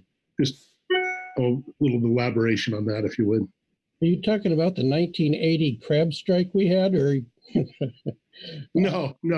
I'm talking about their comments about that boats stood down because the price was too low. Well, through the chair, Mr. Dooley, I wouldn't call it a strike. Each one of these guys down here have a set amount of poundage that NIMS sends out to them at the beginning of the year of both halibut and black cod. And their goal is to catch 100% of that up in Alaska. And so the Seattle fleet usually leaves about early April and gets back mid-September. I would say most of our fleet didn't leave until late May and maybe mid-May. And so it's pushed our fleet back, and they've had some weather situations up there that have extended the season as well. So it wasn't a strike; it was just sort of a designed delay in their 9-month fishery. Okay, Marcy Urunko. Marcy. Thank you, Mr. Vice Chair, and thank you, Bob, for being willing to come back and offer us some additional opportunity to ask questions here today. Just want to go back to the question about the incidental halibut retention. I want to make sure I understand that, that in-season proposal that we'll hear about later today to increase the ratio allowance, yes, understood that would go through the end of what right now is the open season. Independent of what happens with regard to an E-rule and an extension of the season, you're still interested in that in-season increase that we'll hear about later today. In other words, the normal in-season process. Through the chair, I want to make it clear that that's subordinate to lengthening the season. We would still have 200 pounds per thousand, I think, through October 31st. Some guys may not get to participate in that unless the emergency action extended the season to November 15th. I would, if that is possible, I would ask that be considered. But changing the number to 250 complicates things, and we can get the extended season. That's the priority, Marcy. Great. Okay. Thank you. Okay. Further questions for Bob? Seeing Marcy, your hand's still up. Sorry. No problem. Okay, stating no further questions, we'll go to Michelle Eder. And, she'll be followed by Dan Yoakum. Michelle. Thank you. Excuse me. Thank you, Mr. Vice Chair, members of the council. I'd like to speak briefly on two topics. The first is the emergency action for the limited entry fixed gear tier fishery, and I am in support of the emergency action to extend the season to the end of the year. Part of the reason is, and the basis for an emergency that the council and NIMS may consider is in relation to COVID and observers on our boats and how that's affected it. In the limited entry tier fishery, we have a varying level of coverage, but our vessel is one of them this year, and I think there's about 30% coverage with observers across the fleet this year, which is down some from the last 4 years, but still significant. So NIMS, I think, only announced within the last month what their protocols for observers on board vessels would be, and then also left it up to vessels to said, develop your own protocols as well. And we've worked with the observer program extensively over the last few weeks and have developed a joint protocols for their conduct before they get on our vessels in terms of self-quarantining. They've also agreed to add a condition that they will test before they go through a medical questionnaire. And then we've developed, with the assistance of OSU and Oregon Sea Grant, a list of protocols for conduct by crew and observers while on the vessel. All of that has taken time. The risk of COVID contraction, and I'm hopeful we'll all be successful and we'll get our fish delivered and everybody will be healthy. But there is a risk of contagion, and should that happen at best, the best result we could all hope for is that an operation is going to be shut down for at least 2 weeks. At worst, there are much more, significant consequences. Also, in rural areas like Lincoln County, through the Samaritan Health System, which is the only way we have to get tested, results are taking anywhere from 6 to 8 days to get returned. So I'm hopeful that information will be of assistance to you in understanding what kinds of things can happen through this fishery and why COVID is the basis for, in part, asking for the season extension. We hadn't anticipated this issue, but being made aware of it, we do support the FVOA suggestion. The next issue is the priority of actions relative to SAMTAC.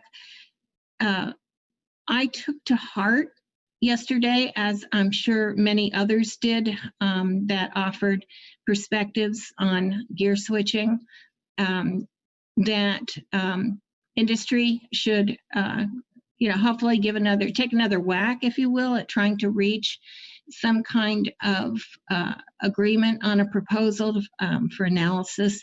I think we've always all admired Councilmember Smith's formerly SAS chair and the ability of MTC's Heather Mann to work together on some of these issues. I'm going to suggest that for November, that gear switching be removed from the agenda to allow industry members to get back at their own table, whether or not we have to find an independent facilitator, but to develop some, see if we can't reach some consensus and bring it back to the council in the spring with the assistance of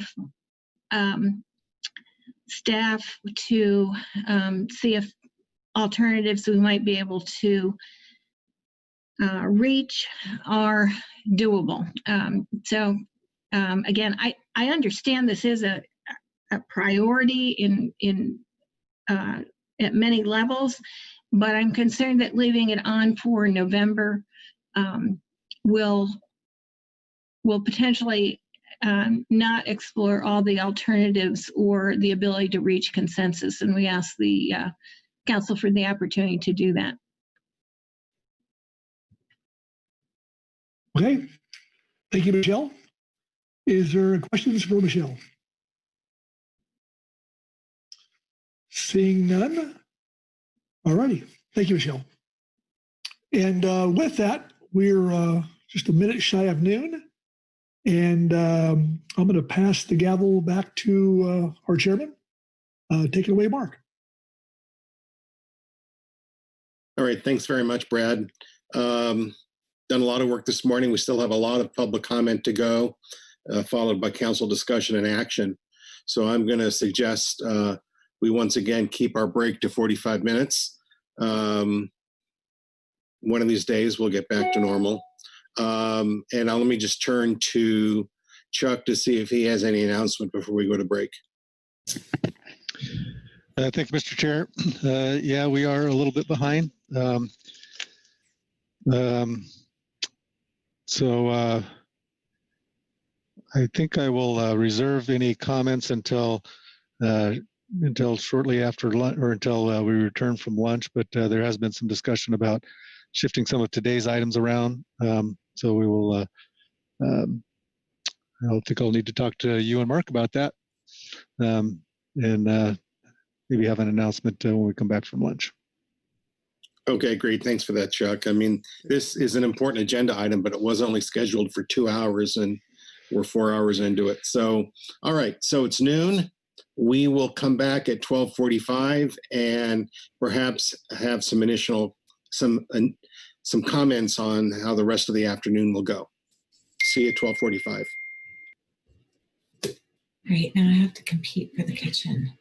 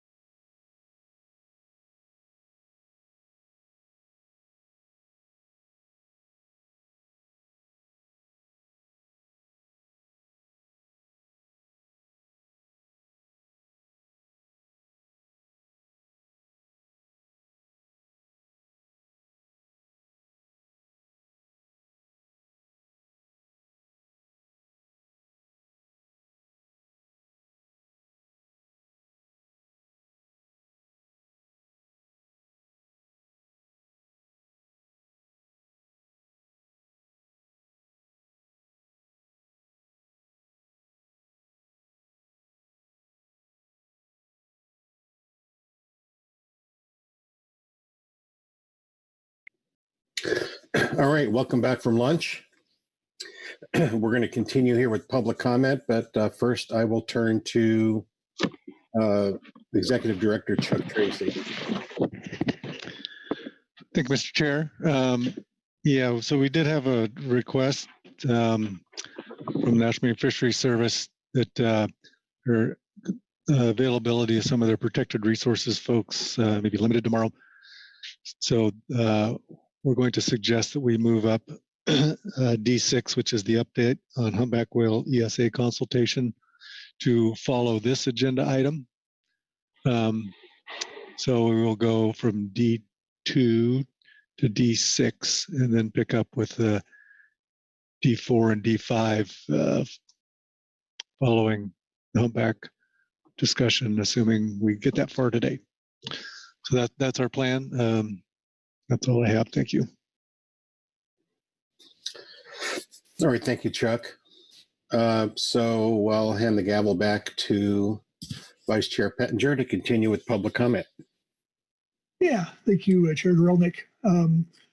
Okay, next up is Dan Yoakum, followed by Daniel Lee. Daniel? Okay, can you hear me here? I can, Dan, yes. Okay. Hello, council members.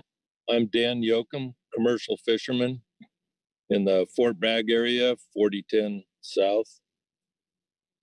I'd like to request the opening of the now RCA area to commercial hook and line gear, vertical and horizontal. I also feel that it's high time that the public has access to this public resource in the marketplace. I'm also requesting that fixed gear, longline A permits, be able to use vertical gear to fish their quotas if desired or need be, to be able to open the RCA in this manner.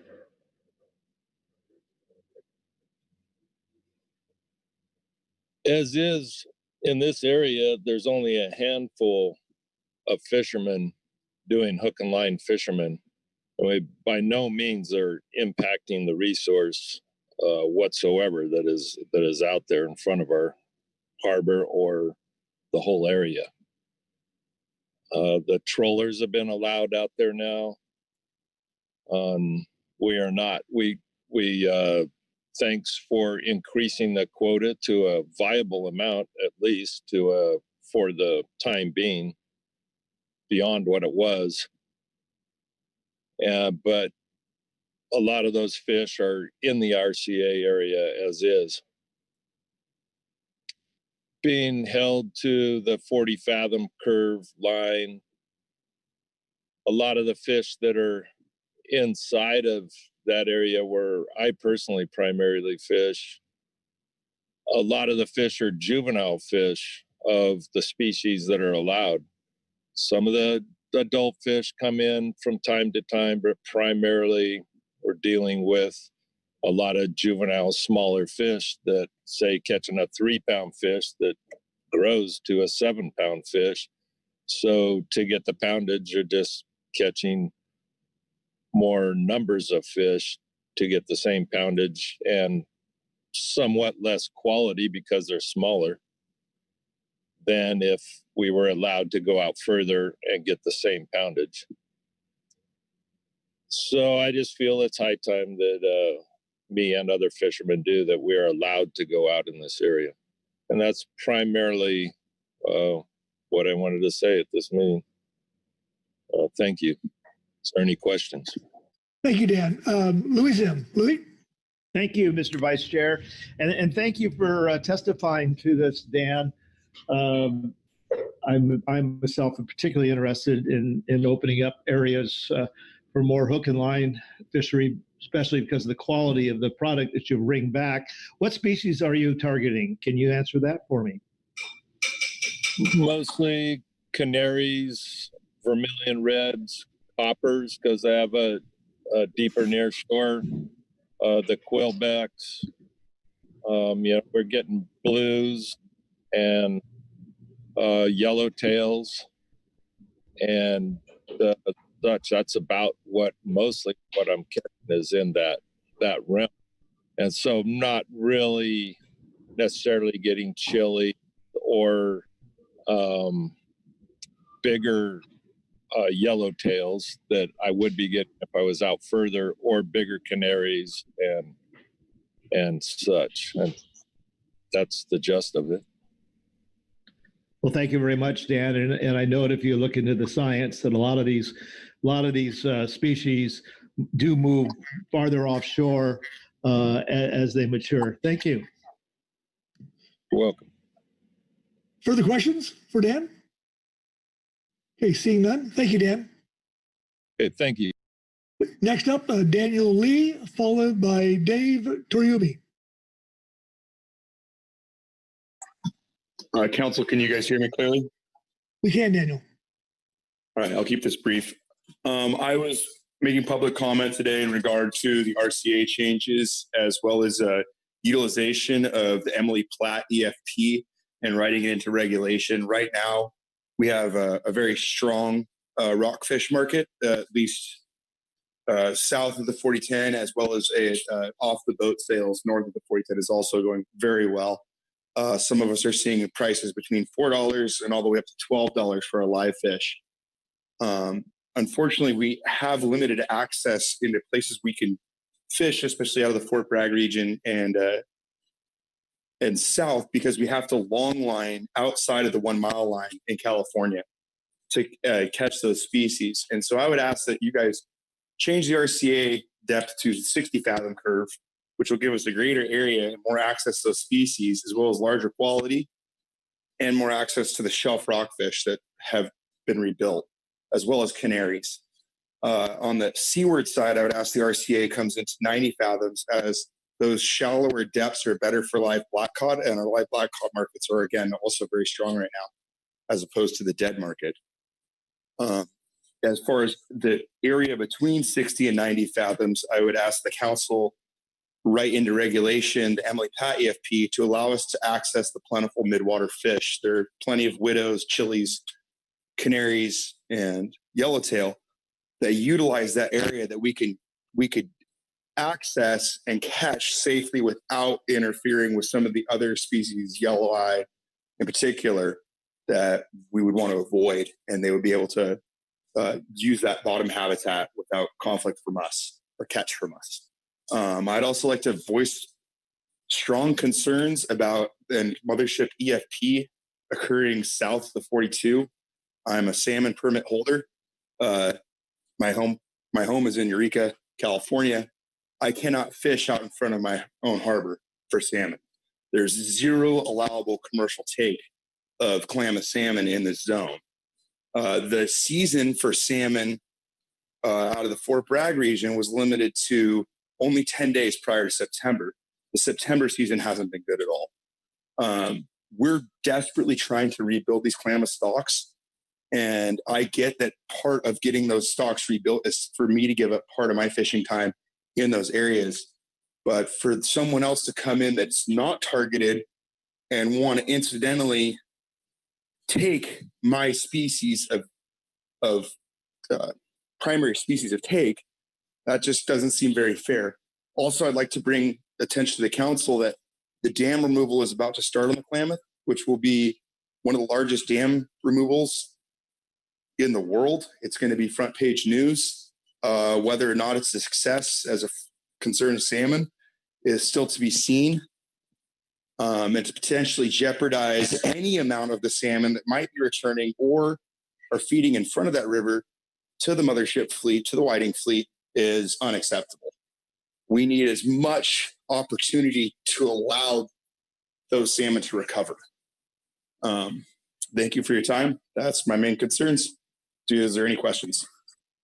Questions for Dan? Okay, seeing none. Thank you, Dan. Next up is David Toriubi, or Brent, and then followed by Brent Payne. And David, I hope I didn't mangle your last name. No, that's fine. I get all the time. Can you guys hear me? We can. Okay, great. Yeah, I just I'll make it short. I'm going to echo what Dan and Daniel both said. I agree with both of them 100%. It's a real crucial time for that RCA to get open, just because a lot of guys I know from this salmon season had the worst salmon season they've ever had. So, like I said in the other meetings, it was really crucial that we get access to these zones to actually fill these quotas and complete these quotas for income for our fleet, for hundreds of small boat guys and even big boat guys as well. And what really worries me is that what happens now if something happens with the crab season too. So it's like I said before in the other meetings, it's really crucial that we make this completely accessible and we're able to utilize it in the way that we're going to need it in the way that I see things coming down and going down and talking crab and salmon in the near future. So that's all I have to say. Thank you guys for listening. Okay, question from Louis. Well, thank you once again, Mr. Vice Chair, and really good to hear from you, David. As to access to the RCA, what is your position on whether that could be for all fixed gears or for just select fixed gears? How do you see that? I guess that's something I'd have to talk about with some of the people that I wouldn't so-called representing, but I just want to make sure I'm not going on record and saying something, shooting myself in the foot. But as what's going down in the world today, I just really truly believe that if this fishery isn't open to us to be able to access it and make profit off it the way we should be able to, I'm just afraid, and I'm actually one of them who just invested, $45,000 in a new boat because I thought this stuff was going to go down, and I thought it was going to be finalized, and just got a phone call last night from Danny and let me know that this is going on to chime in on it. So I'm not the only one putting money into stuff to be able to go get chilies and start utilizing that. And I see why, because of all the restrictions we're going to be dealing with crab. I also have a crab permit too, but if we get shut down, what am I going to fall back on? And it really scares me having 2 kids and a house payment and 2 boat payments. So, all the I mean, I really think vertical line and horizontal line, like Dan was saying, is what we need to go with. And I don't see how we'd be able to impact anything. I hope I answer your question there the best I could. Mr. Vice Chair, if I may ask one more question. Please. Thank you. David, I'm a little confused on what you mean by horizontal line. I used to fish what I used to call long line, short set long line. Could you illuminate me more on exactly what that gear is like? I guess it'd be like the horizontal shrimp fly gear, where you run a down buoy behind you and then a set of hooks and then up to your Gertie or block or whatever you're running the gear with. Okay, thank you. That really helped me because I was thinking more of set lines. So you're talking about what some people refer to as fly gear. Very good. Thank you. Okay, Bob Dooley. Bob? Thank you, Mr. Vice Chair. David, good to hear you on here. I know you're down in our area here, and I met you several times and through the MREP process. Appreciate you participating. I just had a question. As this goes forward, I fully support having the non-trawl RCA opened, but I'm concerned about accountability in this sector and understanding how it is now, how much observer coverage you get now, and how that should go. Your view on how that should go in the future, considering that when we did fish in those areas, there were a lot of stocks of concern, and understanding what the encounter rates are so important. So I just want to know if you had any thoughts on that. Yeah, thanks, Mr. Dooley. Good to hear from you too. I talked to Melissa Mahoney quite a bit, and what I see and what I guess is evident that's come down the line is going to be video monitoring. So, once again, I don't want to try shooting myself in the foot because I know a lot of guys are against having video cameras and stuff. And for me, I'm not necessarily against it, but if that is going to allow us to do that, I believe that effort, fast tracking efforts to make that happen, I guess, would be the ultimate goal. If that's going to be our only restriction in getting it open as soon as possible. But other than that, I mean, it's really hard for me to believe that nowadays that, a fisherman's going to go out there and really do damage and come in and do some illegal stuff. There's just too many eyes. There's too much talk around every harbor. I mean, it's just, I don't see the bad boy image of commercial fishermen down here. So, yeah, that's all I have to say on that one. Follow up if I could, Mr. Vice Chair. Please. Yeah. I just one other question. Do you carry a log? Do you have a logbook on your vessel, and that you turn in regularly to CDF&W, or are you required to fill out a logbook? I believe we're required to fill out a logbook. To be honest with you, I don't write down every single thing. I just don't know. I don't even know of anybody who really does that. As far as the small boat fleet goes. But I am required to I just got done taking an observer out for the deeper near shore, and then I'll probably have to take one out for the black cod and stuff here coming this next year. Thank you, David. I really appreciate you coming forth and see what happens here. So thanks. Okay, thanks, Bob. Any other questions for David? Okay, seeing none, Bob, your hand's still up. But move on with Brent Payne, followed by Mike Okanowski. Brent? Yeah, good afternoon, Mr. Vice Chairman. This is Brent Payne with United Catch Boats. Can you hear me okay? I can. Okay, great. Well, good afternoon again. Brent Payne, United Catch Boats. I appreciate the opportunity to speak on D2, the mothership utilization issue. I'm the Executive Director of United Catch Boats. UCB member vessel owners own 17 trawl permits, and we are quite active. I think about 15 vessels are quite active, both in the mothership and shoreside whiting fisheries, primarily mothership, however. At this point, United Catch Boats, my board of directors would very much like for you to prioritize the moving forward the mothership utilization 5 proposals that have been presented to you in previous documents. I guess I would preface my comments by talking about staff workload, and I think Lori Steele sort of touched about this in her testimony, but it just seems that we don't know if any of these proposals, whatever sector is putting forward new proposals, can actually be analyzed because of lack of staff availability. So I guess that's a bigger issue. I wonder if there's any opportunity for the council leadership to think about seeing if there's more analytical staff that might become available, both within the council staff and the sustainable fisheries staff, to see if these issues. It's too bad we have to find ourselves in this either one goes forward or one goes forward and one does not go forward type of a situation. But I guess staff limited resources is the issue here. So that's my first comment. The second comment I have is, this mothership proposal, as Heather Mann presented to you, has been around for quite some time. The couple of documents that's before you, the June 2020 information report from the GAP, and then followed up by this week's GAP report, the September 2020 supplemental GAP report under D2, I think nicely lays out the element of scoping.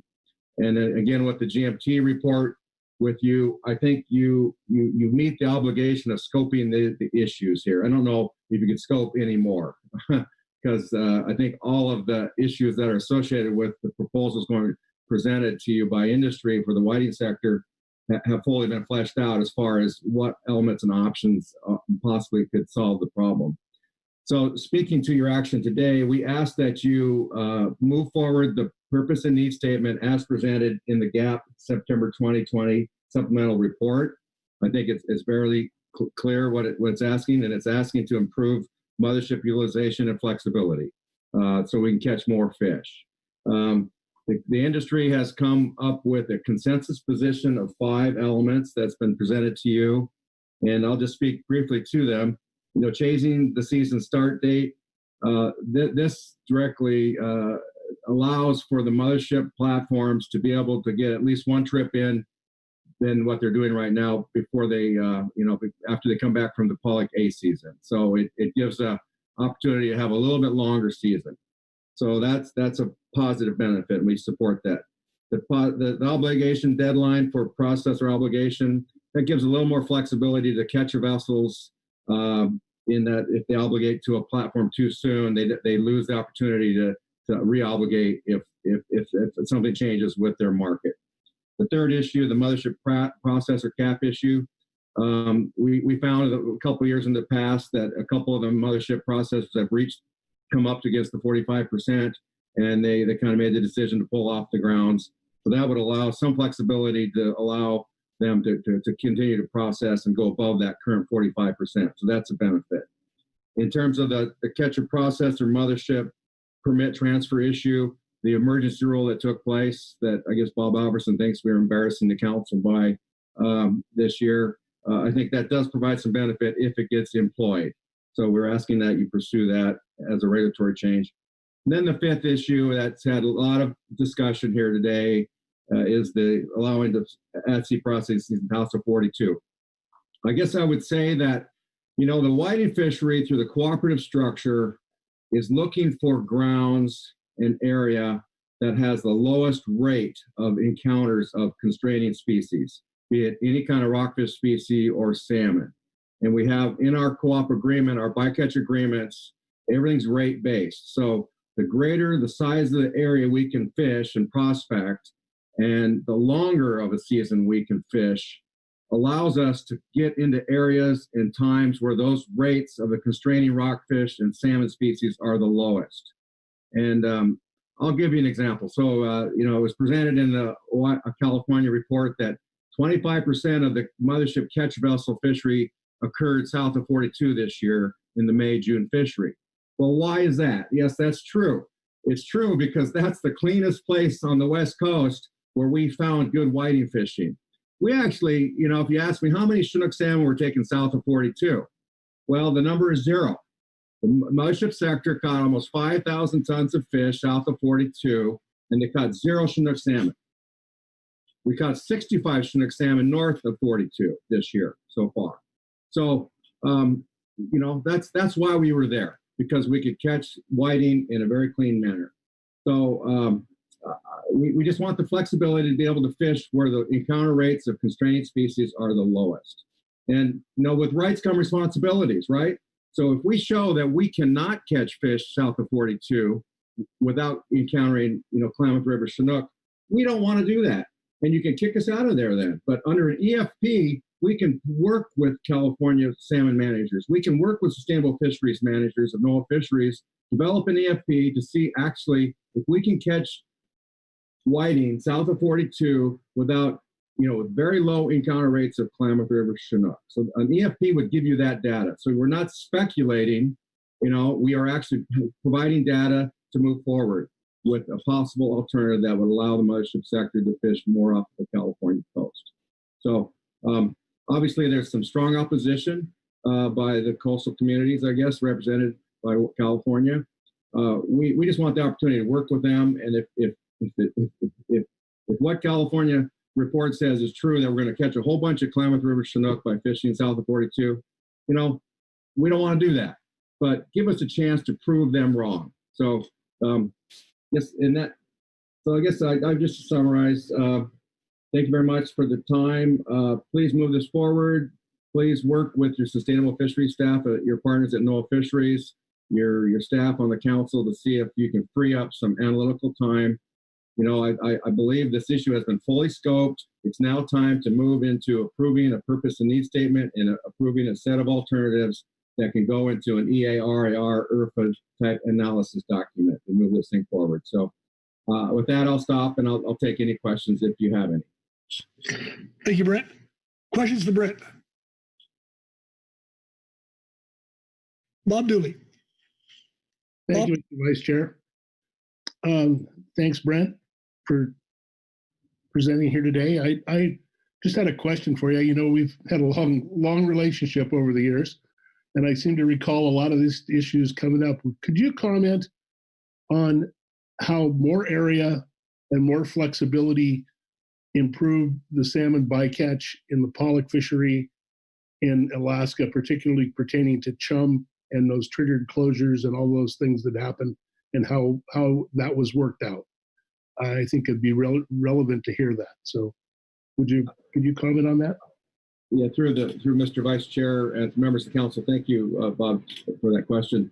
You know, that at that time, the council was looking at time area closures to manage Chinook and chum salmon. And the cooperatives got together and said, we have a better tool to actually reduce Chinook and chum salmon, and that is by using the inter-cooperative amongst the members, where we actually, you know, assign a certain amount of salmon for Chinook to the individual vessels. Then we have an incentive program. And then we, through our cooperative agreement, create our own closure areas if we need to. And they're very small, discrete closures. Sometimes we have pre-season closure areas that we know are going to, you know, over the years, we know they're going to be hot areas where we're going to encounter, say, chum salmon or Chinook salmon. And then throughout the season, our co-op manager has the authority to actually close areas if they feel that you know, the encounter rates that are occurring at that particular time are creeping up. But it's all rate based. You know, it's based on how many chum or Chinook you catch relative to how much pollock you're catching at any given time.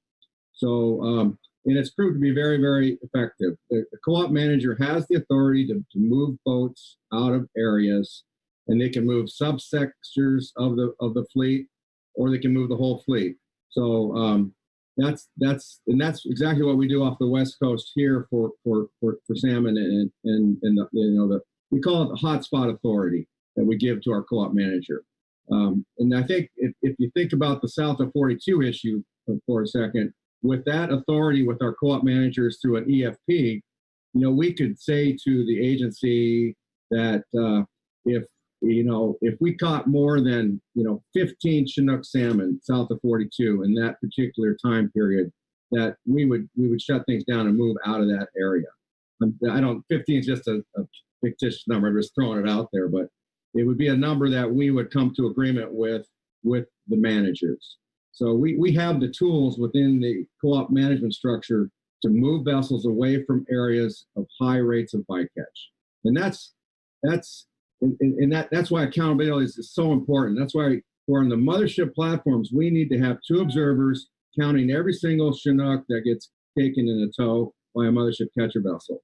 So I hope that helps answer your question, Bob. Yeah, thanks, Brendan. I remember that when they closed us out of the area, the triggered closure forced us, actually reduced our grounds, that the effect of that was devastating. So that's what I was pointing at. So thank you. Yeah. If I could follow up on another example, right now in the pollock fishery, we're having encounter rates of herring, and there's these time area closures of herring boxes that close. And we have actually found this year that there's higher rates of herring encounter outside the closure boxes when we get closed out of them. And it's actually better fishing inside the closure boxes relative to herring bycatch rates. So time and area closure boxes that are static that just are not a good tool to manage bycatch. So thank you for that opportunity. Thank you, Brent. Any more questions for Brent? Okay. Next up, Mike Okanowski, followed by Sarah Naoni. Mike?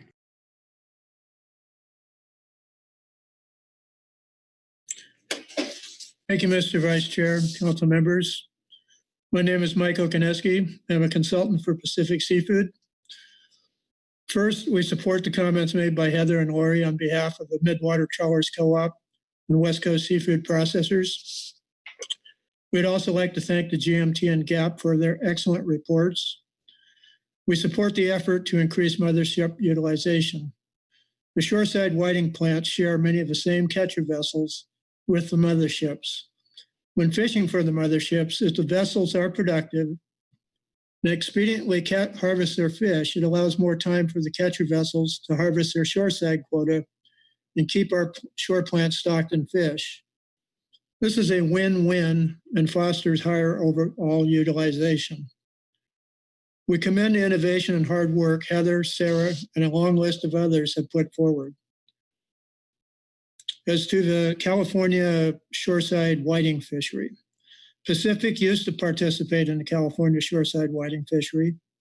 Most of the whiting in California was trucked to Oregon and Washington. This was because there was and still is very limited infrastructure in Northern California to freeze whiting. The Pacific Choice Plant in Eureka could not compete with those companies trucking fish, and eventually, in order to service our fleet, we trucked fish to our northern plants as well. Trucking whiting damages quality and is costly. It would take millions of dollars of investments and years of acquiring the permits to build the necessary infrastructure to process whiting onshore in Northern California. At present, it is not a viable option in our opinion. This may change in the future, but it is not a likely alternative at this time. Gear switching. Per Frank Dulcich, it's our number one fisheries management issue. Please continue to move it forward. If there are gear group to gear group meetings, I would be happy to participate. Year-round West Coast sablefish tier fishery. While we do not support an emergency action, I believe that in view of the proposed 55% increase of the Alaska sablefish TAC in 2021, potentially increasing the fixed gear quota to 48 million pounds, the West Coast tier fishery does need to become a year-round fishery, if it can be accomplished without major gear conflict or whale entanglement issues. Thank you. I'd be happy to answer any questions. Questions for Mike? Okay, seeing none. Thank you, Mike. Next up is Paul here. Heather Hall. I'm sorry. Mike, you still there? Yeah, thank you, Vice Chair. That was my fault. I struggled to get my hand up. Quite all right. I was just hoping, Mike, if you could elaborate on why you're supportive of the year-round season for the limited entry fixed gear, but not for the emergency rule for this year. Through the chair, I think it boils down to this. To me, it was not going to interfere potentially with some other more important issues that we had. And let's just say it never happens, but if they had a relatively light workload, then the emergency action coming at the last minute like this probably makes some sense. And certainly it would for just expediency of getting the fish out of the water, which we're always in favor of. But at this time, there's so many different actions that are been on the table for a while that this could delay. That our basic premise is that they're of more importance than this emergency action for the fixed gear fleet. And with that said, it doesn't mean that there's not a need to look around fishery. We would like to see those participants the best shot possible of getting their fish out of the water. And with the additional fish coming, the amount of time they have to be out of water is probably going to make a major difference as to the success of how much utilization they do get. Alaska right now is lagging quite ways behind on their quota. It was increased about 6 or 7 million pounds this last year. And my guess is right now they're going to leave 10 or 12 million in the water. And part of that was fostered by the COVID-19. There were some outbreaks in some plants. We were pretty lucky in our Alaska region. We had very few, if any, instances where we had to shut the plant down. But others were not quite as lucky. So, and it got out to a slow start. I think everybody was a little bit dazed and confused by the market itself when it just went down even more than it had last year. And it went down about as far as I thought it could go. And the Japanese in particular kind of held their feet to the fire. So it was a bit of a shock all the way around. So a inclination is that they should have as much opportunity as possible to be able to remove the fish from the water. But coming in, I guess at the late hour they did arrive, and I understand their desire to move forward, but I think it would potentially delay some other actions that are, in our opinion, more need some attention to get finished and are a higher priority. I hope that explains it. It does. Thank you. Thank you, Mike. Any more questions for Mike? Seeing none, Sarah Dione, followed by Daniel Platt. Hi, Sarah. Thank you, Mr. Vice Chair and council members. I'm Sarah Nyani, and I'm providing these comments on behalf of Arctic Storm Management Group. We're mothership processors in the whiting fishery. I want to thank you for prioritizing mothership utilization for scoping. If our sector was able to get just 10,000 additional metric tons out of the water each year through these actions, we would see an increase of about $1.8 million in ex-vessel revenue annually, using the most conservative publicly reported price for the past 10 years, which would help vessels, processors, and communities. I think the benefits could be much greater, but conservatively. As you can see from the data the GMT presented, our sector has had close to full attainment before, and I'm confident that we can again. But we need a reboot on some items. The proposals industry and the gap have scoped could make a significant difference to our sector's health. For example, from my company's perspective, the proposal to start the whiting season earlier across whiting sectors, Proposal 1, could make a big difference in timing, shifting more effort to the spring when we generally see higher whiting catch per unit effort and lower salmon bycatch. For my company alone, if we could get just one additional trip on each of our 2 platforms by setting an earlier start date, that would be almost 10,000 metric tons delivered from catcher vessels, making a huge difference in our attainment. I think these benefits would be felt sector-wide and across whiting sectors. Likewise, processing south of 42, Proposal 5, could provide more area and improve the quality of our fish. For both of these items, I respect and I share the concerns over responsibly managing Chinook bycatch, and I think CDF&W brings up some good points about the need for more data. I agree with the Joint Council staff and NIMS report that an EFP would be helpful for Proposals 1 and 5, and if the council were to proceed in this direction, I would suggest implementing sideboards, particularly for processing south of 42, including implementing strict salmon caps and conducting genetic testing on salmon, and potentially consider limiting the EFP to spring only and/or limit the area south of 42 that processors could enter if the lack of those items was preventing the EFP from moving forward. I was able to look at C-state data since rationalization from the WMC co-op manager. Our coastwide Chinook bycatch rate in the mothership sector has been lower in the spring than in the fall since rationalization, and lower south of 42 than north. The C-state data also shows that for the almost 5,000 metric tons caught south of 42 this spring, we did not have salmon bycatch. I understand that consideration of processing south of 42 could delay the other items, but status quo is an alternative for each of the proposals, and it would be so helpful and informative to get some analysis on each of these items that industry and GAP have put forward, the extent to which they could help our sector and potential impacts before excluding something that could merit a closer look. The other item that continues to be a high priority for Arctic Storm is Proposal 3 to increase the mothership processor cap, which is currently set at 45%.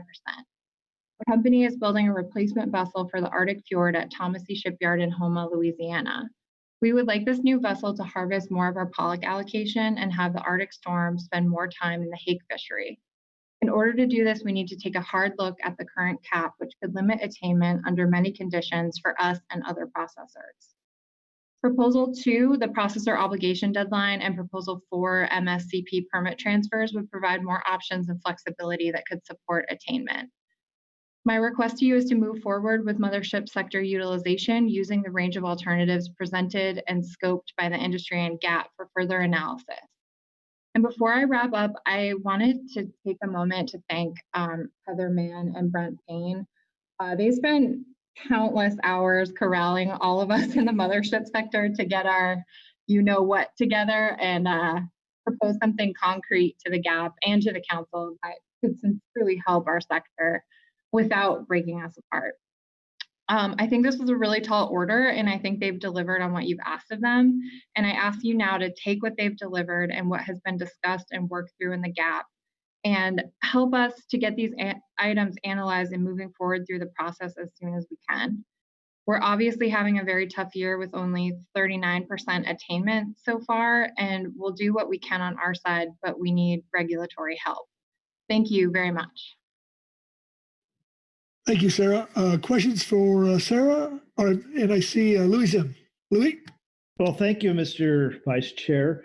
Hello, Sarah. It's so good to hear from you, hear your voice. You're always so helpful to me when I was in the GAP. And this may be a question that would come out in scoping, I have to admit. However, I've been very interested in looking at an earlier start date. And I read something somewhere that you might have 11 days of flexibility to get your ships out there. How long does it take to steam from your facility down to the California border? Do you have any idea? Oh, through the Vice Chair. Thank you, Mr. Zim, for the question. I think maybe there's a couple questions in there. So if it's okay, I'll try my best here. Yeah, our vessels are typically processing pollock in the Bering Sea until late March or early April, and then they steam 7 days south to Seattle, do an offload, backload, well, typically shipyard actually between seasons. And then for spring hake, it usually starts on May 15th. And it, if we were to steam all the way down to the California border, it takes about 48 hours from Seattle, depending on weather and where we meet our catcher vessels. But typically the way that we work to be most efficient is when we start out on a trip, we start up north and work our way down looking for clean hake fishing, conducting test shows, following all the co-op procedures, etc. And so I hope I'm answering that correctly, but basically with the start date on May 15th right now, if we were to look at the proposals, which I believe are April 1, April 15, or May 1 for the start date, I think some processing companies would probably have, especially in high TAC years for pollock, have trouble getting out on the grounds by an April 1, maybe April 15 or May 15 or more practical given the current TAC. But I think in low TAC years, possible we could make it out there in the range of alternatives that the industry and GAP has scoped. So sorry, I'm not sure if I fully got to what you're getting at, but I hope that helps a little bit. Oh, yes, it does. Thank you through the chair, Vice Chair. It does very much. I'm trying to get a picture because I ran a vessel about the same size, but it can only do 9 knots. So thank you. Okay, thank you, Sarah. Any more questions for Sarah? Okay, seeing none, I'm going to take this time to pass the gavel to Chair Gorelnik and let him take a turn. So take it away, Mark. Thank you very much, Vice Chair Pettinger. You've earned a break. We're nearly 6 hours into a 2-hour agenda item, so you need a break. So the next public speaker will be Dan Platt. Dan.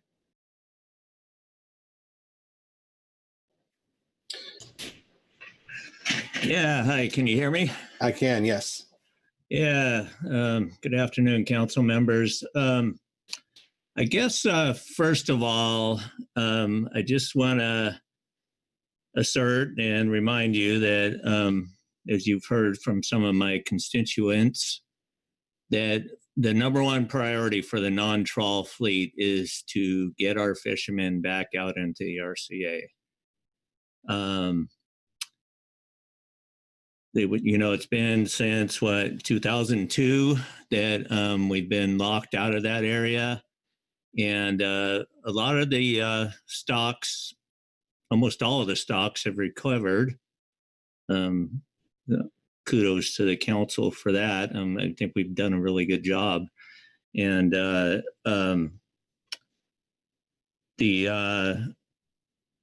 since I'm an open access representative, I've been hearing from a lot of people, and actually some of them are on making comment today. But back when the quotas were increased for the midwater species, fishermen saw that and immediately called me and said, well, that's really great, but we are not allowed to fish where those fish live. So you've heard from a lot of them. There was some comments in the briefing book, and the other thing I want to talk about is our EFP, the Emily Platt EFP, and as you well know, we've been prosecuting that for many years now. Seems like forever to me, but we are now really pushing, want to push to get that into regulation. And the reason for that is because we are aware that, even if you start work immediately, which is what we would prefer, on getting us out into the RCA, that it's going to be a long process and probably not going to be open the whole thing right away. And we have already proved many times with that EFP that we can access those midwater fish without impacting other species. So that is why the GAP and the non-trawl fleet is prioritizing getting the FP into regulation, and then as soon as possible, opening up the areas of the RCA. You heard some fishermen testify today on specific fathom lines. I just urge the council to get started on this process and get it going as soon as possible. And I think I'll stop there. Thank you very much, Dan. Let's see if there are any questions for Dan. I see Louis Zim has his hand raised. Go ahead, Louis. Thank you, Mr. Chair. And it's always good to speak with you, Dan. I have many good memories of working with you on the GAP. I want to hark back to Mr. Dooley's discussion with Jim Kaido and how Mr. Dooley went up to Fort Bragg and saw the reduction in facilities available for fishing. The whole industry seemed to be quite a lot less than he had seen before. And I'm particularly worried about this situation with the crab. If the crab fishery really runs up hard against these restrictions as far as ropeless gears and such, what other fishery out of Fort Bragg could replace that? What are we really looking at a kind of a bad situation? Could you illustrate some of that for us? Thank you. Well, there's no doubt that crab has been really carrying the financial end of the fleet here in Northern California for the last few years. And the future is somewhat uncertain in that business, as you indicated. My brother's been working really hard on all that stuff. But I talked to everyone in Fort Bragg, and I've heard from some of the skippers of the bigger boats that fish crab and black cod and other fisheries like that that are interested in pursuing rockfish, especially the midwater rockfish. As Dan and Eureka mentioned, we have seen kind of one of the unexpected effects of this whole COVID thing is that the off the boat sales, and which has never been a big thing in Fort Bragg, have really expanded, and people are down there in the harbor looking for all kinds of fish. Guys have been selling rockfish and lingcod, tuna, salmon, just about anything that they can bring in right now. And it seems like the market is actually really strong for that. I've been surprised how well it's held up, actually, because we've never had this many guys selling off their boats, and they continue to be successful. So yeah, there, fishermen are looking for other options. Thank you, Dan. Thank you, Mr. Chair. Any further questions for Dan? Thank you very much, Dan. We'll now hear from Ernest Leroy, followed by Bill James. And when I call your name, if you raise your hand, it'll be easier for us to enable your microphone. So Ernest Leroy Ludall. Mr. Chairman, we haven't been able to locate him on the list. Okay, well, we'll maybe come back to him towards the end. Bill James, followed by Mark Smith. So Bill, your hand is up. You have to unmute your mic and you can go.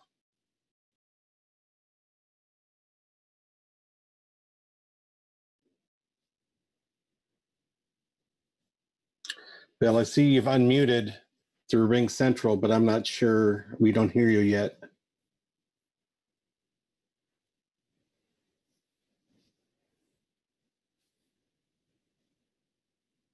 Still not hearing you, Bill.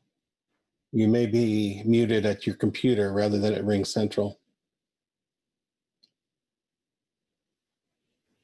I think you have maybe it's on your headset.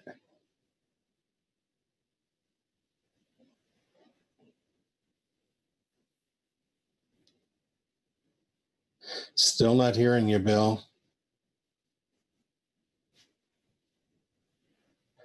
Bill, why don't we come back to you, because we're not hearing you right now. And we'll go on to Mark Smith.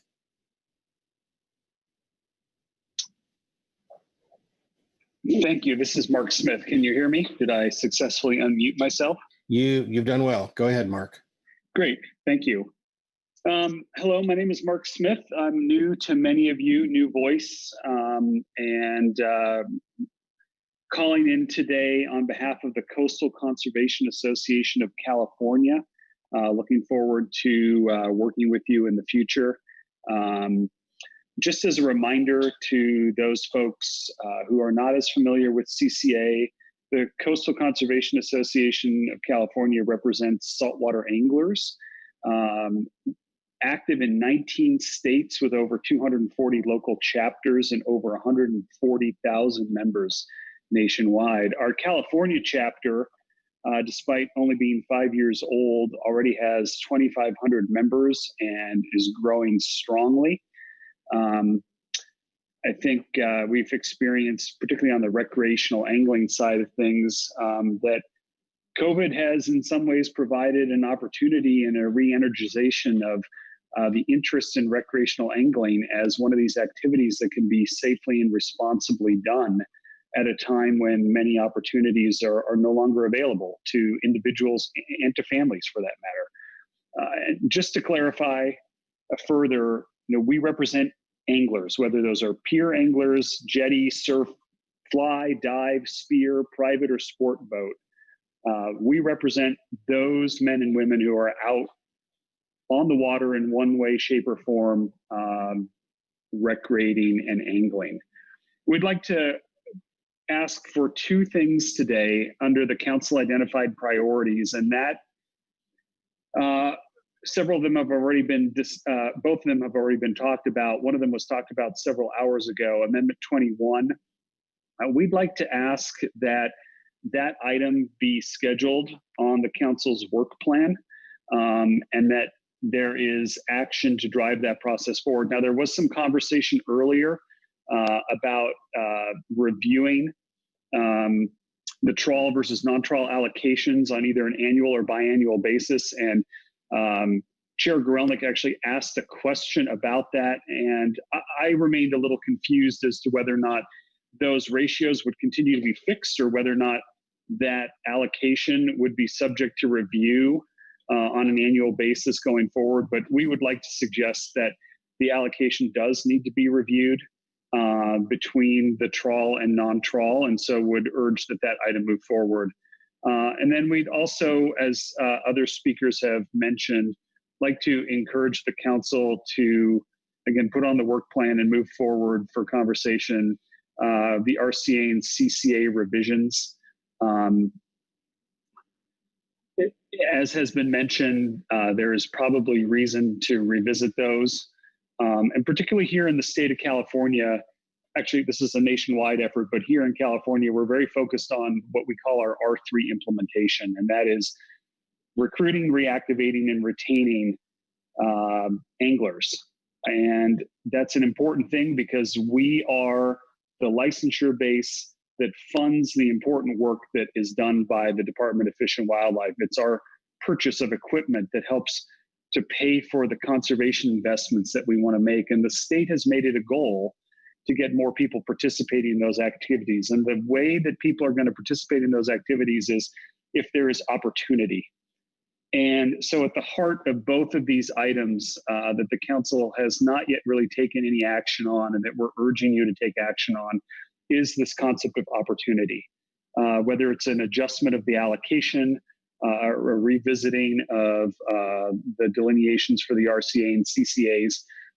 Again, what we are focused on here is opportunity. If we provide the opportunity, we know that the recreational anglers will come and they will spend money and they will participate in something that many of us already do that we want to expand to others. So I'll leave it there. It's been a long conversation already. Thank you for your time, and I'll stick around if there are any questions. Thank you very much. Thank you, Mark. Are there any questions for Mark? I'm not seeing any. Thanks, Mark. Let's maybe go back to Bill James. Bill, are you with us?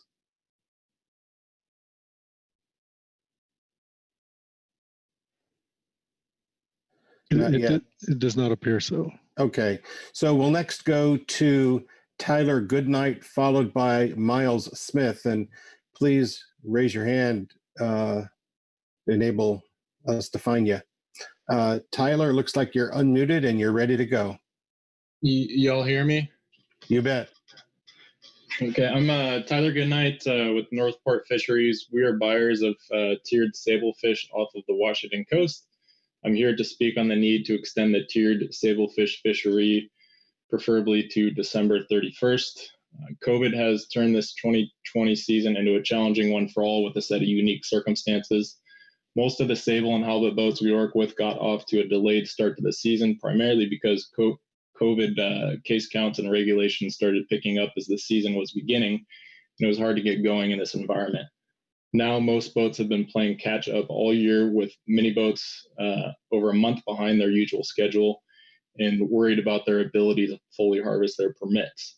We never know when these remaining vessels will be potentially hit with positive COVID cases of their own, delaying them further, or when we could run into problems with different buying stations having COVID outbreaks as well, causing further delays. It's been a challenging year for boats to make a living, as we have seen a steep drop in grounds price this year on sable and other species. COVID has not been kind to the seafood market, and combining this with boats running out of time to complete their season, it's been a very difficult one. With the unforeseen complications this year, I think extending the season is an appropriate action to take in this unique and challenging year. Thank you. Thank you, Tyler. Any questions for Tyler? I'm not seeing any. Thanks very much, Tyler. Next, Miles Smith, followed by Paul Clampett.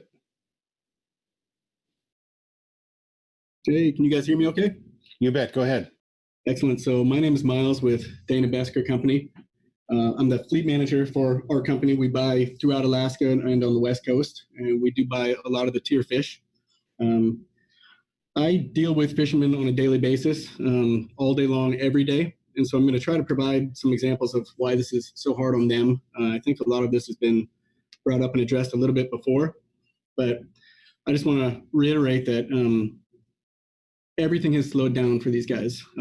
Just from, getting to work in the morning, to the shipyard, to positive tests on crew members.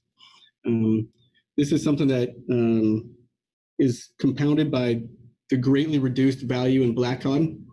Not only are these guys getting paid substantially less than they have in previous years, it's way more difficult for them to even get to work.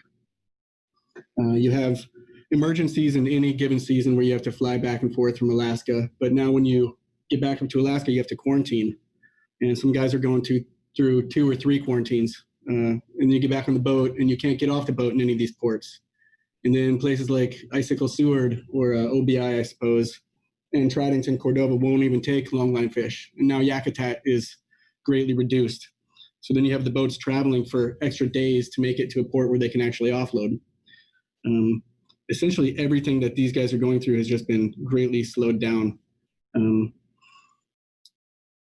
A routine season has most of the sablefish fleet catch their Alaska IFQs and then subsequently their tier fish off the coast. But this year, by the time IFQs close on November 15th, the tiered fishery will have already been closed for 15 days.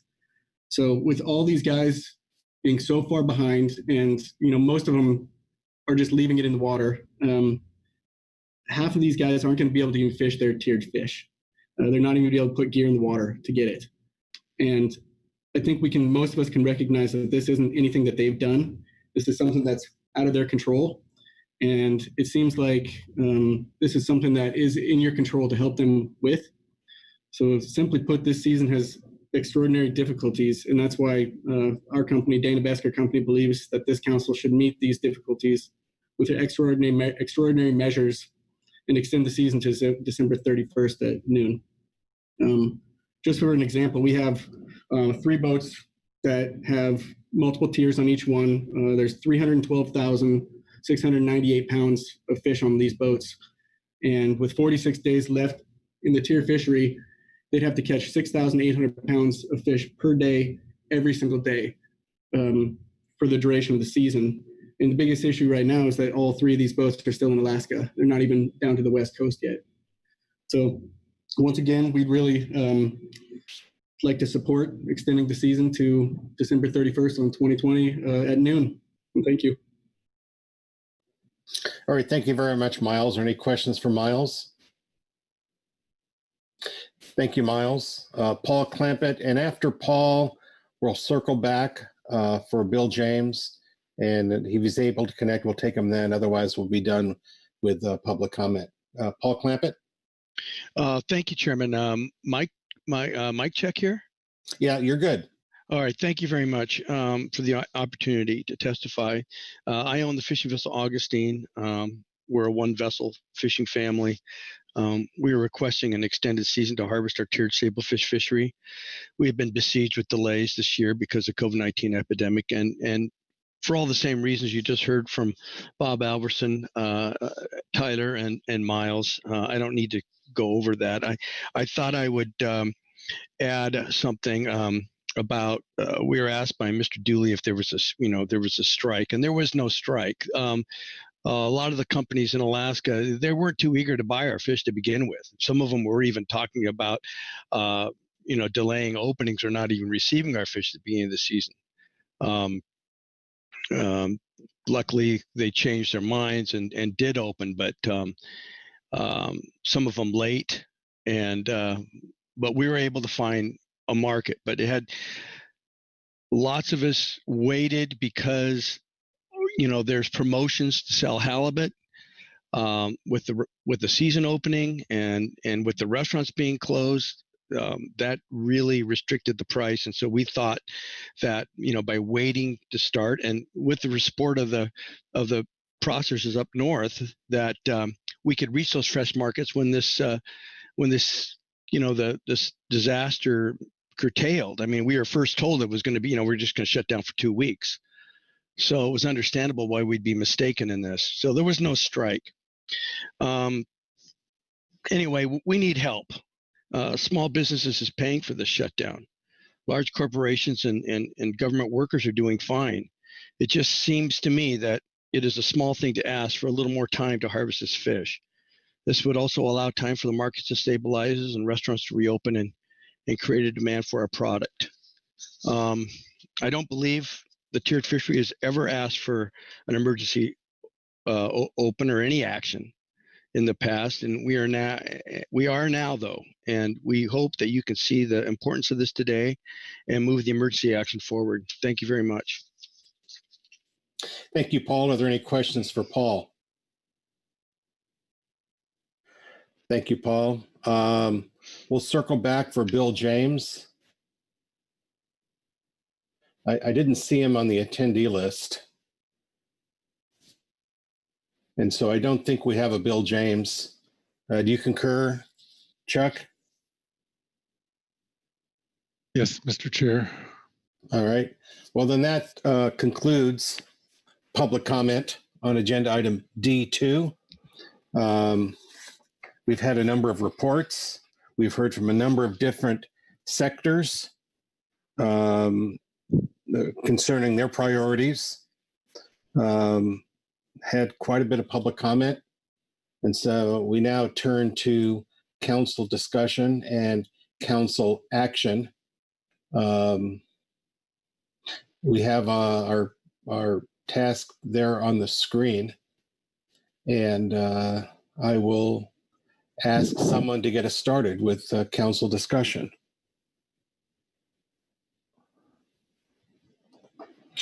Phil Anderson, please.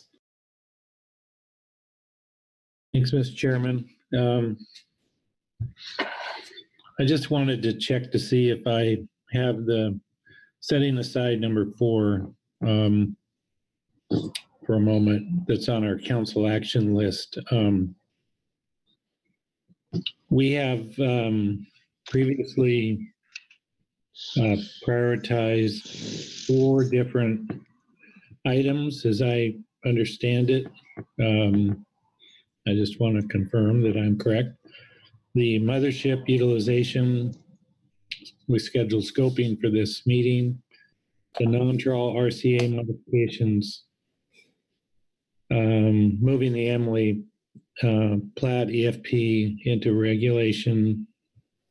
And then we have the trawl, non-trawl amendment allocations. I believe we have 14 other proposals that are unprioritized on our management list. And then as a result of our deliberations here at this meeting, we have the proposal for an emergency action to extend the closing date for the tiered fixed gear fishery, table fish fishery. And then we have the question, I think, of whether or not we're going to do anything in terms of furthering the process for the SAMTAC, I'll call it the SAMTAC gear switching matter. And so within those 6 items, we're doing our review of the proposed of number 1 here on our council action. I'd like to circle back a little bit and make sure I understand what the workload, staff workload implications are and how many of those 6 do we really have a choice or can we do, I think I'm understanding we can't do all of those. So do we have to in particular look at those 6 and try to narrow those? And then that would lead us to the providing guidance on the groundfish management priorities and schedules. I'm just trying to get my head around kind of where we are, what our past action has been in terms of bringing us up to this point. A couple of new measures that have been put on the table today, or this week, today, I guess is more accurate, and then how we go about proceeding. from that point. Well, Phil, I think that's a very sensible way to approach this, because if we only have the bandwidth for one or two, then that's leads us to a different decision than if we have bandwidth for three or four. So let me turn perhaps to Kelly, if she has some thoughts here, or council staff, to respond to Mr. Anderson's question about bandwidth and how many of these we realistically can take on.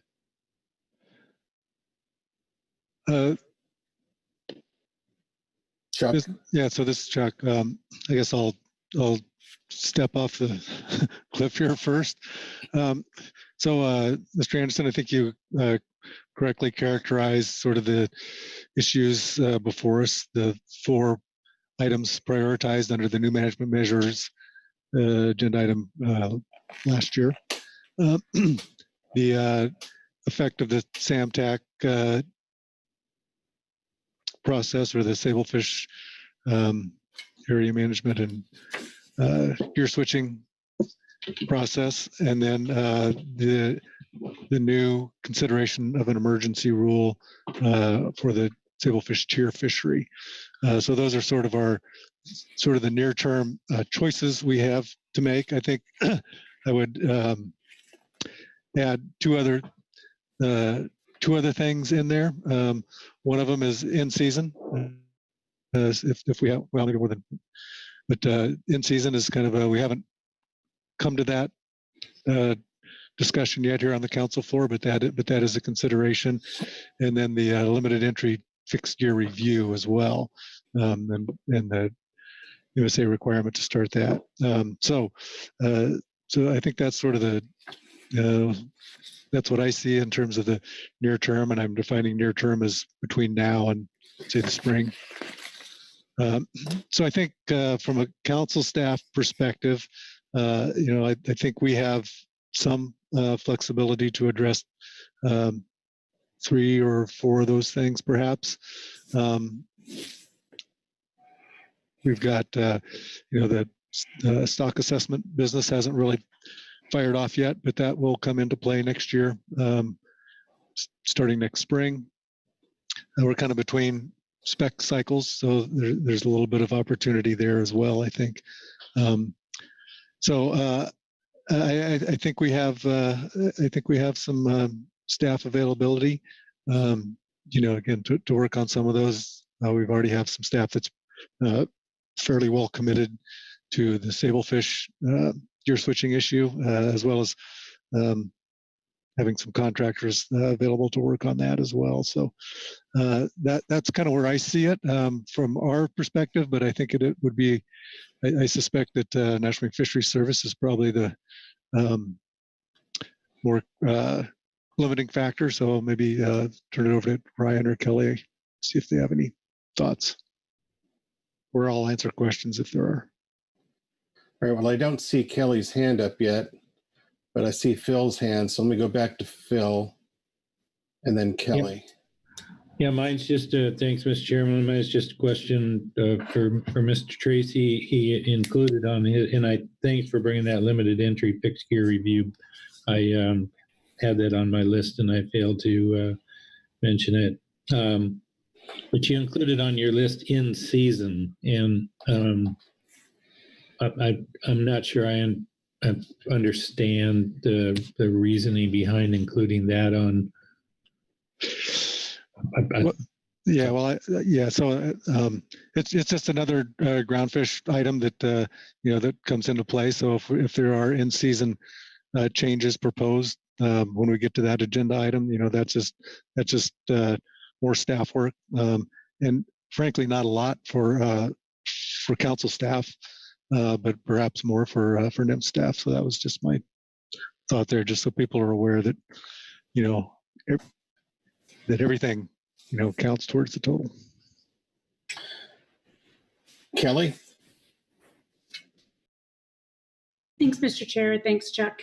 Thanks, Phil. So just to kind of reiterate the talking points I gave at the start of the agenda item, we could accommodate a narrow scope, and that being the review of the existing analysis and discussion as to whether additional analysis is needed for the trawl utilization SAMTAC issue in November. So that was the question that Phil asked me at the beginning of this agenda item, and I think that's something we could be comfortable with. We have become very familiar with the existing analysis through the SAMTAC process and the materials that were presented at this council meeting. We would not have the capacity if new analysis was brought forward in November. That's just a lot to bite off. If recommended by the council, we would prioritize consideration of the emergency rule that's being discussed for the tier fishery.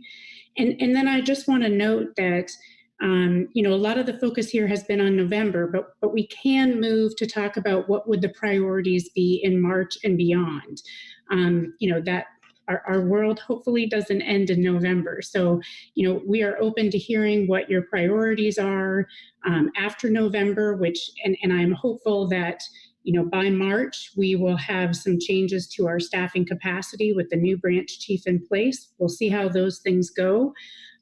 But we're in it for the long haul. So let's talk about what are we looking at for kind of the year at a glance for groundfish, given these priorities that have been raised. All right, thanks for that, Kelly. Heather? Thank you, Chair. I have some thoughts to share that might just help with the discussion. And I agree, I'm a sorter and I like to organize things. I really struggled with how to put this particular agenda item into some kind of order. Just starting from the top, for me, just relative to some of the questions we're talking about here and the overarching management measure prioritization, I believe that the GMT said this in their report, but at this point, don't add anything to the new management measure priority list. There's 4 that have already been identified. And then if you include, as we talk about workload, keeping things rolling with SAMTAC, I think that's enough to think about. And my thought, similar to what Kelly just said too, was really in order to process these in a manageable way, I definitely was thinking to March and April. So thinking about things that could benefit from some extra time over the winter to think about and elaborate on. Relative to another recommendation that was in the GMT report, and it was also supported by the GAP, was the Amendment 21 trawl, non-trawl allocations. And this was something I saw as a bit of a low-hanging fruit and something that we could take off the list. We started this in the 21-22 specs, and with the commitment that we keep moving forward and looking at that issue through the biennial harvest specifications process, seemed I like the idea of taking it off the list, and I was happy to see that the GAP supported that as well. And then I'll just speak generally about some of these ideas and then let others talk. Relative to mothership utilization, I feel like there's room to keep this thing moving forward, but perhaps keep the workload light between now and November. And same with the SAMTAC. I thought about those two in the same way, and the idea that maybe we could, Phil brought this up, touch base in November, get some additional guidance on analysis needed to inform the alternatives, and think about that over the winter. Maybe think about a way to get industry talking about this more. But again, keep the ball moving forward, but slow those things down so that the expectation for November isn't that great. And relative to the limited entry fixed scare review, when I was reading the attachment 2 under this agenda item, I did note that on the bottom of page 1 and page 2, there was some description that the timing of this was not concrete, and so that because the guidance was silent on second reviews of the program, that you could initiate this review as late as June 2021. So thought also, and this may be appropriate under future meeting planning, but thought that for now we could identify a project team, look at the analytical resources that we needed and any potential issues that would come up at this meeting, and then take that on more maybe with an update in the spring, but to start initiating that review in June of 2021, or at least then. And then relative to the non-trawl area management, again, similarly, identify a project team for this, and the resources and potential issues include in it. I thought the idea that the GMT and the GAP had to look at that holistically with incidental retention in the salmon trawl fishery and the Emily Platt EFP made sense. And then I guess all of this, and the way I'm thinking about this, is how do we find room to consider this request that we look at a way to extend the season for the sablefish tier fishery. And so my thinking was, how do we provide that room in the workload for November to allow for that, while also continuing to make progress and keep our commitments to things that we've already started. So I'll pause there. I did want to say before I forget that I do agree that there's some conversation about agenda items, and especially how in season at this meeting is related to the potential for the discussion on the sablefish tier fishery. I feel like there's a linkage there to think about. So for example, whether or not some of the in-season items would be needed depending on the action the council might take under the tiered fishery season extension issue. So that's all I've got for now. Thank you, Heather, in particular for pointing out that these all don't need to overlap at the same time. And some can be put off a bit in terms of priorities, or if they're priorities, they need to be scheduled, but they don't need to be scheduled in the very, very near term. Let me see if there's further discussion.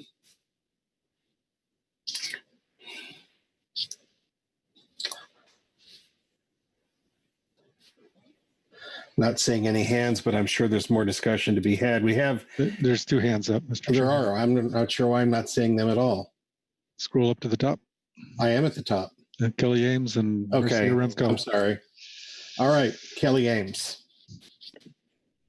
Sorry, I just lowered my hand. Thanks. Okay, Marcy Yaremko. Thank you, Mr. Vice Chair. Mr. Chair, gosh, apologies. And thank you, Heather, for your remarks. I have some similar thoughts. I think first and foremost, want to acknowledge NIMS's graphic on the workload that they've provided for us in this discussion. And I'm always reminded when I look at that how much else is going on in the background that I tend to forget about. Things like work on research and issuing permits for those activities, and the background work going on EM, and just the multitude of needs related to ESA. So really appreciate that schematic, noting that in past iterations of that document, there have always been, or often been, staff names assigned on that graphic. And I'm guessing that folks have now doubled up and they're names that are next to multiple items on that list now, and we can just imagine what it must look like and the double duty that some folks are doing now, especially with the loss of one of the regulatory analysts, with Keely serving in her acting position for the moment. So appreciate Kelly's description on the current workload situation at NIMS.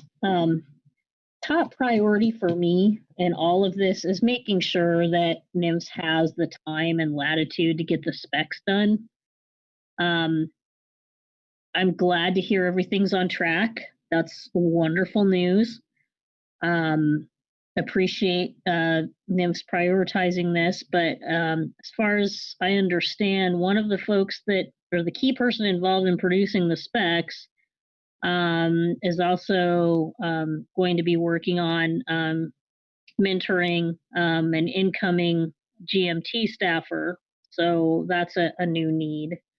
And I just want to be mindful of the transition time needed as we lose some of the tenured expertise on the NIMS staffing side in the GMT and the need for that capacity building to be going on this fall in the background. So that's very important. And as the specs are done, we all, when the proposed rule comes out, one thing we all do is buckle down and review that document to make sure that everything is there that we worked so hard on over the past 18 months in building the final recommendations for the specs. So that review and ongoing dialogue between agencies is critically important. So to me, that's a number one priority.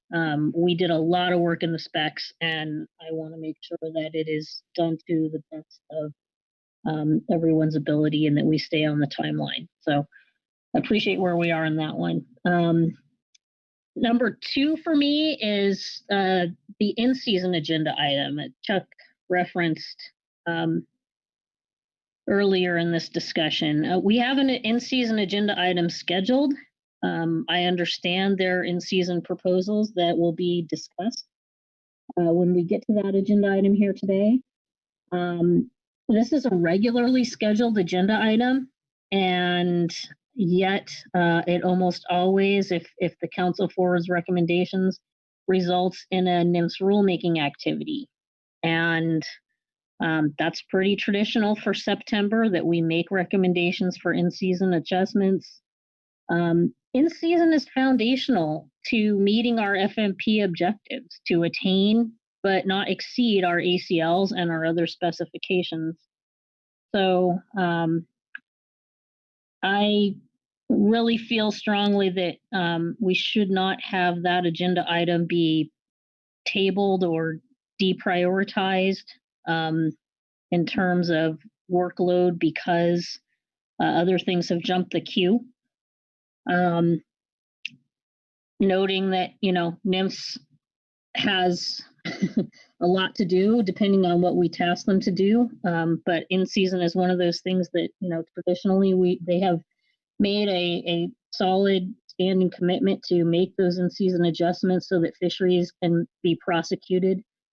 In this case, I think we'd be looking at adjustments to period 6, but also potentially period 5, depending on when the rule would take effect.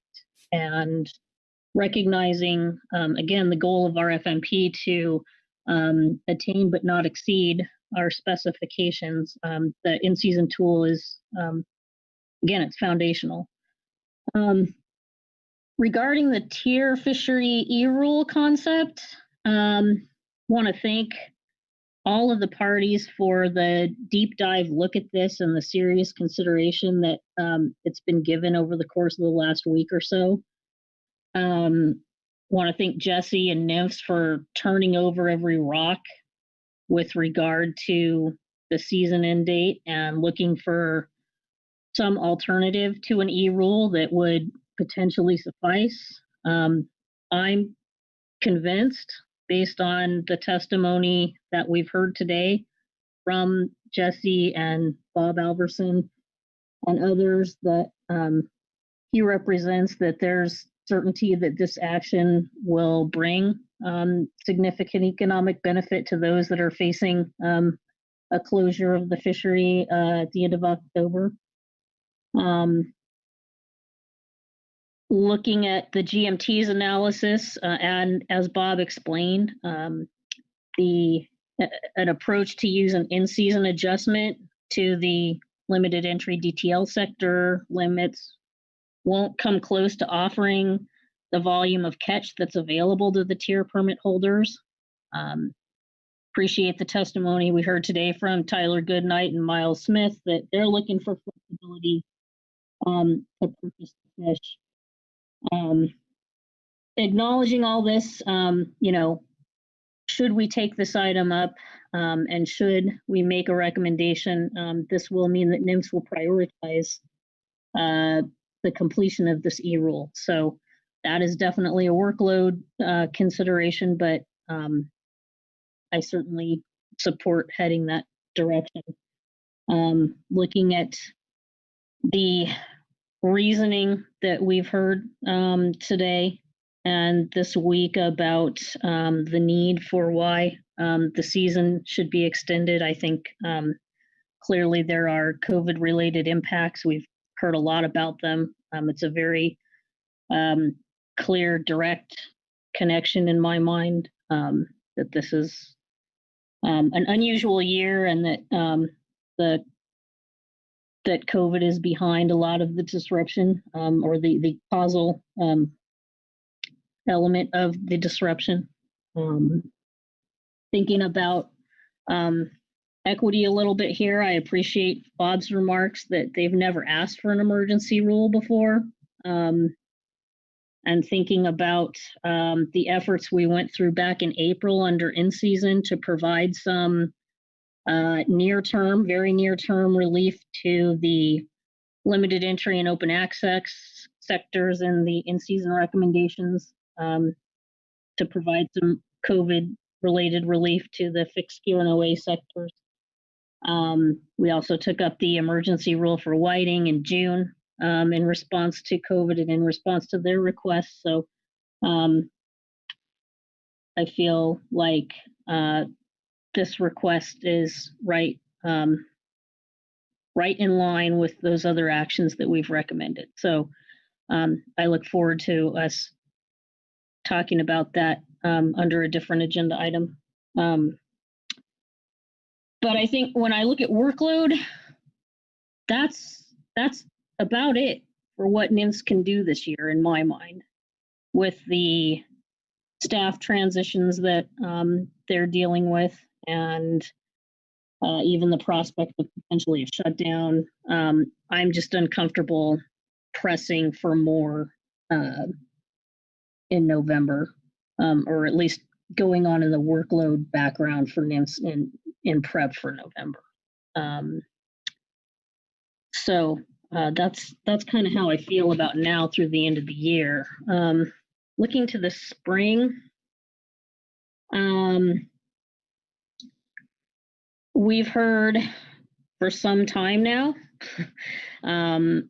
often and repeatedly from our non-trawl sector, that's both rec and commercial, of the importance of prioritizing the non-trawl RCA, CCA, and Emily Platt EFP items that would allow fishing in some form in the RCA or adjustments to the RCA.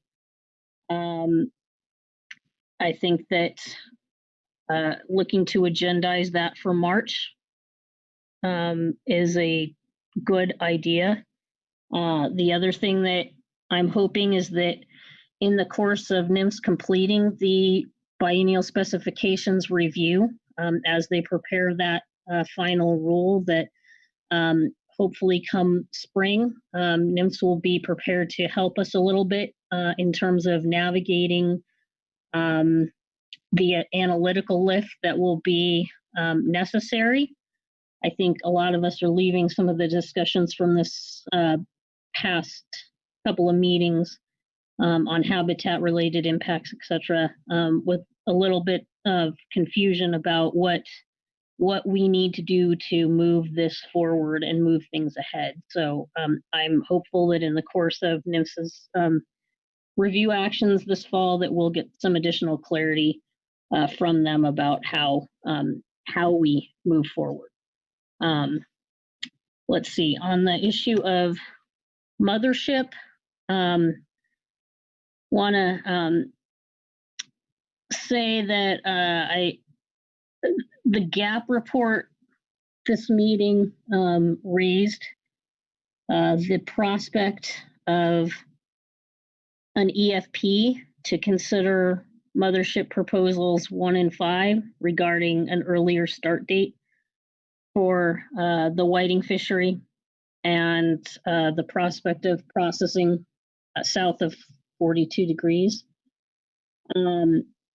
That was not, the EFP idea was nowhere in any of the materials provided to the council for discussion until it showed up in the gap report. I think that is a very viable recommendation that we evaluate whether an EFP may be considered. However, I feel the time for EFPs, we already have something on our agenda to be considering EFPs, and the scheduled time, I believe, would be September of 2021. That's when we kick off our specs process and we evaluate preliminary EFP applications on our normal biennial specs cycle. So I appreciate Lori Steele's comments that we heard today. I agree with Butch and his remarks earlier today about the great work that has gone on between the SAS and the participants in the midwater rockfish trawl EFP and the 200% effort there to make sure that we don't encounter salmon, or that we mitigate to avoid it, and that we work under the terms and conditions established under the EFP.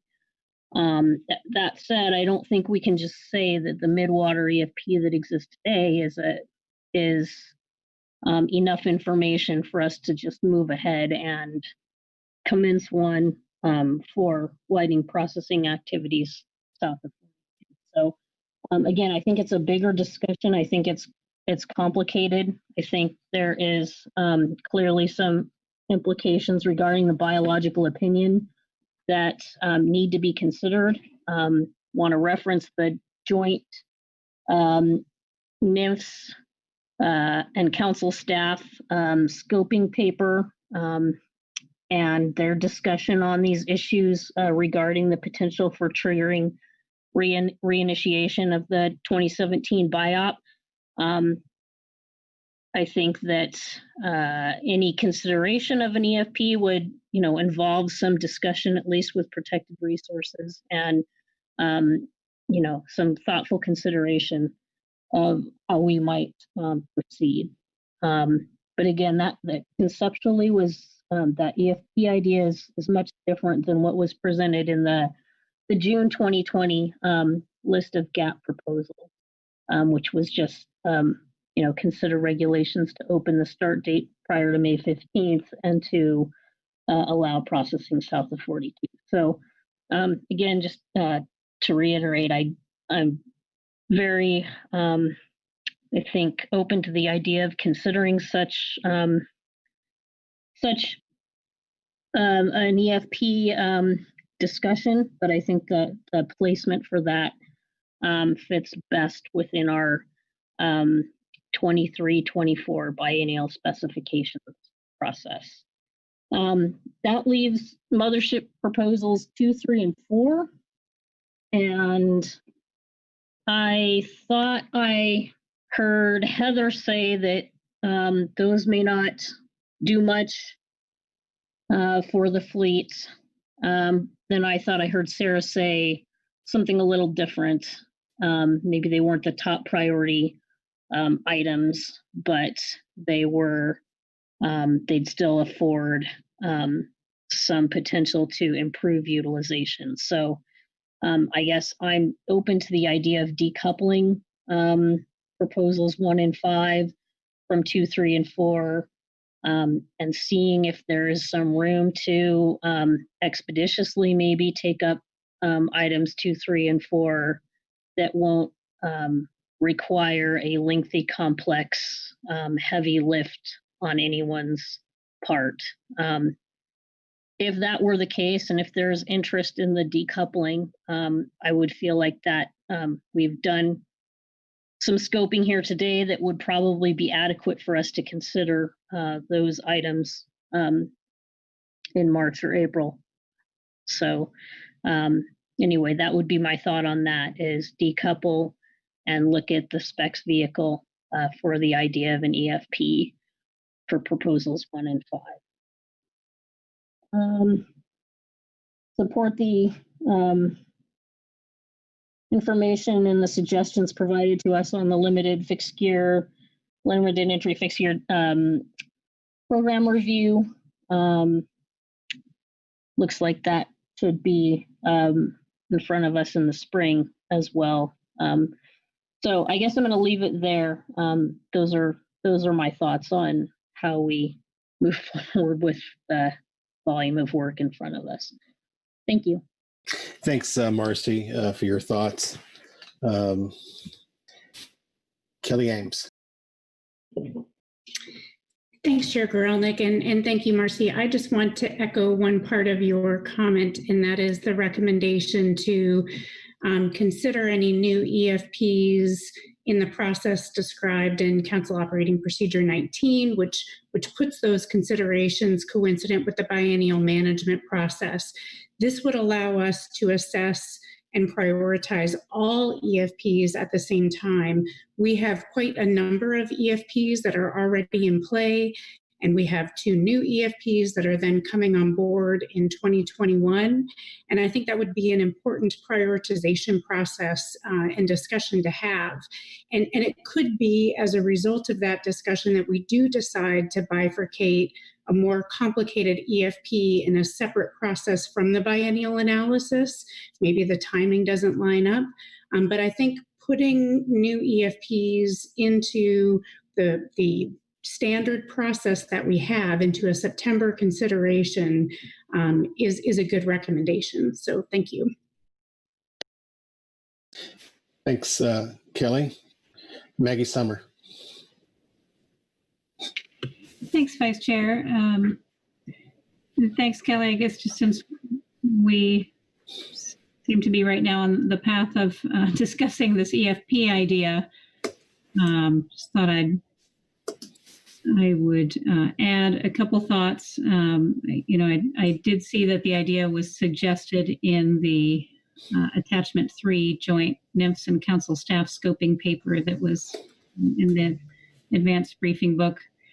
And I certainly recognize the potential value of an EFP in allowing us to better understand the salmon bycatch potential of some of those activities. I guess I think I will not weigh in for now on the timing of an EFP. Certainly respect the points made. And just note that I think, as it came up earlier, certainly development of an EFP would need to include a number of participants, including certainly a range of industry representatives, BSAS, et cetera. Thanks. That's all on EFPs for now. Thank you, Maggie. Pete Hassemer. Thank you, Mr. Chair. Trying to formulate the question here. It's related to EFPs, and I appreciate what Marcy said about that, I was thinking about the mothership utilization. The EFPs, as I would think about it, both are targeting earlier fishing periods, one moving the start date up, and well, not necessarily number 5, but in reference to that, there was the term was used, cleaner fishing in the spring south of 42. So it would be exploring that spring fishing there. Getting back to the workload, hearing from NIMS that, the workload is very heavy. So getting these in place for 2021, I'm just going to make the assumption that's out of the question. So if they were put in to the normal process and they came up in September of 2021, there's a chance they would be in place for the 2022 season. The other avenue, and this is hypothetical, I guess, is that the council proceeded with an amendment process on the mothership issue, and I've given up hoping for a perfect world, but in a better world, let's say the council were able to address this in a 3-meeting process in April, June, September, or June, September, November, and a set of rules or that process could be completed prior to the start of the 2022 season. Does trying to get an EFP in place affect that other process in still moving forward with that under an amendment process, or would it potentially delay action on the particular item?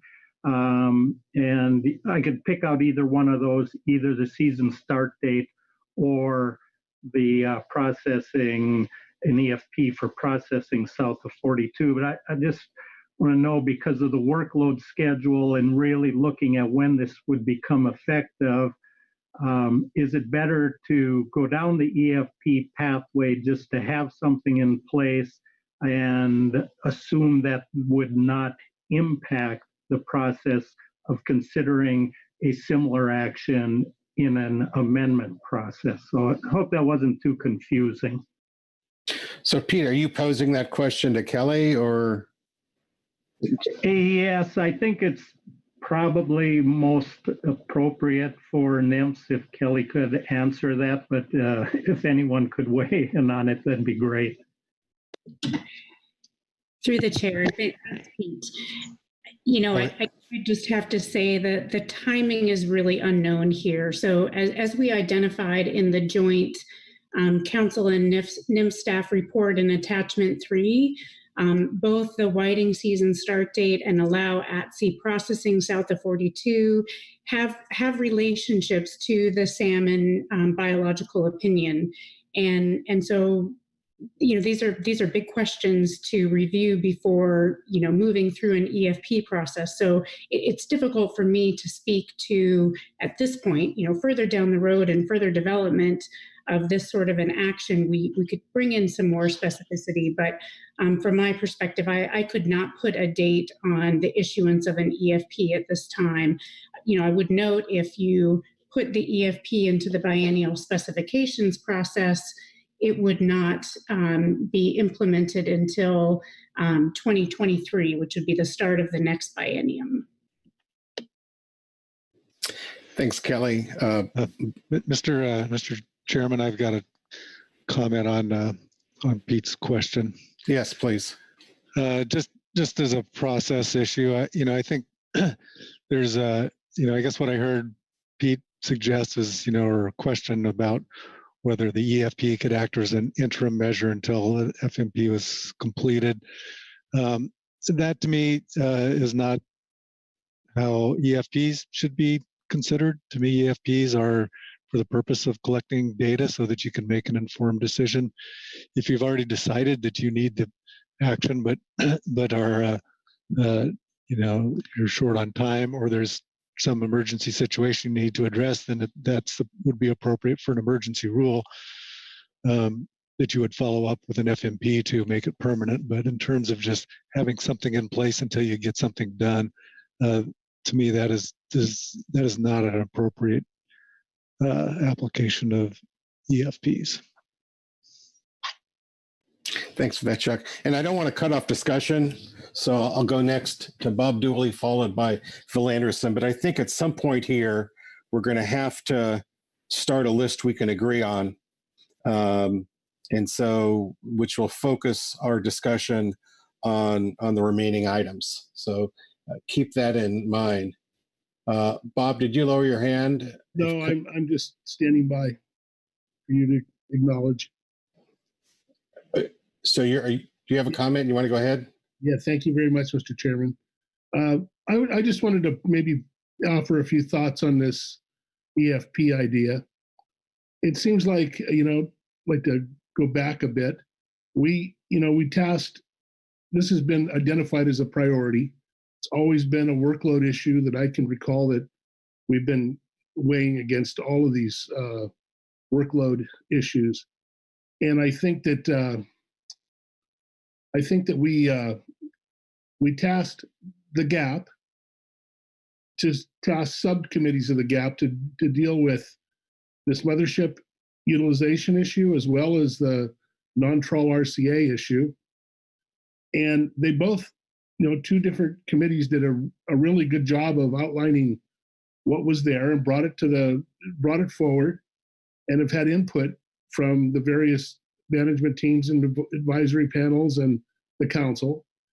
And I think that they've come up with some pretty good ideas here, but I think there maybe need a little more work on particularly the EFP idea, and maybe flesh out some of now that they've seen the California report and the concerns raised there, as well as the other concerns along the line.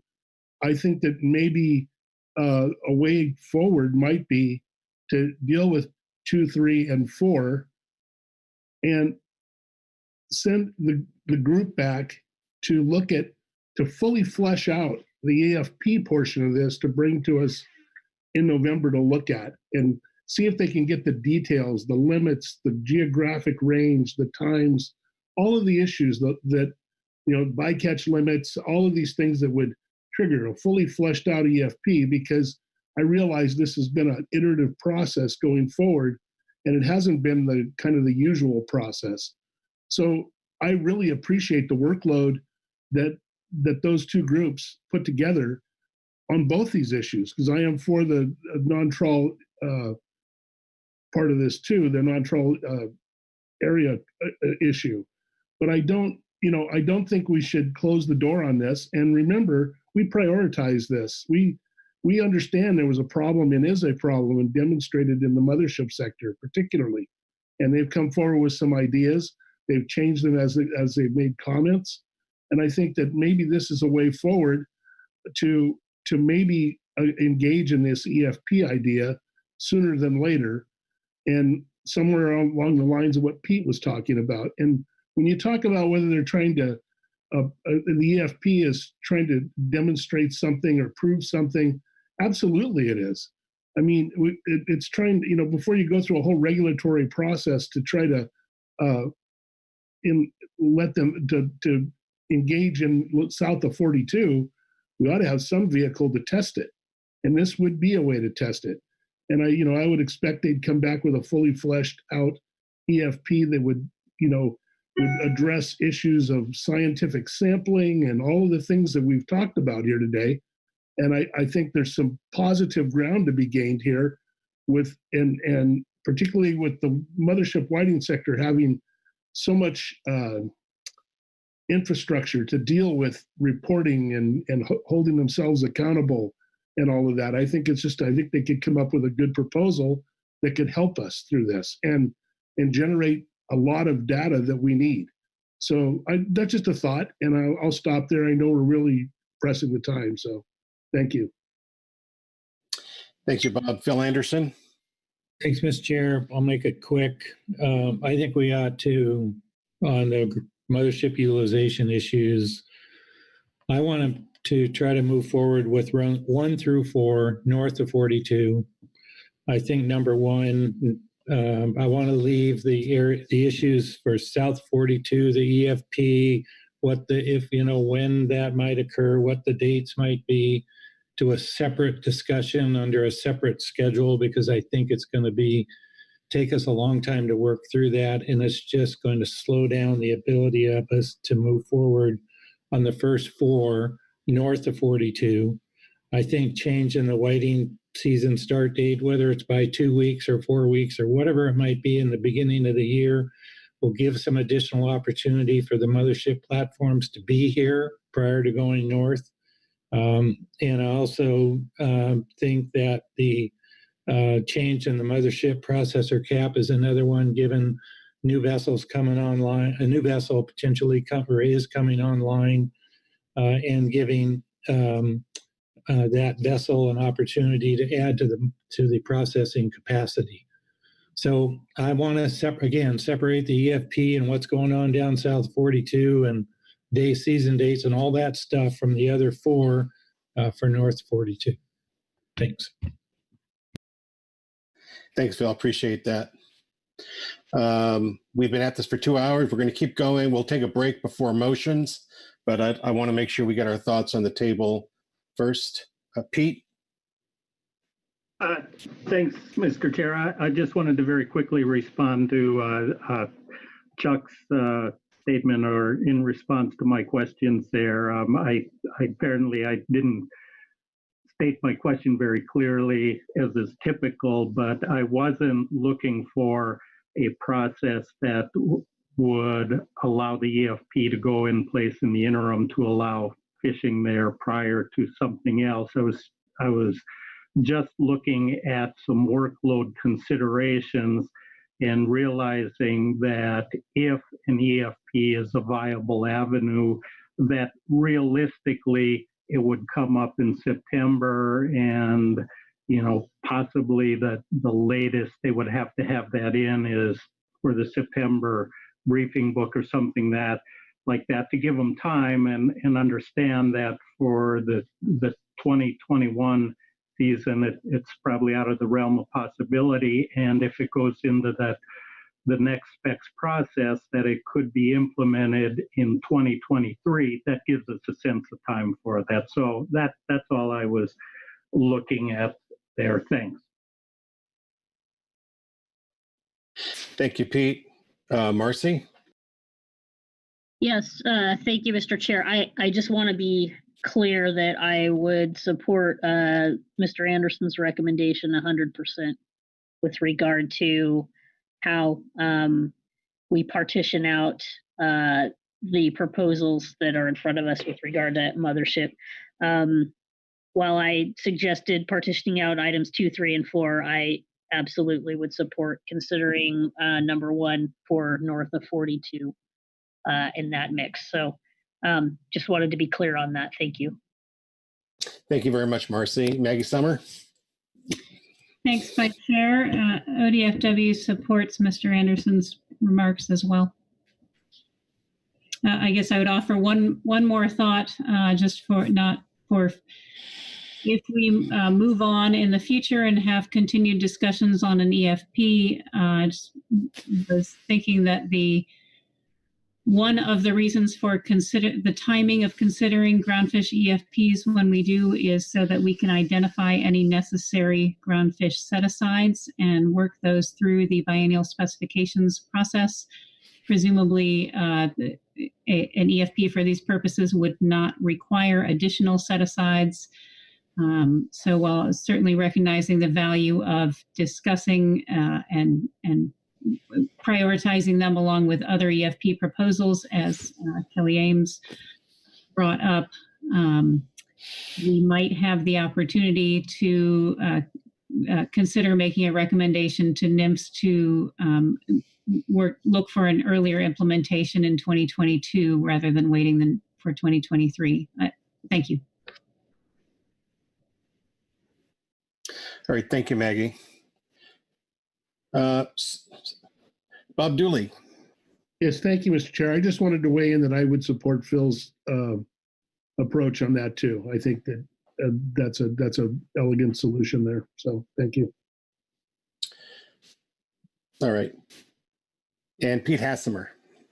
Thanks, Mr. Chair. Just a process check. I'm trying to think of the way you laid this out, talking about items, council action items 1, 2, 3, and then getting into 4. But we're dealing a lot with scoping issues or alternatives related to 4. So it's potential to consider motions later, specifically on item number 4, that how we separate this, when we'll get to that, there's maybe some more questions about how we deal with those alternatives or scoping the issues. And I do support what Phil stated also, but how we blend that into this package. Sorry. All right, thanks. Kelly, you've got your hand raised, but you're muted, so.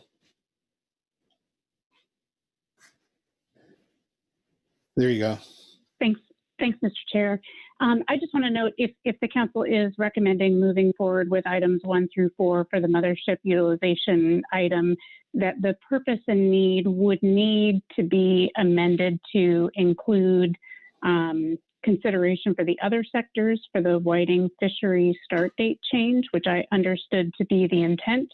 I am not recommending that we try to do that wordsmithing under this agenda item, but just noting that if that is the intent, the purpose and need should be clear about the sectors that it may impact with the action, and maybe we would ask council staff to bring back a revised purpose and need the next time this topic comes in front of the council. Thanks. Okay, thanks for that, Kelly. All right, we're going to take a break here in a second, people to collect their thoughts. And while I don't know that we necessarily need to move forward by motion, I think the benefit of having a motion is so that something is in writing. And so there's no ambiguity, especially when we're dealing with so many different items and so little time to get them done. So what I think we have, and I'm sure I won't have this exactly right, but someone will correct me when we come back from break, is the GMT had previously identified certain priorities. There were 4 of them. The non-trawl RCA adjustments, mother sector utilization, Amendment 21 allocations, and Emily Platt, they've recommended that we eliminate the Amendment 21 issue, and I have not heard any dissent on that. So those 3 are on the list still. For the mothership utilization, Phil Anderson has offered a suggestion, which seems to be rather popular. I do know that there will, separate from this discussion, there may be a motion coming forward with regard to an emergency rule for the tier fishery. Ms. Uremko mentioned the need to maintain a priority of our in-season action. And then not all of these items, of course, are for our November meeting. Some of these could be in the spring, but we've got some SEMTAC work. And then not really discussed too much here has been the limited entry fixed gear review that I think Heather indicated could be put off until as late as June. So, but I think that's a 5-year review that we need to get done. So again, I confess that I probably have not captured everything accurately, but hopefully it's mostly correct. And then we'll take a 10-minute break, and then perhaps I'll turn either to Todd, or if someone amongst you wishes to offer a motion capturing this. Remember, we're not really worrying about timing here. That's really an issue for Friday, but we just want to make sure we have our list together, including what parts we're prioritizing for, or what we're not. So I have 251. Let's come back at 3:01 and continue and hopefully conclude this discussion. Thanks very much.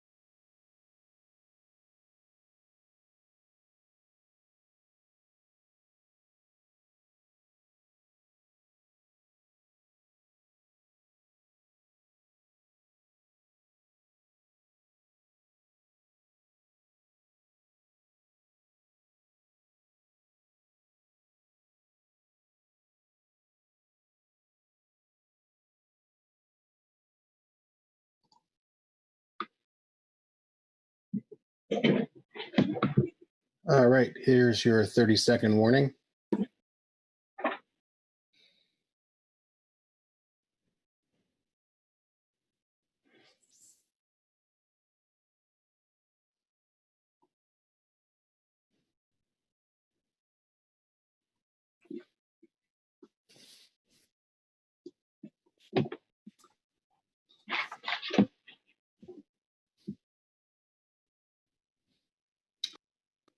All right, welcome back. We're still on this morning's first agenda item, D2.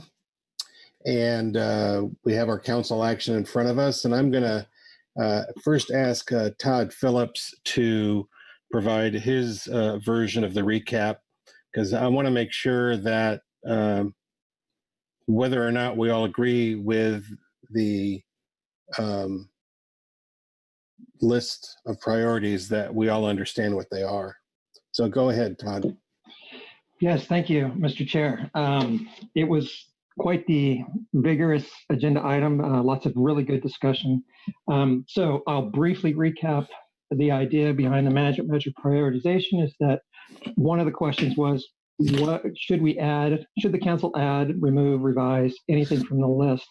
From what I gathered from the discussion is that there is still the desire for the mothership utilization item to move forward and still remain a priority. And there's also discussion related to that from Mr. Anderson and others that we would be looking at a modified, I guess, 1 through 4 of those items identified under mothership utilization for future work. There seems to also be continued interest in the trawl, non-trawl, or excuse me, the non-trawl RCA management. There's potentially wrapping, if that were to go forward, potentially wrapping in several other like similar issues like the Emily Platt and any other RCA changes. And there doesn't seem to be any disagreement with the GMT's recommendation to remove the trawl, non-trawl Amendment 21 from the prioritization list. From what I have in my notes, it looks like there's 2 definitive additions to the list. And this would be then unprioritized at the moment.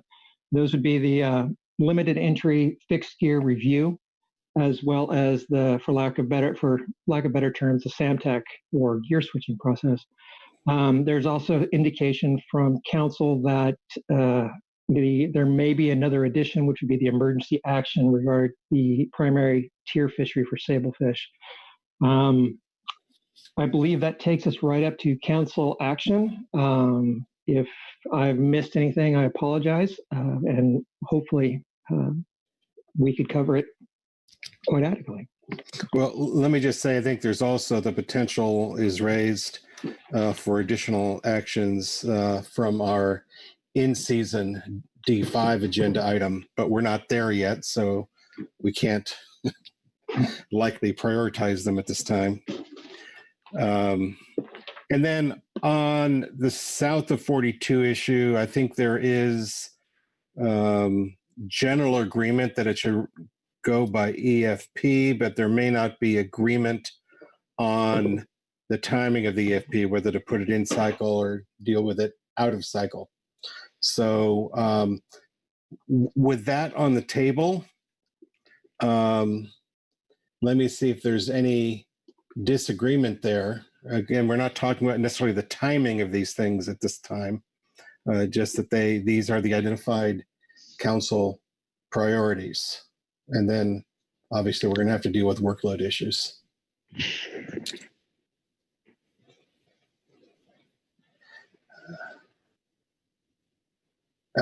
Sam, anyone's going to disagree? Anyone's going to raise a hand? Marcy Remco, followed by Pete Hassemer. Thank you, Mr. Chair. I just want to clarify that with regard to the mothership item that would move ahead, inclusion of proposals 1 through 4, just to specify that proposal 1 would only involve waters north of 42 degrees. I think that was discussed thoroughly earlier in our roundtable, but in the summary, just wanting to make sure that that is captured. Thank you. Yeah, I agree. I think Mr. Anderson made that pretty clear, and both you and Maggie Summer seem to agree with that. Pete Hossamer? Thank you, Mr. Chair. I know we're discussing the workload priorities here, and I agree with what's been said. I just want to note I'd be prepared to make a motion about a purpose and need statement for the Mothership whiting utilization issue, but don't want to get ahead of any other discussion that might occur there. All right. Well, let's make sure we're good on 1 through 3. Marcy? I apologize. I never took my hand down. Thank you. All right, no worries. Phil Anderson. On the matter of the timing of a potential EFP application, do we need to reach closure on that? Yeah, we do need closure. That's an area where I don't think there was any clear agreement. Well, I would put out there that we put it in our normal EFP cycle. All right, and I've heard that from you, and I've heard that from Kelly, and I've heard that from Marcy. Let me see if there's any strong disagreement with that, and if so, then we might need to take a vote. And I'm not seeing any hands, so I think that there's general agreement here that that will be an in-cycle EFP. Thank you for that, helping to clarify that. Maggie Summer. Thanks, Vice Chair Grelnick. I would agree with considering it at the same time as our others, but as I mentioned earlier, I would hope to have a discussion at that time about implementation date for the EFP and whether it could potentially be earlier than 2023. Sure, and that's, I guess, a discussion we can have at our September council meeting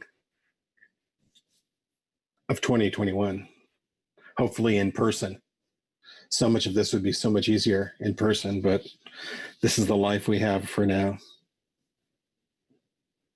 Let me see if there's any other discussion on actions 1 through 3. I think we do have some clarity. We obviously have not figured out all the timing issues. I note that there was a suggestion that we identify project teams for the limited entry fixed gear review, as well as changes to the non-trawl RCA and CCA issues. I don't think there's any need to identify those teams at this time. Maggie Smith. Thank you, Chair Grelnick. I just wanted to quickly clarify, because it did seem like there was some confusion, that the periodic review for the limited entry fixed gear fishery under the terms of the statute is required to be initiated by the end of 2020. Well, thanks for keeping us out of jail. So that is something we're going to have to commence no later than our November meeting. Obviously, it's not on our agenda here. So if we're obligated to commence that in November, then that's something we're going to have to discuss under workload planning for our November. I don't have the year at the glance in front of me right now, but if that's our legal obligation, then that's something we're going to have to undertake starting at the November meeting. So we'll have that discussion about that on Friday. Thanks for clarifying that, Maggie. Heather Hall. Thank you, Chair. I don't want to stall this, and I trust you, Maggie. I was the one who suggested that in my comment that it was described in attachment 2, and I don't know if you know the section I'm speaking of at the bottom of page 1, where it says the MSA specifies a maximum interval of 7 years. The date by which the next permit stacking program review should be initiated might be interpreted as November 2020. But then the thing that stood out to me was, alternatively, because the guidance is silent on second reviews of programs in place prior to 2007, the deadline for initiating the review might be considered as June 2021. And so I just wanted to let you know that's where I read that. And if what you're saying, I'm fine to go with it. I just wanted to provide the reference for where I got that. All right, thanks for that. Well, that's a discussion we'll have on Friday under workload planning. Okay. And right now, I think we have to defer to our general counsel on that. But if anyone wants to revisit that and come up with a different conclusion by then that'll maybe give us some flexibility for our November meeting. All right, so with regard to 1 through 3, Todd, let me ask you if we're okay on 1 through 3 so far. Yes, thank you, Mr. Chair. It would be, of my opinion, based on the discussion we've had and the clarity we've had just recently in the discussion, that the council is good on those 3. A lot of this, of course, as you note, will fall upon C7 and scheduling. So I believe the council can move forward. All right, thank you. And let me see, before we move on to number 4, let me make sure no one on the floor has anything further to add on 1 through 3. And I'm not seeing any hands. So let's go to number 4. And I'm going to call on Pete Hassemer because I think that he had something to say on number 4 that he was holding in his hip pocket. Thank you, Mr. Chair. And again, I don't want to preclude discussion. So if you want to do one, check if there's other discussion. Otherwise, I'm prepared to make a motion regarding the purpose and need. Okay, let me see if there are any hands. Folks who want to talk about number 4 before we get very specific with Pete's motion. Pete, I think you got a green light. Okay, Sandra, if I've emailed that, and if you can get the motion posted to the screen.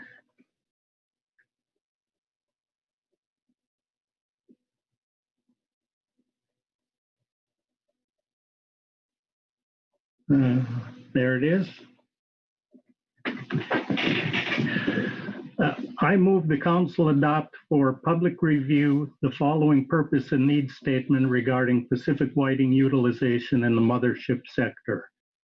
This action is needed because the mothership sector of the Pacific whiting fishery has experienced low attainment of its allocation since the start of the trawl catch share program, particularly since 2015, leading to social and economic losses for participants.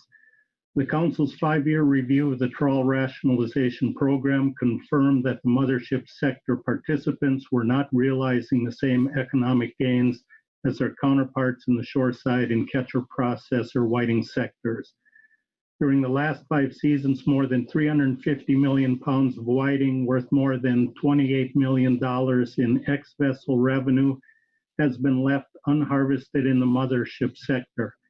Some catcher vessels have been unable to harvest and deliver their full MS sector allocations, and in certain cases, catcher vessels have been stranded without a mothership processor to deliver to for a season or year. Many whiting MS sector participants, including all 6 MS processor vessels and several MS catcher vessels, participate in the Alaska pollock fishery.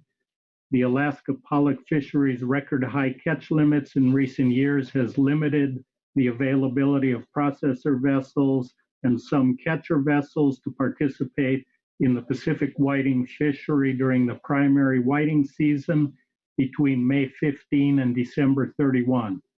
This reduced availability of processor vessels has coincided with record high catch limits in the Pacific whiting fishery. Scroll down, please. Thank you. These factors, combined with regulatory barriers that have hindered flexibility, have contributed to decreased utilization rates in the mothership sector. The purpose of this action is to prove MS sector utilization and flexibility and better meet elements of the Council's trawl rationalization program goals to create and implement a capacity rationalization plan that increases net economic benefits, creates individual economic stability, and provides for full utilization of the trawl sector allocation. That concludes the motion. Thank you for that motion. Pete, can you confirm that the language on the screen is accurate? Yes, if I read correctly, I read right off the screen. Okay, great. Thank you for that. It looks like Bob Dooley's offering a second. So please speak to your motion. Thank you, Mr. Chair, and thanks for all over the years who have provided information on this. I want to speak to two things. One is substance of the purpose and need statement, and the other is the rationale for going forward with it. On substance, this is not identical to what was presented in the GAP documents we have, and that's why there's no reference to a document. Although it is, I believe, quite close to what they provided, I do want to thank and acknowledge the GAP and all those who participated in putting together a draft for us to consider. I did make a few, I don't know if they're minor changes to this, but it puts the focus on the MS sector and the issues that that sector has encountered and ways to address those issues and improve utilization. So it is more specific to the MS sector. I understand there were comments from NIMS at the end of some of our discussion about acknowledging other sectors in there. This does not do that. Over the many years, what we've heard is this is a mothership sector utilization issue, and this purpose and need sort of focuses, it focuses the attention on that sector's issue.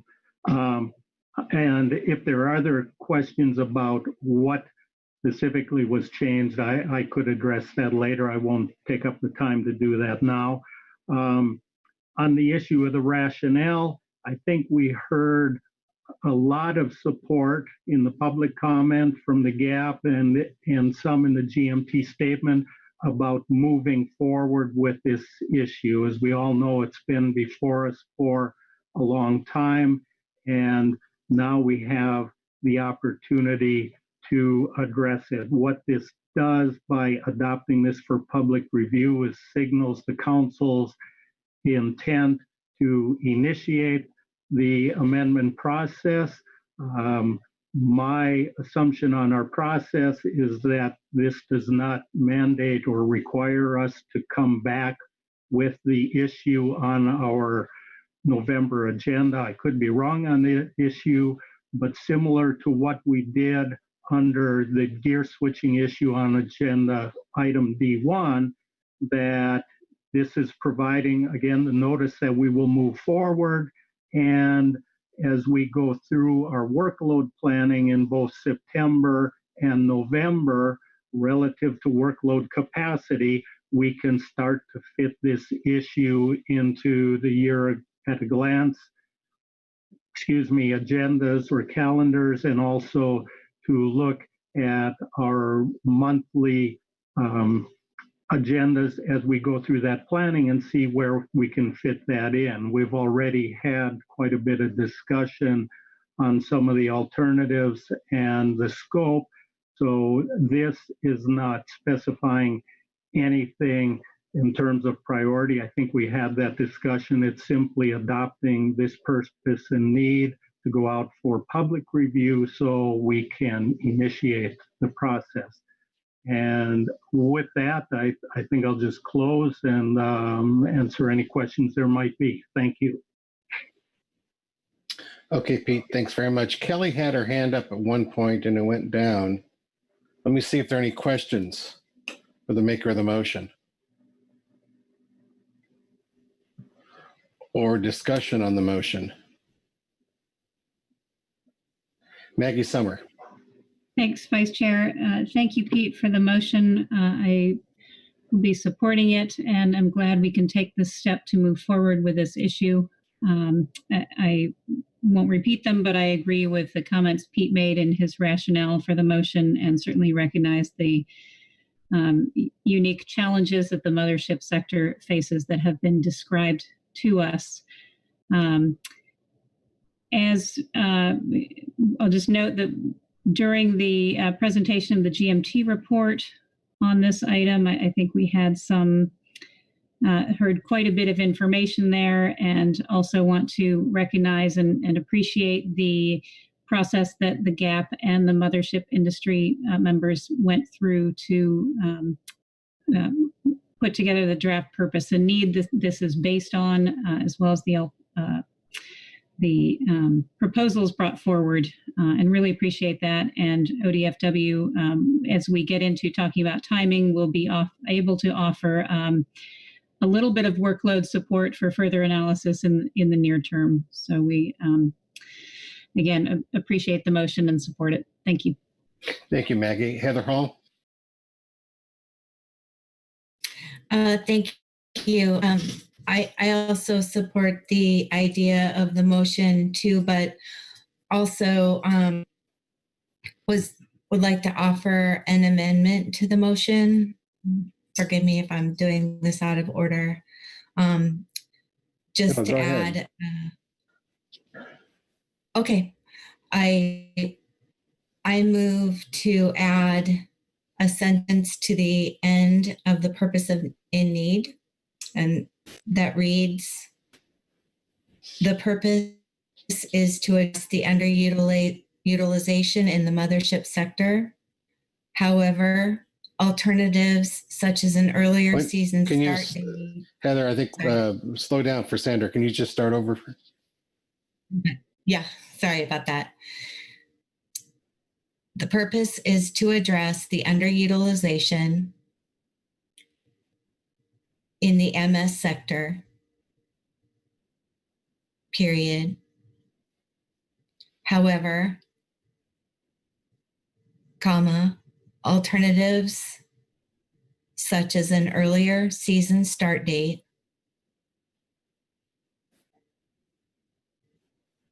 would apply to, or could at least indirectly affect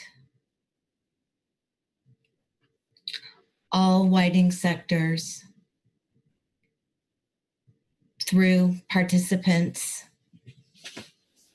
in common.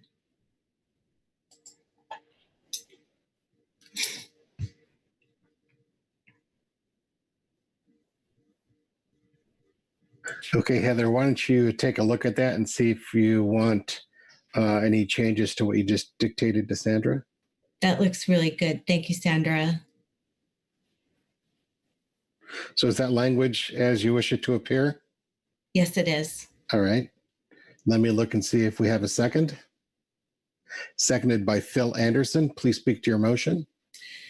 Thank you, Chair. I know this has come up kind of late in the day, and some conversations just that we've heard that there's some expectation that perhaps all sectors were involved, and at least this allows for that to happen. I know this is really early in the stage, and we can refine this as we go forward, that at least for the time being, this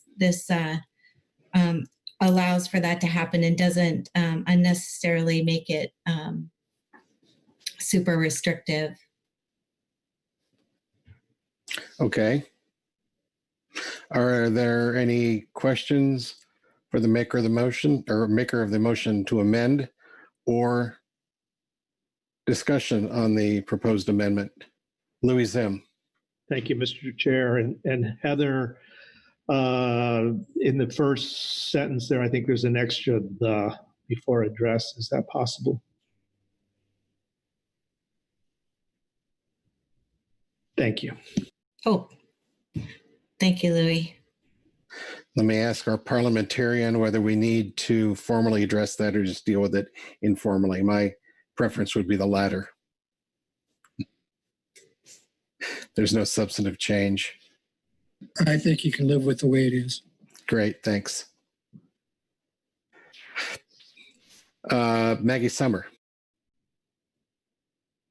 Thanks, Mr. Vice Chair.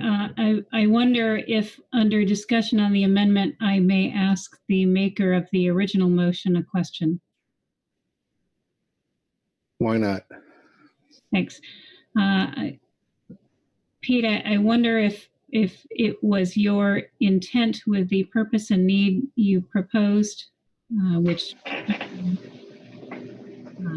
focusing on the mothership sector, to that potential actions taken under this item might also affect the other whiting sectors.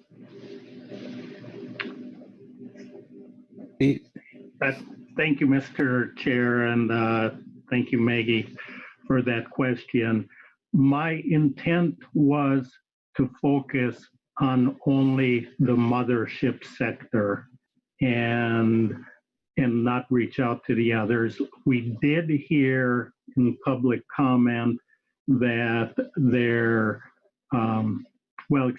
in the GAP report, they talked about benefits to the other sectors that would occur from addressing the issue in the mothership sector. It wasn't clear how much of that was dependent on actions flowing across all sectors like a start date, but in the public comment, did hear from one individual who noted that this would be, they characterized it as a win-win for the mothership and the shoreside sectors because of the way the vessels interact, delivering to processors, processing schedules, and so forth. So I took that to mean that, well, again, it wasn't clear if it was looking at a uniform start date across all sectors.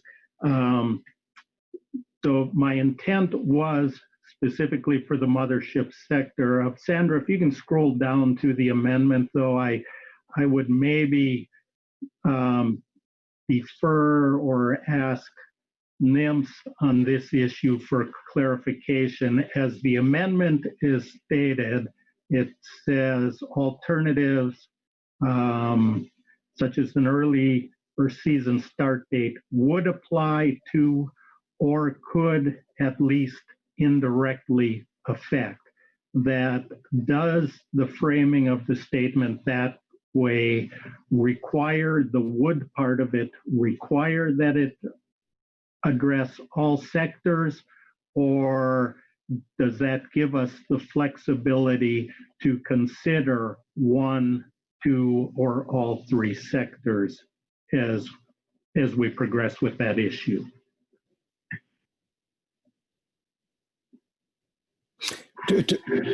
To whom were you posing that question, Pete? I'm sorry, that is to either NIMS, maybe Kelly, or NIMS legal counsel. It's an interpretation of the would apply or could at least indirectly affect, if that requires us to consider only actions, for example, an earlier season start date that would affect all three, or we can still focus on just the mothership sector. Kelly?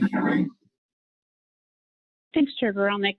I would defer to the parliamentarian, but I believe it would be most appropriate for the maker of the amendment to speak to their intent, and then we can move forward with further developing the action.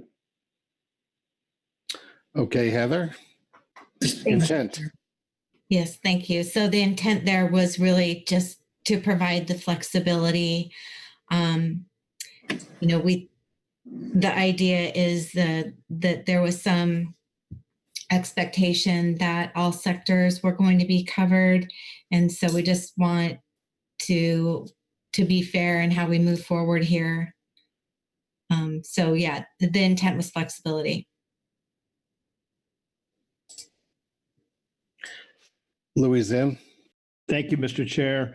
As an equity thing and a practical thing, I cannot see how we could allow one sector to move forward earlier in the year than the others. And I suspect that is not Heather's intention, but I just want to make sure that's clear. Thank you.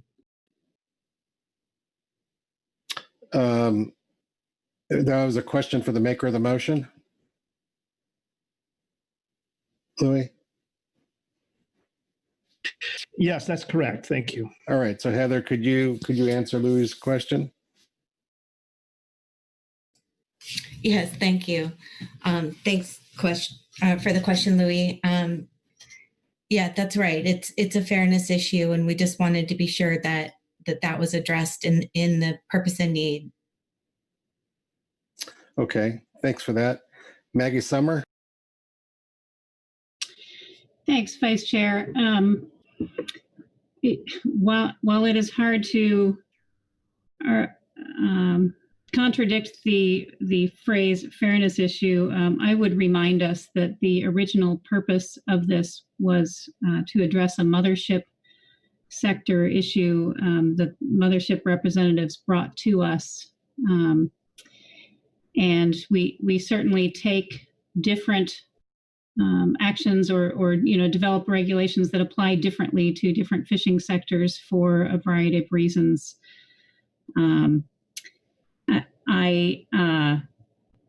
I would just like to first and foremost ensure that the focus of the council's analysis and consideration and solutions developed here remain on the issues that the mothership sector has brought forward to us. And so one of my concerns is that I would not want to draw it out any longer by, for example, expanding the analysis and public input and potential deliberation needed to include some of the other sectors in these. And I will confess that I am struggling with this. I certainly don't want to, deny potential benefits of an action that is developed for the mothership sector, the potential to apply to other sectors as well. I just really would like to focus on that. And so I appreciate comments, look forward to more as we consider this amendment in front of us. Thanks. Thank you, Maggie. Butch Smith, followed by Bob Dooley. Thank you, Mr. Chair. And I guess that the amendment, that the way I read it, says all whiting sectors, and I would contend that appears to me the most fairest to have everyone at the table and ferret this issue out. I don't think at this time you should my opinion, you should leave a sector on the sideline. Thank you. Thank you, Butch. Bob Dooley. Thank you, Mr. Chairman. I just wanted to ask a question, really. I don't have an objection to this, so to speak, unless it is a huge lift in analysis that would prevent it from being followed through on and on the agenda and ready and implemented.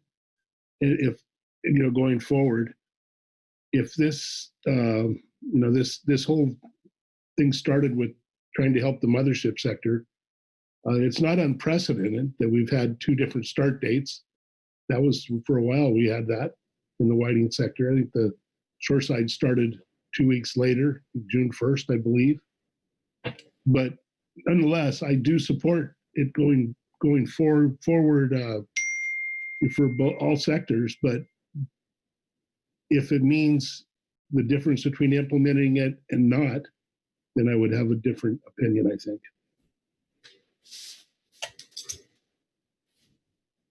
Thank you very much, Bob. we'll go to Heather Hall and then Pete Hassemer, and then we'll try to wrap up discussion on the amendment and take a vote. Yeah, thank you. And I really appreciate your comment, Bob. The idea is here that we could at least take a look at it.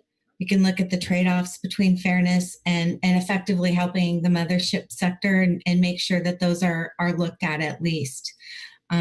Acknowledge it, and then we think that will come out in the analysis. So that's the hope there is that it will have the opportunity to at least be looked at, and if there's a way that we can provide help with that analysis, I'll put that out there too.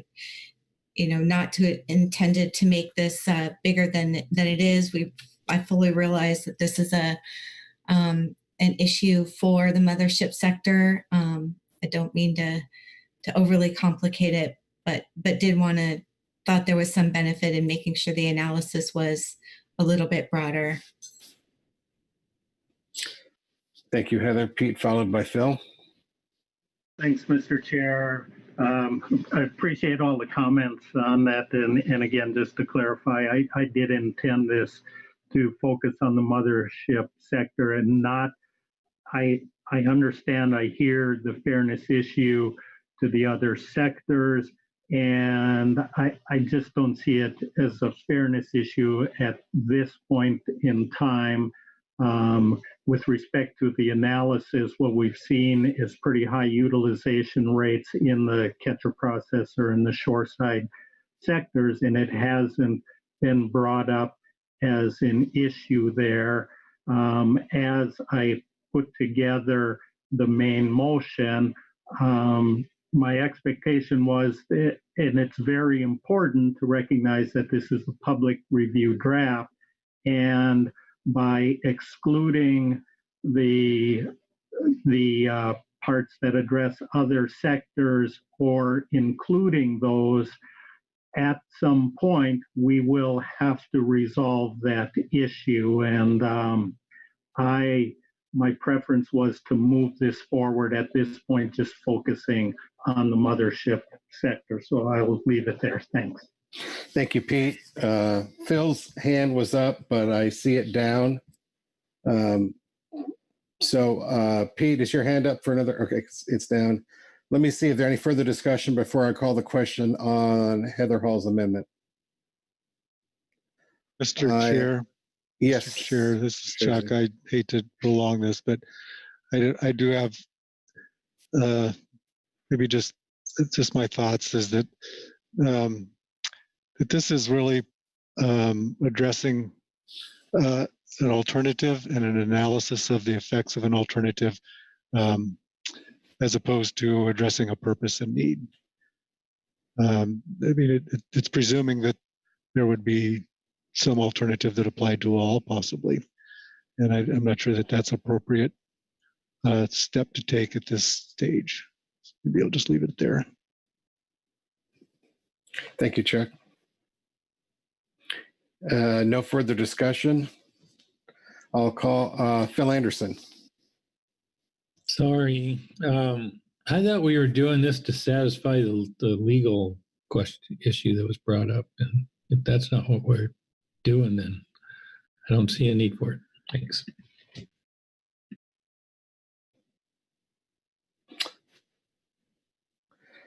Okay, does NIPS want to weigh in on that issue at all? I guess not. Thank you, Chair Gorelnik. Mr. Anderson, I'm unclear of the legal issue that you're referencing. Well, obviously I am too by that question. I thought I heard our legal counsel raise a concern about the wording of the purpose and need statement, in that there may be impacts on other whiting sectors by, for example, changing the start date. But if that's not true, then I don't see a need for the amendment. So it sounds like I was in error in my understanding that there was an issue. Thanks. Kelly? Thanks, Chair Grelnick. Thanks, Phil. I guess from my perspective, the whole goal here is to set the scope of action, to put the public on notice about the types of changes we would be considering in the future. So to me, I don't mind if we call it a purpose and need or an objective statement, but I do think we have a responsibility to the public to let them know which sectors might be affected in the alternatives that we would be considering. Thanks.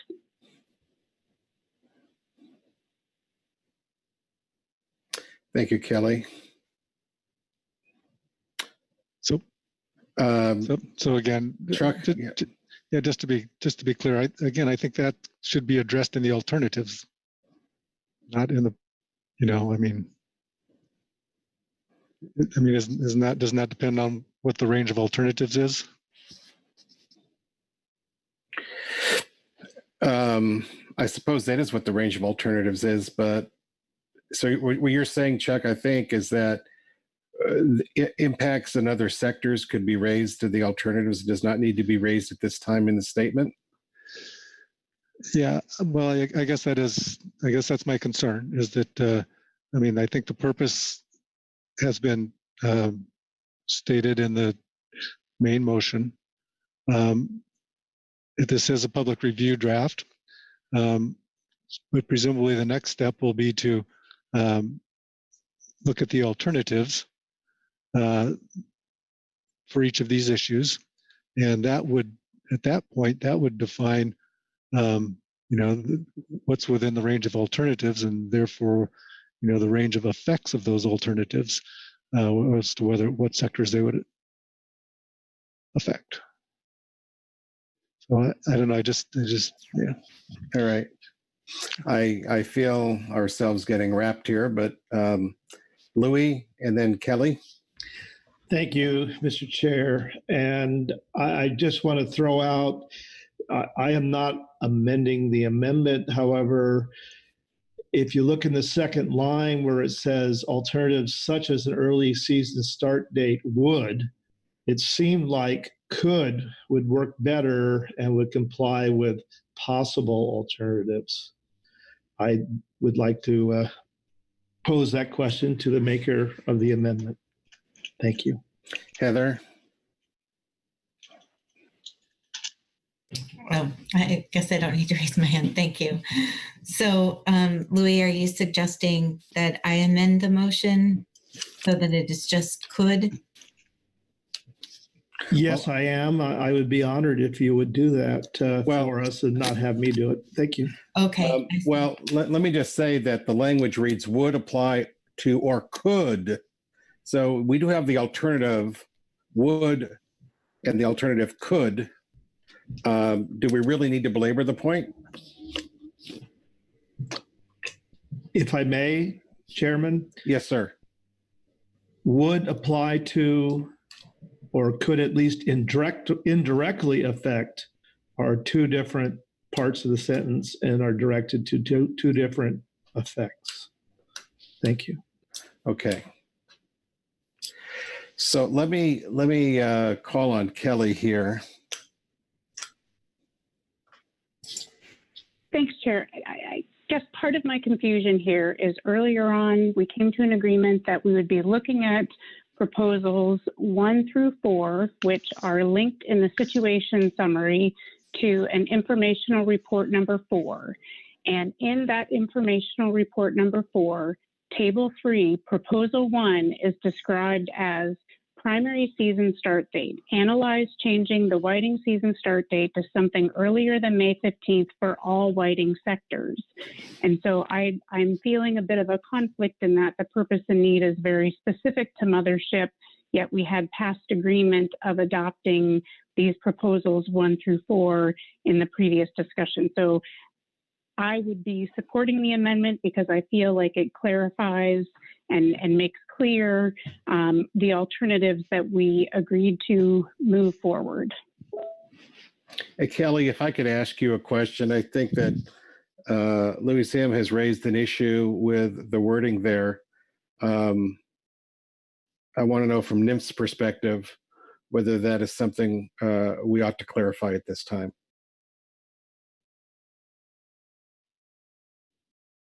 Kelly?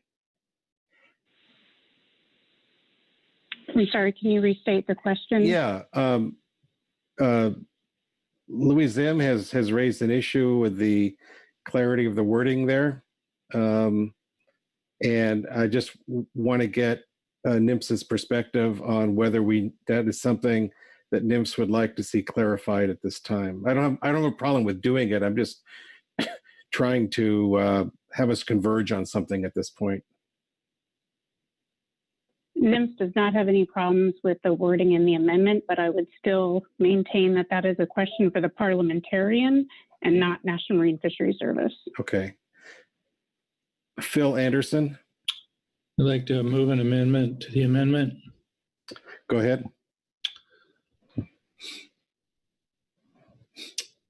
Thank you, Mr. Chair.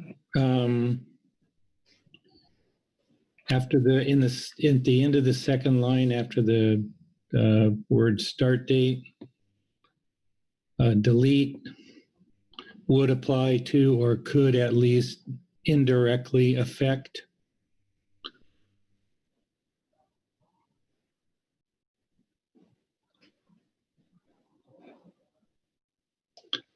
And replace that with may apply to all. Just may apply to. So it would read, purposes to address the underutilization of mothership sector. However, alternatives such as an earlier season start date may apply to all whiting sectors through participants in common. Phil, is the language for your amendment correctly captured there? Yes, thank you. And Butch, is your hand up to second the motion? Yes, it is. Thank you. Phil, please speak to your motion. Thanks, Mr. Chair. Just my intent here is to make clear that the alternatives that are developed to address this purpose and need statement that may include an earlier start date could apply to all of the whiting sectors and not just the mothership sector. Thank you, Phil. Any questions for the maker of the motion or discussion on this motion to amend the pending amendment? Louis Zim. Well, thank you, Mr. Chair, and I want to thank you very much, Captain Anderson. That does satisfy my reservations, and I will be supporting that amendment to the amendment. Thank you, Louis. Any further discussion? I'll call the question. And here we're only dealing with Mr. Anderson's amendment to the proposed amendment. All those in favor say aye. Aye. Opposed, no. Abstentions? This amendment passes unanimously. We're back to the amendment as amended. Is there any further discussion on the amendment as amended? I'm not seeing any hands, so I'll call the question. All those in favor of the amendment as amended say aye. Aye. Aye. Opposed, no. Abstentions? The amendment as amended passes unanimously. We're now back to the main motion as amended. Is there further discussion on the main motion as amended? I'm not seeing any hands, so I'll call the question. All those in favor say aye. Aye. Aye. Opposed, no. Abstentions? The motion passes unanimously. God, all of a sudden, look at that progress we made. Thanks, everyone. I appreciate it. So before, I'm going to turn back to Todd to recap in a second, but before I do that, I want to see if there's any further action or discussion on any of the actions before us under this agenda item. And I'm not seeing any hands, so I'm going to turn to Todd and ask Todd if you could recap for us, confirm that we're in good shape here, or that we're not. Yes, Mr. Chair, thank you very much. So as we previously discussed, we are items 1 through 3, I think we're taken care of. We have a couple items that we will add to the list and bring back under C7 for potential scheduling. As I understand it, those items are the limited entry fixed gear review, as well as, let me get my notes, as well as scoping of the mothership utilization prioritization, making sure that that would be something under C7. Striking the Amendment 21 allocations from the priority list and returning it to the unprioritized list for future consideration, and continuing on with the non-trawl RCA as priority. At least that's what I have off the top of my head. Regarding number 4, you have adopted a purpose and need for public review, and I believe, unless there's any other business before the council regarding this item that I am unaware of, we're good to go, sir.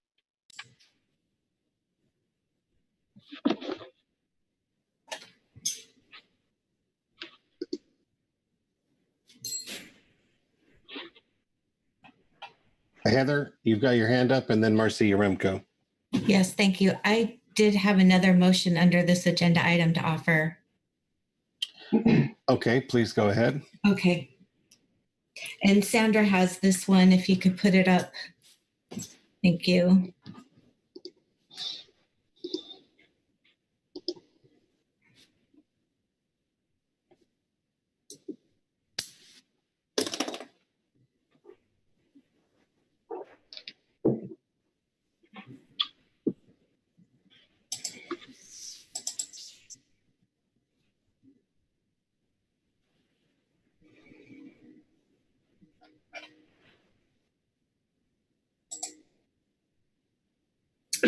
There it is. Thank you, Sandra.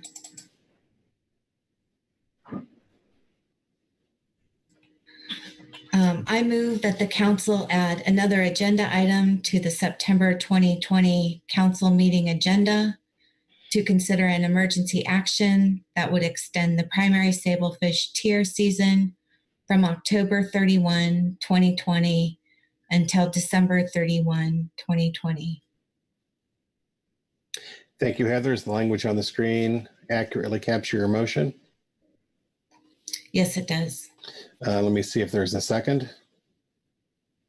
Seconded by Krista Svensson. Please speak to your motion. Thank you. Yeah, I really appreciate that this issue came forward. I know it would always be nice if there wasn't an emergency issue that the council had to deal with, but that seems to be more rare. And this like issues we've talked about with other sectors, the primary fixed gear sablefish fishery, tiered fishery has been significantly impacted by COVID-19 to the point that their landings so far are about 30% of what we've seen at this time in previous years, or 30% when they would normally be 50 to 60, maybe as high as 70%. I think it's fair to give them an opportunity to catch that fish. It's a significant economic impact on the sector and the folks that participate in that and the coastal communities. The sector, Bob made the comment in his public testimony that we don't hear a lot from this sector, and I think that's very true, and they're asking for some help here, and I hope that we can find the room to do that while still staying on track with our other important tasks we have on the table. Thank you, Heather. Questions for maker of the motion or discussion? This is Chuck. Yes, Chuck. Maybe just a question to Dave Hansen. So this would this be amending a motion previously made for approving the agenda or reconsideration of that motion. I just want to make sure we've characterized the action correctly. I think that, in fact, it does change the agenda. So, and you adopt the agenda by motions. So, yeah, realistically, you should change the agenda. What can be done unanimously very easily. With this motion, with the way it is stated? It's a question. Yes. All right. So it's provided the vote is unanimous, we're good to go? Yes. Okay. Thank you. Discussion on the motion. Louis Zim. Thank you, Mr. Chair. And my apologies to Heather. I understand why she is concerned about this fleet, and I would very much like to vote in favor of it. However, I still have reservations as to whether we could complete the other actions that we have promised to complete. And I would like to state that there are many other sections of the sectors that were impacted by COVID. So if I do, in fact, vote for this, it is with some reservations. Thank you.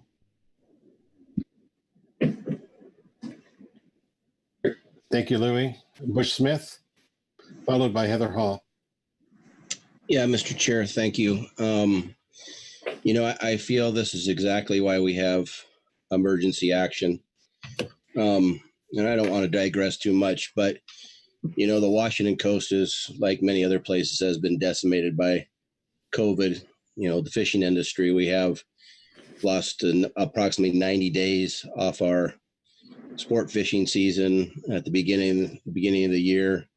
In Westport and El Waco, we have ports of La Push and Nia Bay, because of tribal concerns of their elders and being sick, didn't even open their ports. And then the stuff that the marketing issues that have gone on in the commercial industry. So I fully support this motion to give the fixed gear guys to time to come down and hopefully attain as much as their quota as they can, so the deckhands and boats and skippers can survive to the next season. So I'm in full, for those reasons, I'm in full support of this motion. Thank you. Thank you, Butch. Heather, followed by Maggie. Thank you. I did want to say I do appreciate the comments from Louis and Butch, but also want to just say that this motion is just adding the agenda item to the agenda so that we can have the discussion more fully at another time. So, we don't have to vote on whether or not it would go forward here, but just to add the opportunity for that conversation to happen at this meeting. That's an excellent point. Not seeing any other hands up. So I'm going to call the question. All those in favor say aye. Aye. Aye. Opposed, no. Abstentions. The motion passes unanimously. So we have amended the agenda. Mr. Tracy, at what point do we discuss where this will appear on the agenda? Thank you, Mr. Chair. Well, Mike and I were just trying to have a quick side conversation here about that. And I don't know if there's it's going to be tough to squeeze in. I would say that I think it's important that we do it before we get to C2, where we have to establish a prioritized list of actions that the council is going to take prior to May 1 to address the executive order. So And I think it would be also important to provide some time for staff to put together a situation summary, so that we have something to work from. Well, perhaps we can the staff can consider this, and we can inform everyone maybe in the morning where this is going to be. I think tomorrow morning would be the earliest we could figure that out. So we'll see. We'll give it our best shot and or something together lunchtime for a schedule. Yeah. All right. Well, thank you for that motion, Heather. We have an amended agenda. Let me see. Is there any further action on this agenda item D2? It's a 2-hour agenda item that is now, if my arithmetic is correct, 7 hours and 15 minutes. Kelly's got Kelly Ames. Thanks, Chair Gorelnik. Chuck, I just wanted to recommend that you also touch base with the Groundfish management team to assess how much time they might need to prepare for the agenda item. Thanks. Yeah. Will do. Anything further on this agenda item? Todd, how are we doing? Yes, thank you, Mr. Chair. I believe we are complete at this time with this agenda item. To note for the record that one thing I did forget to say that was added to the list was the gear switching or the sablefish issue, along with the other items that I mentioned. So with that, I can conclude.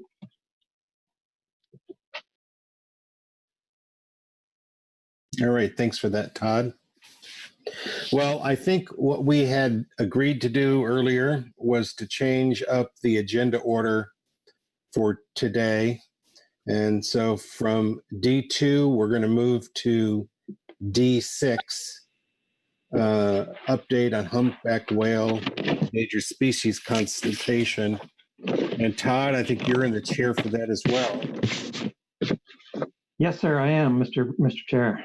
Are you ready to get started? I am ready, yes. Okay.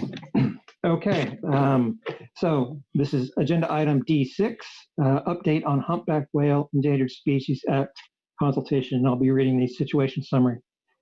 Under this agenda item, the Council is scheduled to receive an update from National Marine Fisheries Service on the status of the ongoing Humpback Whale Endangered Species Act consultation. In 2012, the National Marine Fisheries Service prepared a biological opinion, which I'll be calling a BIOP, on the continued operation of the Pacific Coast groundfish fishery that addressed a number of species under the ESA, including humpback whales, that may be subject to take by the Pacific Coast groundfish fishery.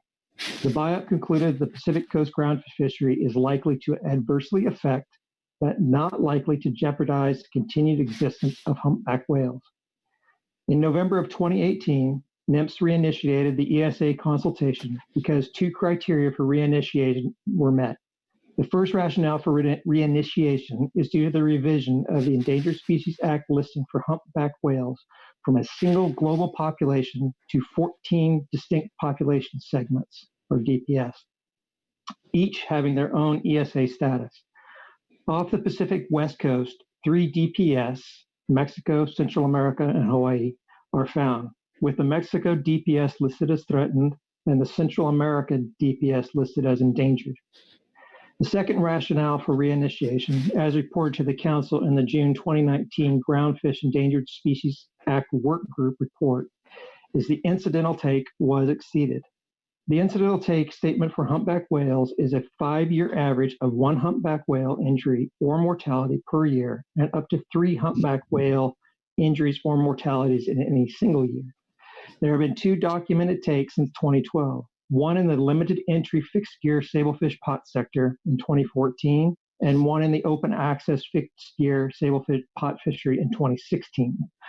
As noted in the work group report, estimation methodologies used to calculate incidental take showed that the LE sector was consistently below the 5-year running average threshold, while the open access was consistently above. And I footnoted that particular report for council reference. These results indicated that the incidental take amount had been exceeded. The humpback whale section of that report has been excerpted and is provided as agenda item D6, attachment 1. In addition to these rationales, critical habitat for the Central America and the Mexico DPS was proposed for specific areas located off the coast of California, Oregon, Washington, and Alaska in October 2019. This proposal may have impacts on Pacific West Coast fisheries. NIMS is considering a suite of new conservation measures that would be in addition to the measures described in the 2012 BIOP. NIMS will update the council at this meeting regarding the status of the consultation, including the scope and prospective conservation measures. And this was provided as agenda item D6A, NIMS report 1. So under this agenda item, the council has the opportunity to advise NIMS as to how the scope and prospective conservation measures of this consultation could affect management of the Pacific Coast groundfish fishery. NIMS will consider council advice when finalizing the biological opinion.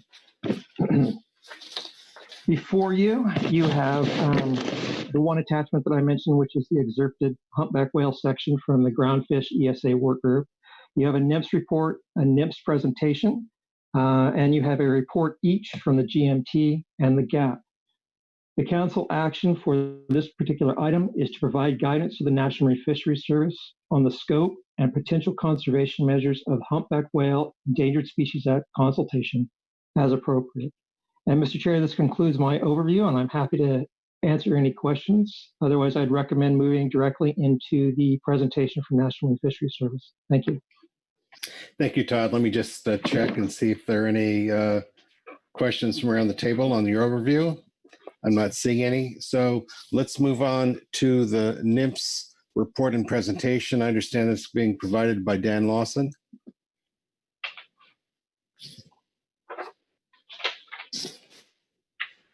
And also just to let everyone know that Ryan is in the seat for NIMS right now. Thank you, Mr. Chairman. This is Dan. I think actually Brian is going to start us off. Oh, Brian Hooper. Okay, I'm sorry. Yes, thank you, Mr. Chair, council members, and good afternoon. This is Brian Hooper. I am with the NIMS West Coast Region Sustainable Fisheries Division, and I'm joined here today with Dan Lawson of our Protected Resources Division. We prepared this presentation to summarize NIMS Report 1 from the Advanced Briefing Book. You go to the next slide, please. As an overview, today we're seeking council feedback on the scope of the opinion and the potential conservation measures outlined in the NIMS report. The NIMS report does represent the full breadth of what we're currently considering. Therefore, in the final opinion, we do not expect to include any additional measures beyond what is outlined in the NIMS report. Our goal is to finalize the opinion later this fall in conjunction with NIMS decisions on the 2021-22 groundfish harvest specifications action. Next slide, please. So currently on the books is the 2012 biological opinion, which concluded that the fishery is likely to adversely affect, but not likely to jeopardize humpback whales. NIMS reinitiated this opinion because 2 criteria are met. A change in the species listing. We went from a global humpback whale population to distinct population segments. And secondly, there was an exceedance of the incidental take amount. This came out of the Council's Groundfish Endangered Species Work Group report from last year. Next slide, please. Here's a look at the process we're using in this consultation and some of the opportunities for council feedback and industry input in these steps. Under step 1 was the Endangered Species Work Group. The work group found the take amount exceeded and made recommendations to the council. Step 2 here is the advisory bodies and the council reviewed that work group report and weighed in on their recommendations. And I would note that many of the recommendations of the work group are reflected in the potential conservation measures before the council today and that you can find in the NIMS report. Step 3, NIMS worked through the draft analysis of the opinion. Step 4 brings us to today, where the council is providing feedback on the draft proposed action and potential conservation measures. So step 5 would be the NIMS finalizes the opinion later this fall. And then if post-consultation action is necessary, then those specific regulatory proposals or operational changes to the fishery would be developed through the council process. And on to the next slide. The proposed action in this case is the continued operation of the Pacific Coast groundfish fishery. It includes tribal and non-tribal groundfish fisheries, as well as the commercial and recreational groundfish fisheries. The state fisheries, like the pink shrimp fishery, are not themselves part of the proposed action. But I guess I'd note that incidental retention of groundfish is part of the open access fishery and therefore is included in the proposed action. I think kind of the simplest way I can put this is the terms of the opinion would apply when you're fishing for or retaining groundfish in the EEZ. The proposed action will evaluate the Mexico DPS and the Central America DPS of humpback whales, as well as the proposed critical habitat for humpback whales. I think at this point, I will turn the presentation over to Dan Lawson. Okay, thank you, Brian. Thank you, Mr. Chairman and council members. Glad to be with you today. I'm Dan Lawson with the Protected Resources Division of the NIMS West Coast region. So I'll pick up here talking about a new feature of this consultation compared to the previous one, which is evaluating the proposed critical humpback for both the ESA listed humpback whale populations. The reason we're doing that now as part of this consultation is to save time and address the issue now ahead of any finalization of the proposed critical habitat and not negate the need for future reinitiation. The prey is the only physical and biological feature that is identified in the proposed designation. The primary humpback whale prey species that we see caught in the groundfish fishery are Pacific sardine, northern anchovy, and Pacific herring. And as the report indicates, our sort of preliminary evaluation at this point is that the groundfish fishery has a limited impact on humpback whale prey availability. I know we're looking at a couple things relative to the amount of prey that humpback whales need within their time spent in the proposed critical habitat, and how impacts from the groundfish fishery are spread out within and without outside of the proposed critical habitat area. All right, next slide, please.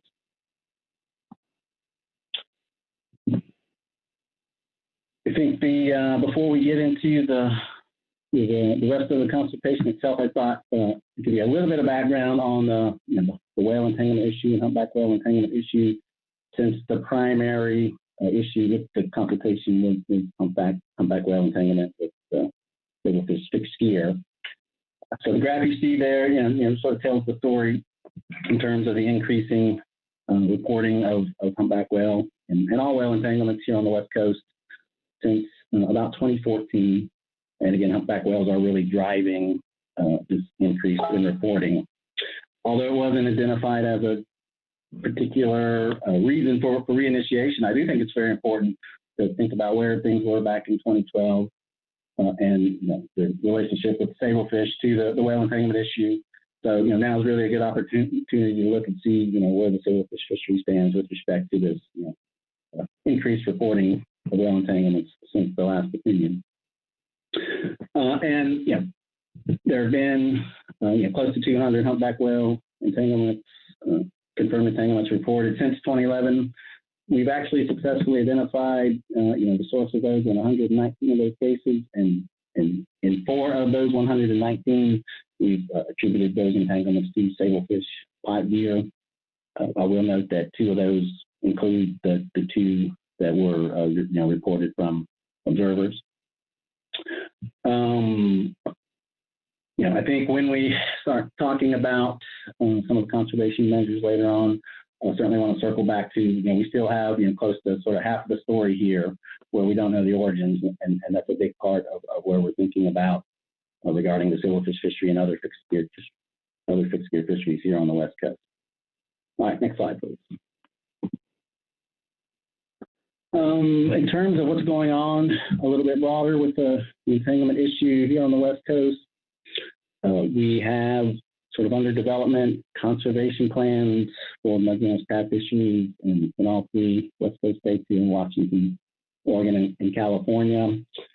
I'm not going to be able to get into the detail of what conservation plans and the incidental take permitting process is, but just to relate it, it's really the sort of effectively the counterpart to the Section 7 ESA consultation process that we're engaging here for the groundfish fishery and federal action.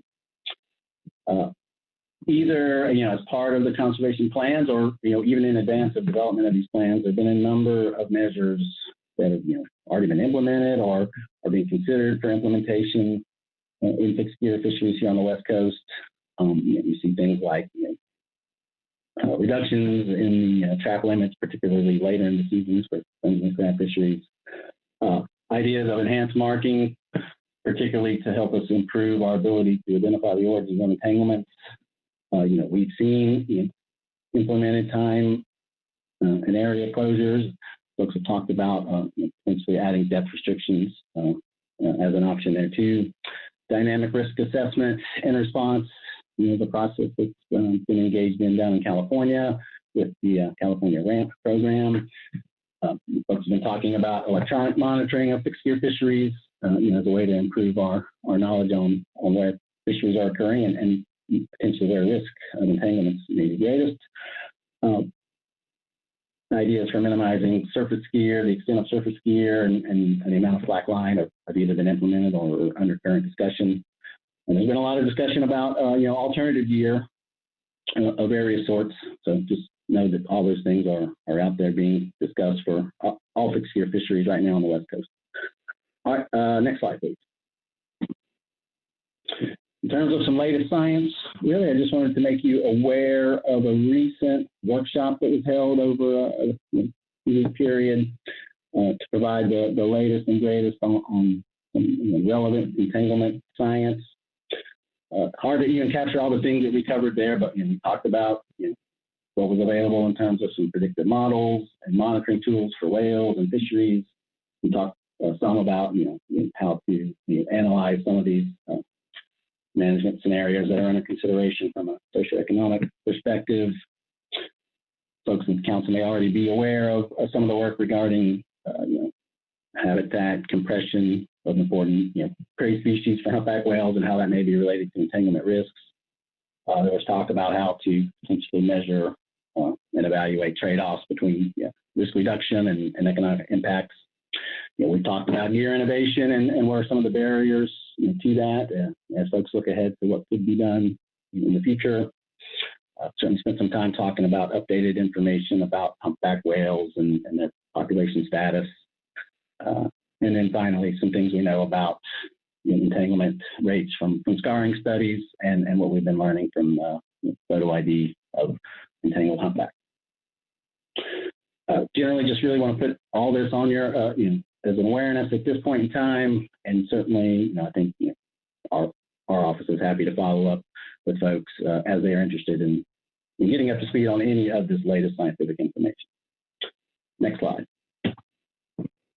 So regarding the biological opinion and our analytical approach, fundamentally, we start by looking at the bycatch estimates produced by the observer data in the groundfish fishery and that which was generated by the ESA work group.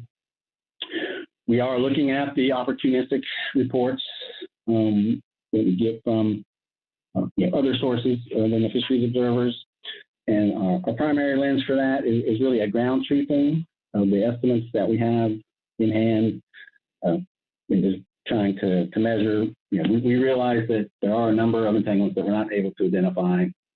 And so I'm looking at what we've seen in the past, the relationship of sablefish entanglements to what we've known about, how might that contribute to the pile of entanglements that we don't know the origins of. So in the opinion, you'll see us sort of try to compare those two estimates to see if they are making any sense or not. Next slide. We from there, we have maybe an estimate of, humpback whales that might be entangled, but we have to take the analysis down to the DPS level for the two ESA listed humpback whale populations. And our primary tool for doing that was really looking at the distribution of fishing effort and with what we know about the variable distributions of humpback whale DPS populations. And so that's the primary tool that we use to attribute the humpback whale entanglements that we may expect to each DPS. In terms of the anticipated effects, it's pretty standard practice for us to look at sort of the worst case scenario with the most we might expect in any one given year, but also to look at a longer term average over a 5-year time period to give us a sense of what we would expect on average over time. Next slide. So relative to the conservation measures that are under consideration, I think even most of these conservation measures, if they weren't a part of the previous 2012 opinion, they've certainly been part of the discussion since then, and recommendations that have been weighed and weighed in by the ESA work group in the past for the most part. Certainly gear marking to improve our knowledge of the origins and our ability to identify gear that shows up entangled is one of those. I think line marking in particular is one that's still in its relatively early stages of discussion on the West Coast and how to implement that. There has been some line marking implemented in the state of Washington and the staff fishery already. But ultimately, we see line marking as the most effective when everyone is marking gear with regard to fixed gear. So that's one we're certainly interested in considering. And there are other ways to mark gear that may be also effective that could be worth considering as well. Next slide. As was already, I believe it was mentioned, but 2012 was, in 2012, the opinion instituted the ESA work groups. So see this as an opportunity to really update what the work group is focused on, working on, and addressing through its process. So we see considering providing some guidance to the work group, particularly relative to what comes out of this most recent biological opinion when it's completed. Given particularly some of the new science that I referenced, encouraging exploration and potential implementation of tools that could really help provide a more real-time and dynamic approach to dealing with the overlap of whales and fish gear. We're also, interested in continued, discussion and about development and testing of gear modifications for fixed gear fisheries that will either minimize the risk of entanglement occurring or minimize the injury that may occur when an entanglement does. Next slide, please. Relative to logbooks, our understanding is that's sort of a process that's already underway for fixed gear logbooks. So I think our consideration here is what those logbooks may ultimately look like and the type of information that they collect. One of those things that's particularly relevant to the entanglement issue, both from either trying to identify the origin of entanglements or understanding which gear configurations may or may not be most at risk for entangling, is we're certainly interested in learning a lot more about the gear configurations and potentially variable gear configurations used in the groundfish fishery. Observer coverage being our primary tool for insight into bycatch and rare event bycatch that we consider whale entanglement being. So consideration of observer coverage, how that's deployed, and particularly in sectors where historically coverage has been low, or at least relatively low, but where we have seen some bycatch is of interest for us to consider. I think finally one measure that has really been part of, I think, already the ESA work group discussions and been around for a while is the issue of lost and stored pot gear. So I think we continue to want to consider the potential contribution of these issues to the entanglement issue and the relevance of these issues, of course, to the groundfish fishery. So with that, I think we're done and we can turn it over to questions. Thank you very much, Brian and Dan. Let's see if there's questions around the table. Mr. Zim. Well, thank you very much, Mr. Chair. And thank you for this presentation. I have been involved with whale science. And what I wanted to ask you was, have scientists discovered any way besides taking actual samples of the whale to determine what DPS these whales are from? As an aside, we actually did some of this with the blue whale, taking plugs out of their skin, but I just wonder if you had. Certainly. Thank you for the question. Yes, our primary tool at this point is through photo identification.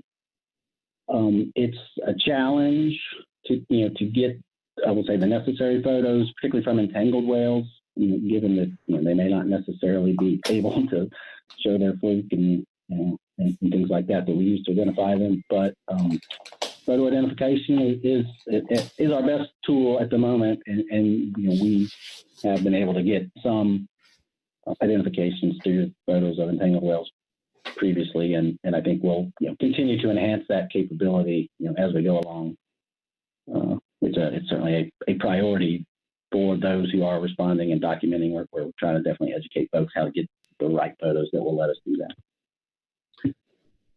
that. Did that answer your question? It did partially. My point is, I'd like to know what percentage of the whales that occur in the considered area are from the various DPSs.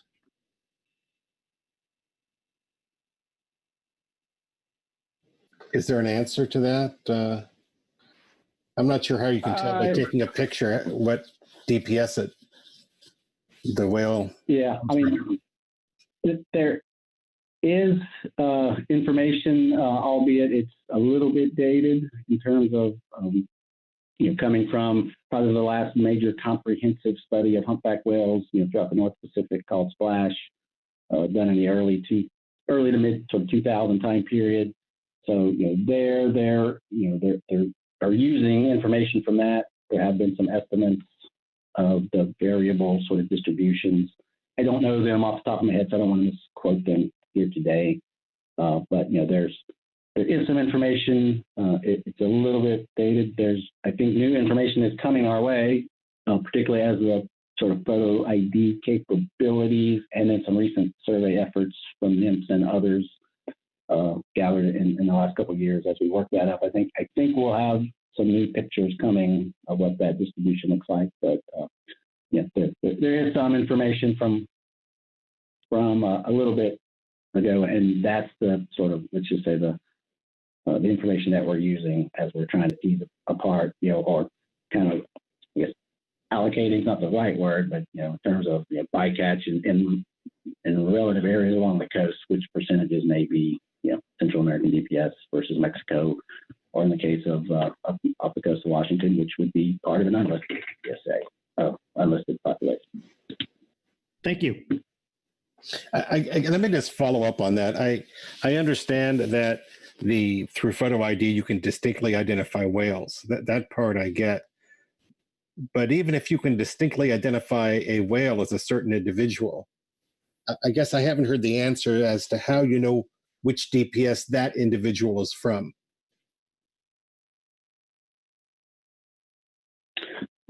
Yeah, thank you for the question there. So the match would ultimately need to be made from the breeding ground.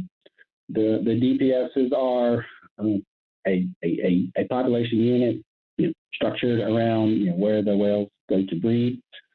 So in order to actually make that match, it would have to be a match made from a whale down at one of the breeding areas, obviously with the subject whale in question anywhere else. But that's how you would make that match. All right, thanks very much. Marcy Remco. Thank you, Mr. Chair. Thank you, Dan. Nice to talk to you here. Question for you on slide 4. This is your process used in this consultation. I believe that we are at step 4, where the council provides feedback on the draft proposal and potential measures. I'm hoping you can, do you have a good idea of when step 5 will occur?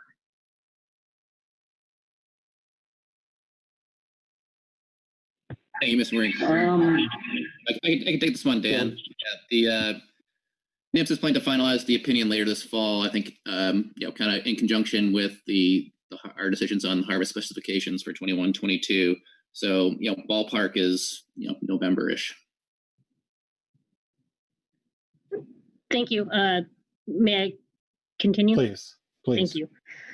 Okay, so then following the release of the opinion, this post-consultation action, as I understand it, you will be then bringing back the specific proposals or the specific items that were included in the opinion for further work through the council process.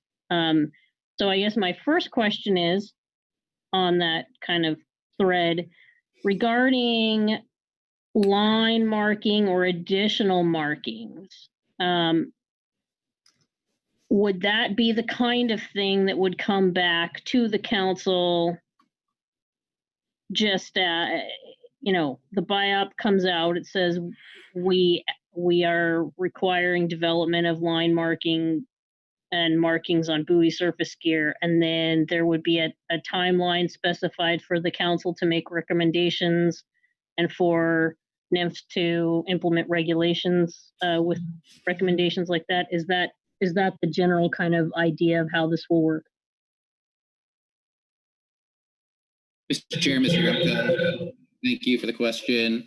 So in the case where pot gear marking would be required as part of the opinion, I think the specifics, like what sort of marking, who has to do it, where and when, et cetera, would be worked out separately through the council process or through some working group as part of the council process. And then that would provide NIMS and the council opportunity to engage industry and bring everyone's expertise and experience to the table. Anything else, Marcy? Yeah, thank you. One more. So regarding the fixed gear logbook rule that might come out of this, would that, do we have some idea on what the timing would be on that? That's another one that I think might require kind of a deep dive and a working group and input from a number of different analysts. So just wondering what kind of timeline we'd be looking at. Thank you, Mr. Chair, Mr. Remke. On the fixed gear logbook, NIMS has begun outreach in coordination with PAC states to begin development of the forms and the databases that would support this information collection. Work's been slightly delayed, but implementing logbook is still a priority for the agency. And I would note it also is a requirement of the Seabird BIOP, so we will get to it. If I may, yes, thank you. I'm just making sure that those forms and the logbook requirements will be back to the council for its review and input.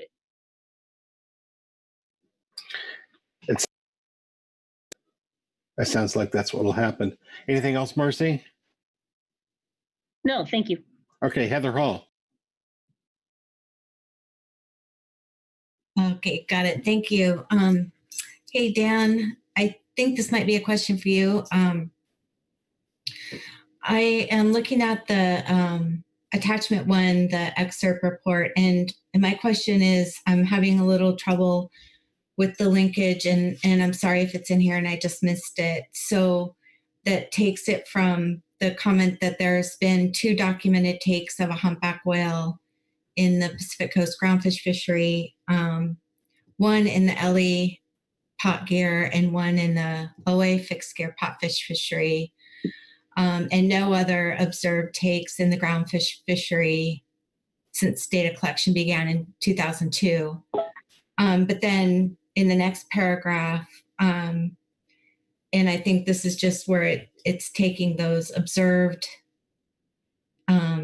takes or confirmed takes and then applying the estimation, but it says the estimated fleet-wide entanglement takes were consistently above the 5-year running average threshold.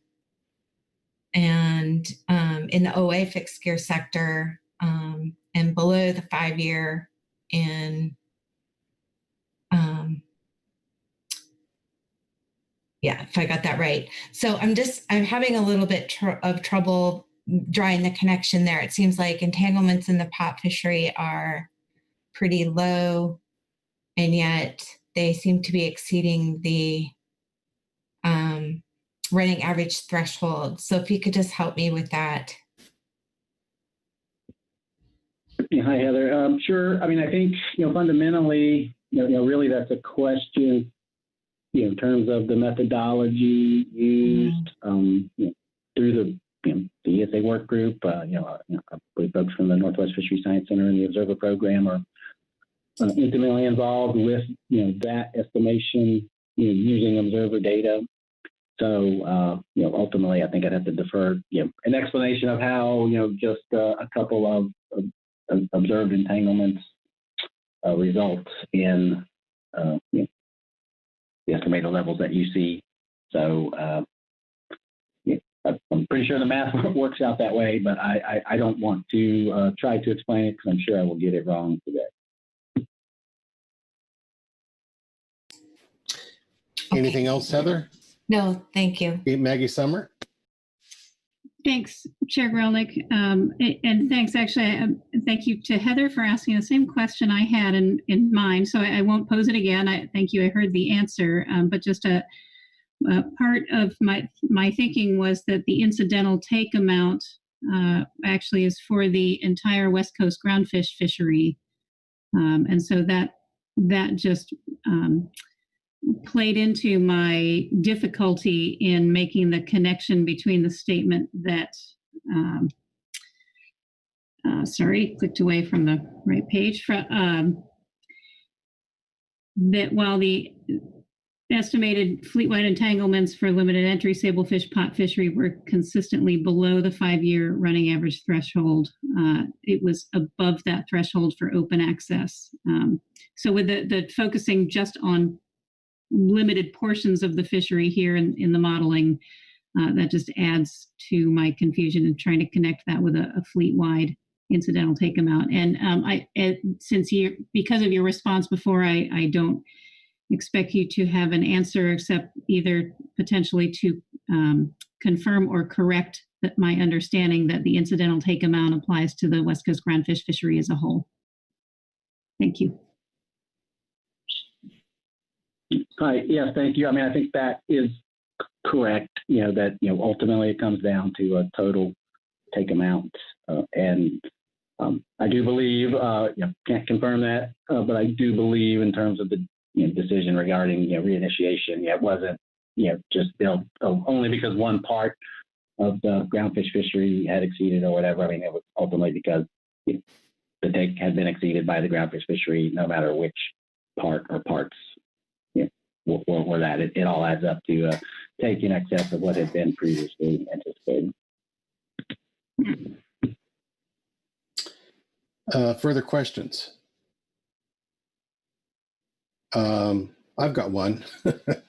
I've taken a look at the suggested measures, and they all seem reasonable to me. But I note that they're much less prescriptive than what we have seen adopted, for example, in California with the Dungeness crab ramp measures. Can you comment on the why we have that difference?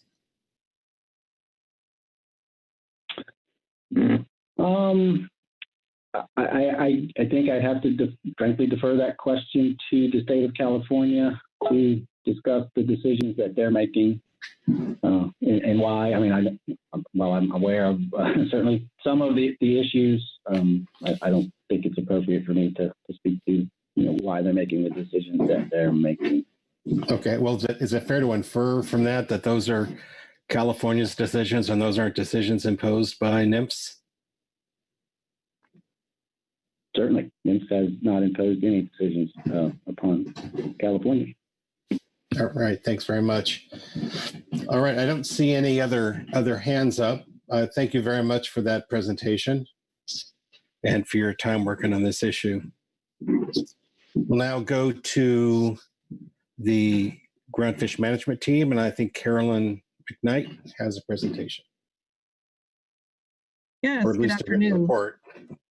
Yes, good afternoon. I'll just confirm that you can hear me. I can. Great. Good afternoon, council members. I'll be reading from agenda item D6A, the supplemental GMT report 1, September 2020.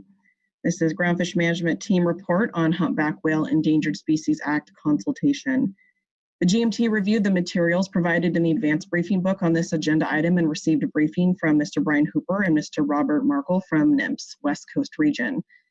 The GMT understands that this is a preliminary scoping process and a time for the council and advisory bodies to provide feedback on the potential conservation measures listed for further examination in the NIMS report. The GMT recommends all these measures be considered, including identifying the degree to which they are applicable to the sablefish fishery.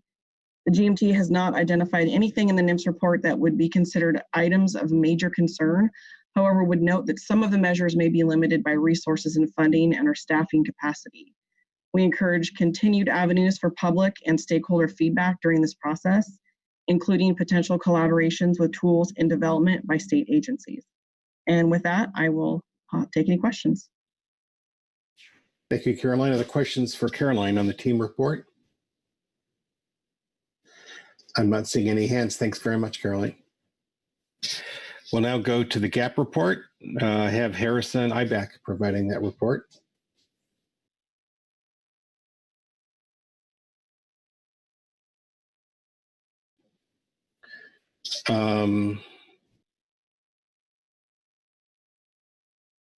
Actually, I think I've got that wrong. Dan Platt's going to provide that report.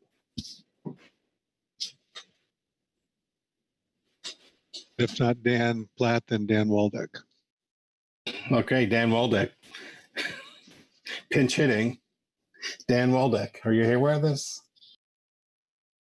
Yeah, I need to pull up that report real fast if you can bear with me for a second. No worries. Apologies.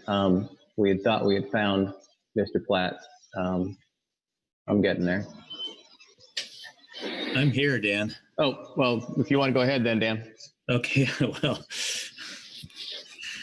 Okay, my name's Dan Platt, Open Access GAP member. I will be reading from agenda item D6A, Supplemental GAP Report 1. The Groundfish Advisory Subpanel received a presentation from Mr. Brian Hooper, National Marine Fisheries Science Service, West Coast Region, Sustainable Fisheries Division, and Mr. Robert Markle, NIMS WCR Protected Resources Division.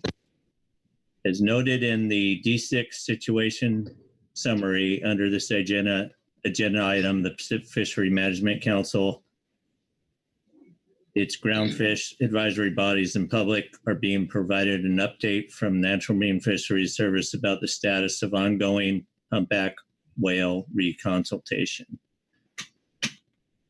In our previous statements on this topic and more generally the Endangered Species Work Group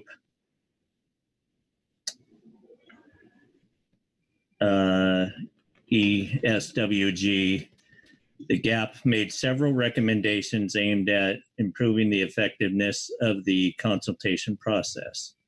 Specifically, the GAP stressed and continues to stress the importance of early outreach to the fishery participants because it is critical to consider fishermen's knowledge and experience when assessing potential impacts to listed species and in scoping and developing potential mitigation or management measures. Stakeholder engagement should be one of the first steps taken by the National Marine Fisheries Service in the consultation process.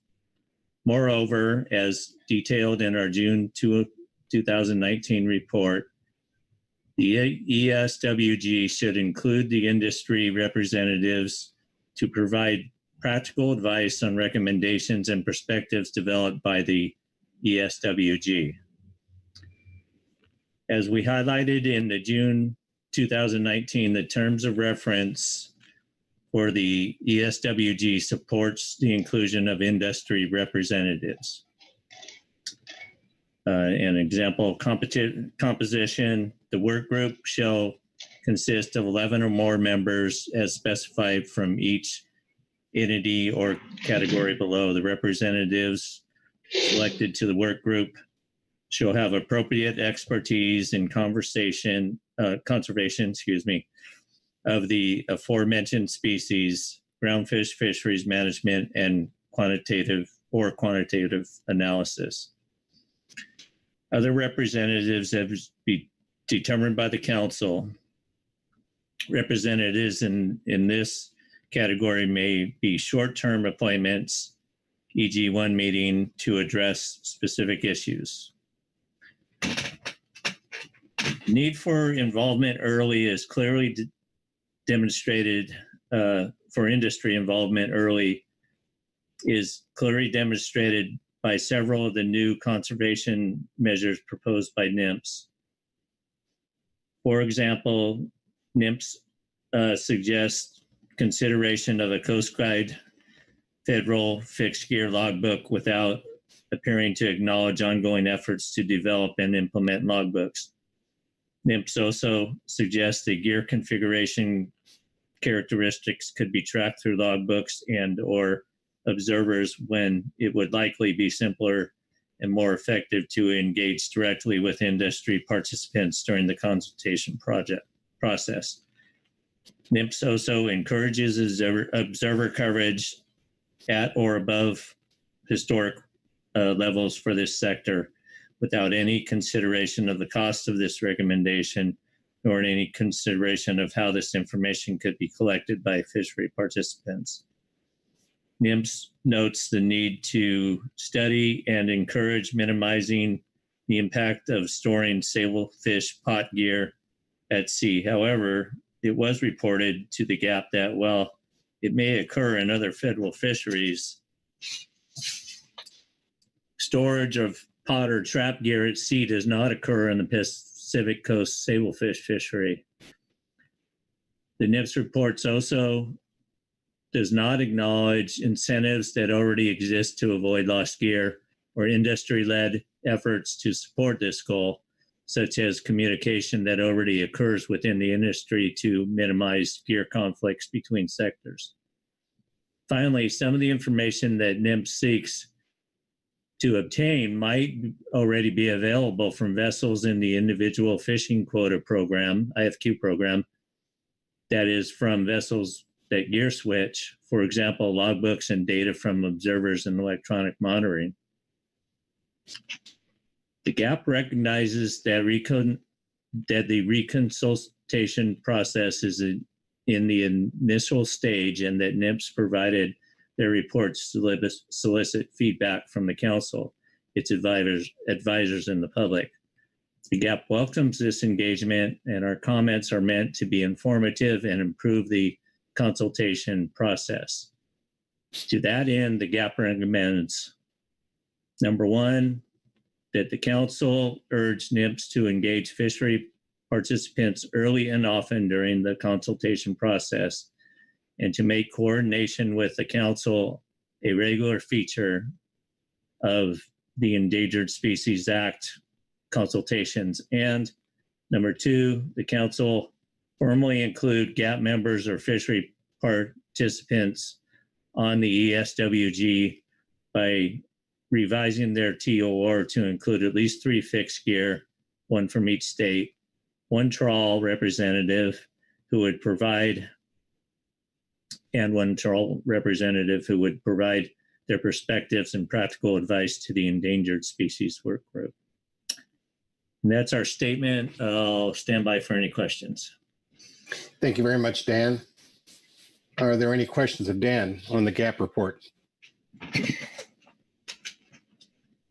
Marcy Yaremko. Thank you, Mr. Chair. Thank you, Dan. On your statement about engagement with the fleet, just a question for you, thinking back to the discussions and input received from the GAP on the seabird avoidance measures. Is that an example of the type of engagement that you're looking to have regarding the humpback whale consultation? Yeah, actually, you know, at least on our end of things, I thought that was really good. I mean, they came down and went on our boats with us and were able to demonstrate the gear they wanted us to use, but also see how the fishery operated. So I don't know. I don't really remember other than that at the beginning of the consultation, how much there was. Seems like there was quite a bit. But yeah, and I think it's important that we get some industry members on the SWG group too, because although there is expertise on there and there's a tribal member on there, I think we really need to get some industry members on there. Anything further, Marcy? No, thank you. Any further questions of Dan on the GAP report? I don't see any others. Thank you very much, Dan. That completes all of our reports and takes us to public comment. I have one card for public comment. Michelle Eder.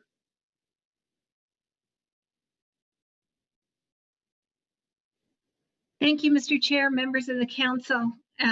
My name is Michelle Longa-Letter with Fishing Vessel Timmy Boy. As I've testified previously, we utilize fixed gear, specifically pots, in both the limited entry fixed gear tier fishery as well as the individual quota fishery by gear switching, and have extensive history using pot gear off of Oregon. I want to emphasize my support for the GAP recommendations that the council urged NIMS to engage now with fishery participants rather than waiting till the BIOP is done. I think you get better information and greater buy-in from a wide range of the fleet participants. It's you're going to be looking at both limited entry tier participants as well as open access participants, and the greater input you get now in terms of formal advisors to the Endangered Species Work Group would be really helpful. I want to thank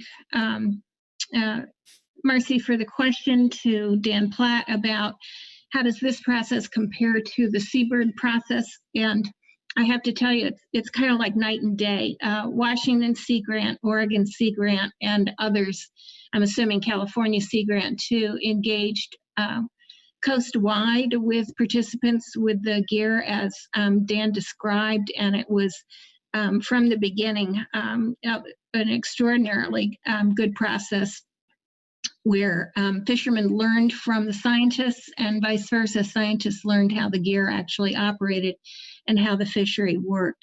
We would encourage the same nature of engagement by NIMS, utilizing those who perhaps specialize in outreach engagement to work with the fleet. Part of the reason is we look at some of the NIMS has responded in the gap saying, well, we're just in the initial phase and we'll get to you about the management measures down the line and we'll go through the council. But what we've already seen is that there are some assumptions already in the recommendations for measures that I'd put in kind of a couple categories. One is thinking that which will work in regard to the crab fisheries, well, we can kind of see if that won't work with the fixed gear sablefish fisheries. And for example, there was a suggestion about ropeless gear. We're deploying gear in 400 fathoms of water at times, and that ropeless gear isn't something that is really a rational suggestion, even in the kind of considerations that are being looked at. Another thing is about slack line. One of the things that NIMS may not already be aware of is that participants in this fishery use weighted line to prevent exactly what they're talking about. So in regard to logbooks, we already use those. There's already a fixed gear logbook that is used in the fishery. So that kind of information would have made for better recommendations from the report that you're getting from NIMS now. So I strongly suggest the appointment of representatives and to the ESWG, and that NIMS utilize the type of process that the Seabird BIOP folks did, utilizing outreach and engagement professionals at this stage and not later. Thank you, Mr. Chairman. Thank you very much for your comment and perspective. Are there any questions of Michelle Eder? I'm not seeing any. Thanks very much, Michelle. Thank you. Well, that completes our reports and our public comment. It brings us to council action. We've received some very specific thoughts from the GAP. And so Ryan Wolf. Thank you, Chair. There was just a few things based on some of the questions that have come up here that I wanted to clarify before you got into the discussion on providing guidance to NIMS, because I don't think some things were completely understood. So I want to clarify a couple key points that were raised. The first is on the discussion on the status of the fixed gear logbook. This issue came up the last time the council discussed the Seabird BIOP, and the council took final action. It recommended NIMS develop and implement this logbook as part of the 2009-2010 harvest spec. Of course, while that notably delayed since that recommendation, we've been working on the development and rulemaking associated with the logbook and began that work earlier this year. We've been working with Pacific states and intend to communicate with all of these states, especially as it relates to state logbooks, on what the actual logbook form would look like. But we weren't necessarily expecting to come back to the council for a formal agenda item, or maybe I should say it's not necessarily required, at least on that one. But of course, the council could want to discuss that. And I also wanted to raise your point, just so there was no confusion regarding your question, Mr. Chair, regarding the difference between California's measures in the crab fishery and why these might be perceived slightly less prescriptive. I just wanted to caution, those are two separate processes under the Endangered Species Act. These conservation measures or the conditions we're considering and wanting input on today are designed to help minimize incidental take of ESA listed species under Section 7. California, I believe, and correct me if I'm wrong, is last I heard was pursuing an HCP under the Section 10 under the ESA. So I would assume those would be more prescriptive, probably as part of a proposed action there, since there's a higher bar in Section 10. You have to actually contribute to recovery versus just avoid jeopardy to some extent. So some clarification there. And then happy to hear the discussion. Thanks. Thanks for that, Ryan. Bob Dooley. Thank you, Mr. Chairman. Really appreciated the comments by the GAP and also Michelle Longo-Etter's comments. I think makes me think about the difference between the wind energy siting that Bone does and the proposed stuff we heard earlier this week about the siting plans that are going in the front end for aquaculture. I think it's really critical to have fishermen at the table, industry folks at the table that are knowledgeable on the gears and knowledgeable on the fishery and how it's prosecuted to get it right, rather than just put a bunch of stuff together, then let's figure out why it's wrong. I believe we really need to take the advice of the GAP, take the advice of Michelle, and be thoughtful about it. I would think that the GAP probably has the best knowledge of who to pick from industry probably to inform this.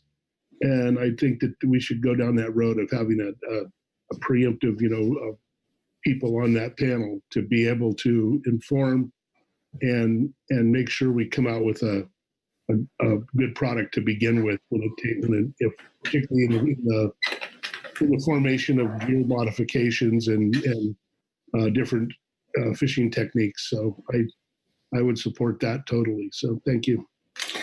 Bob, let me ask you a question to clarify that.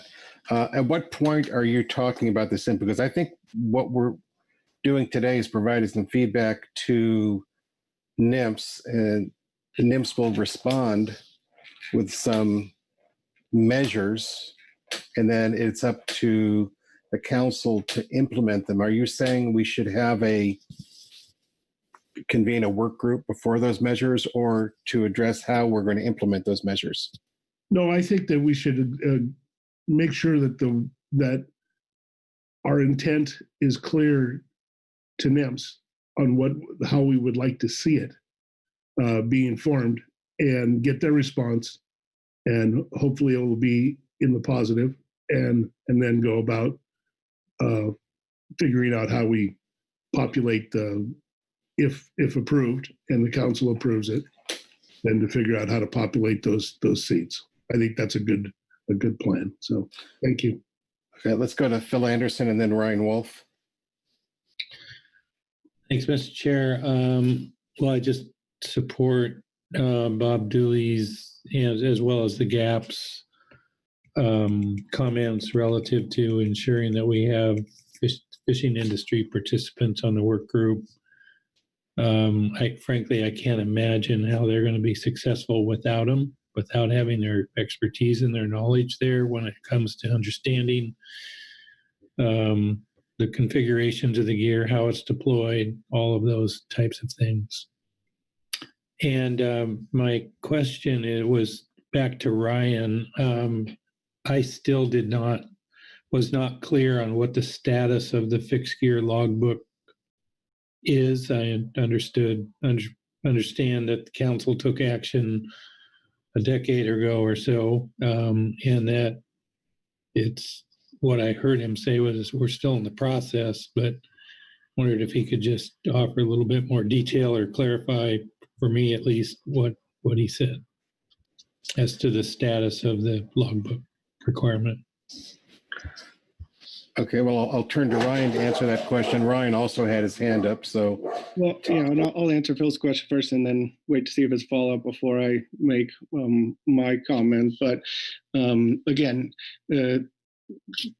my only point was because it was already part of a previous council action and we were working on developing it, albeit way late, to do the regs, the Paperwork Reduction Act, and implement it. That doesn't mean we couldn't come back to the council informally or formally. I just meant that it's one of the actions that didn't formally require a council action because there was one already on record. Thank you. Okay, that satisfies Phil.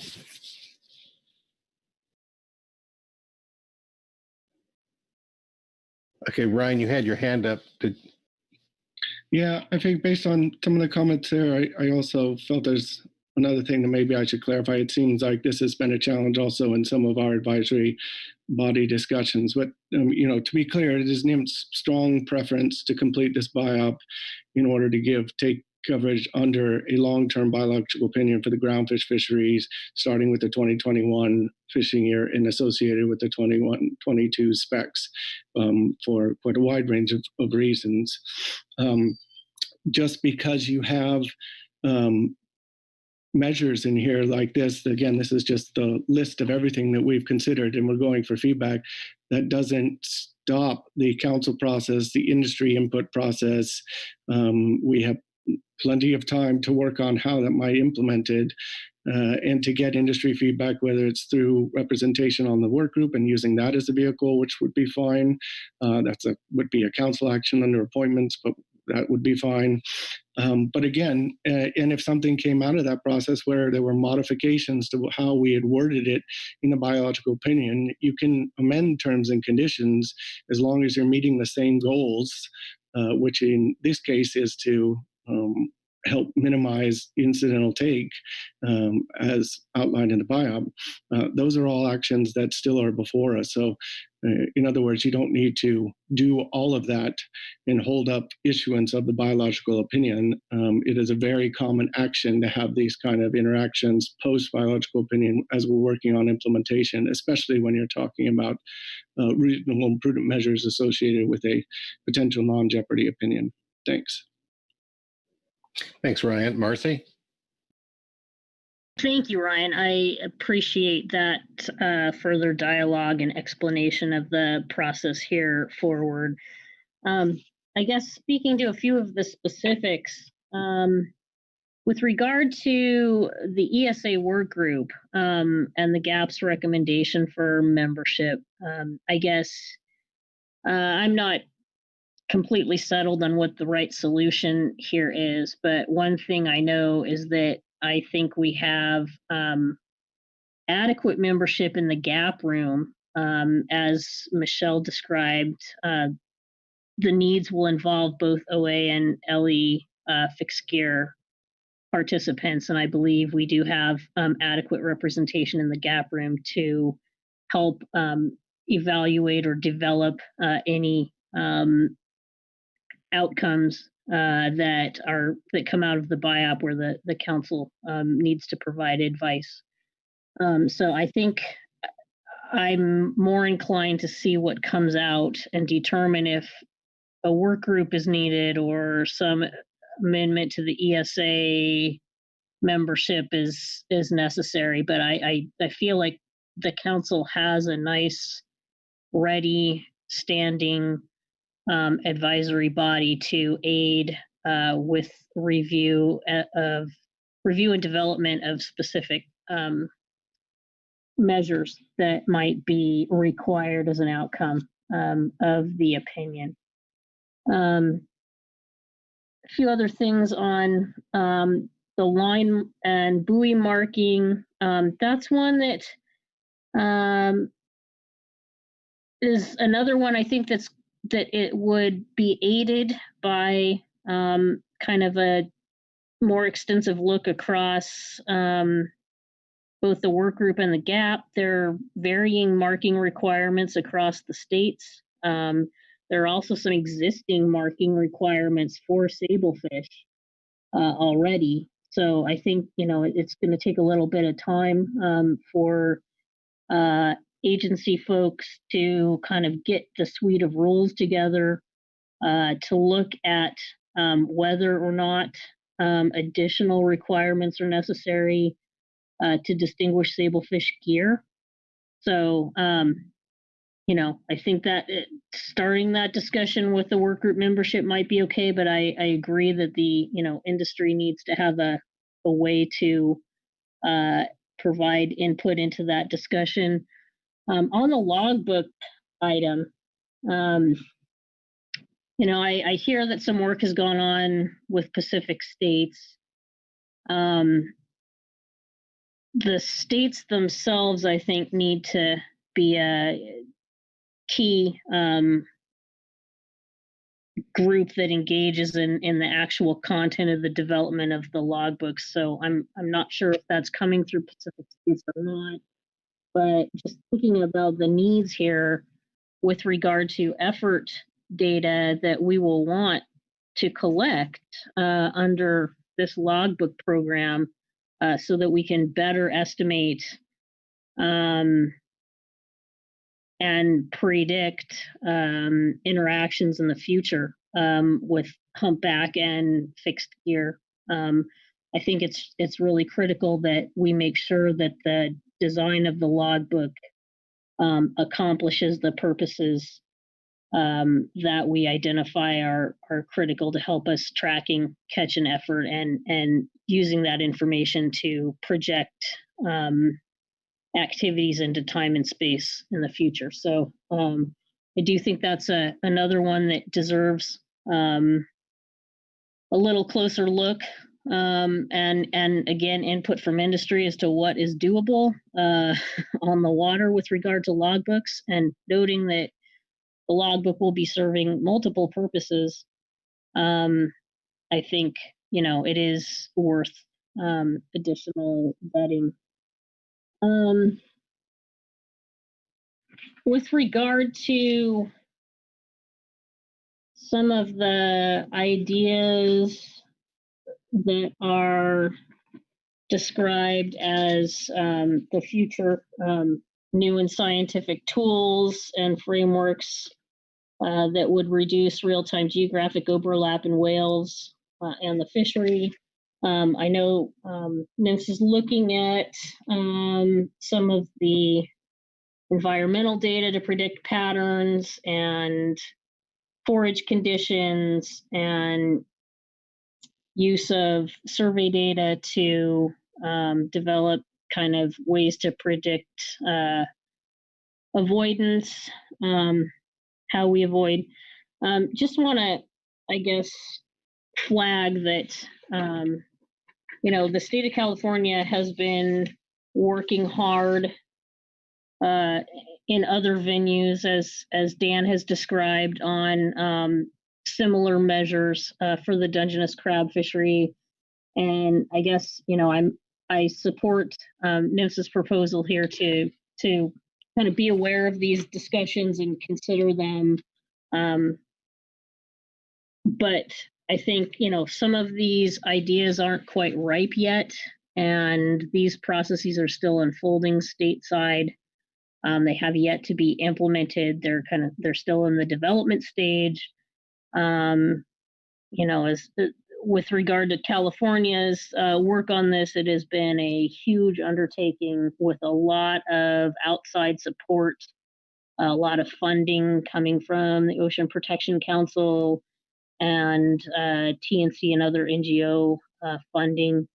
So how far we can, those funding sources are not secure into the future. So how viable some of that work is still, those discussions are ongoing.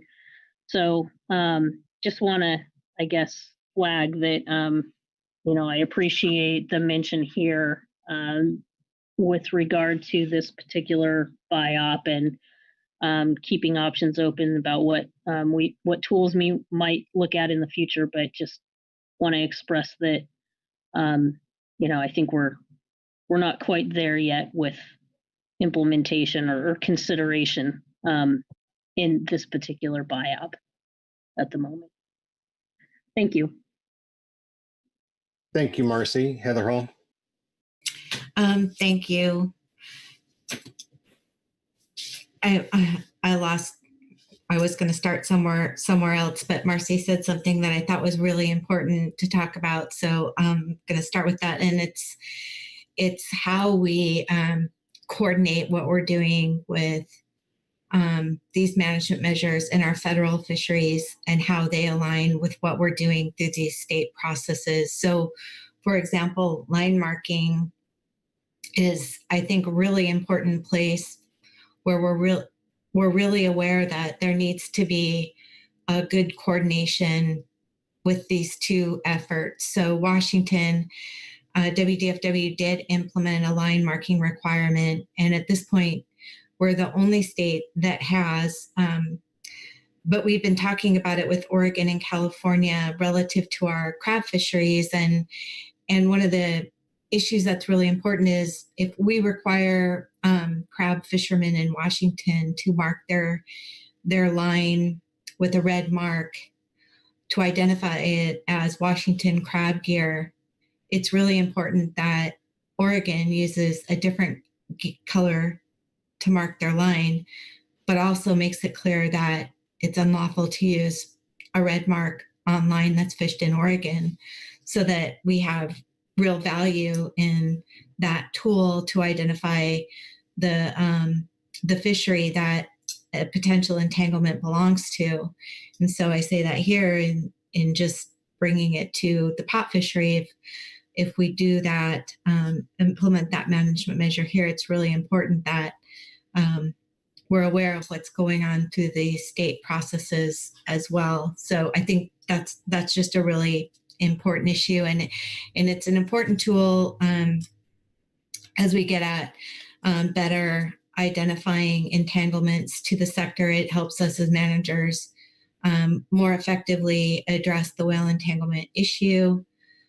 And then I don't think I need to say it, but I 100% agree with all the comments about getting our fishermen involved early and at the beginning. Like Phil mentioned, I would be a fool as a manager if I tried to do this for the crab fishery without including them every step of the way. It wouldn't be helpful to any of us. So if that means, even though it might be a little bit past the opportunity for this, but in the future, if it means getting someone from the GAP on the ESA work group and doing that under membership appointments, I think it's a good step to take, just so they're there and able to listen to the conversation and provide their really valuable input.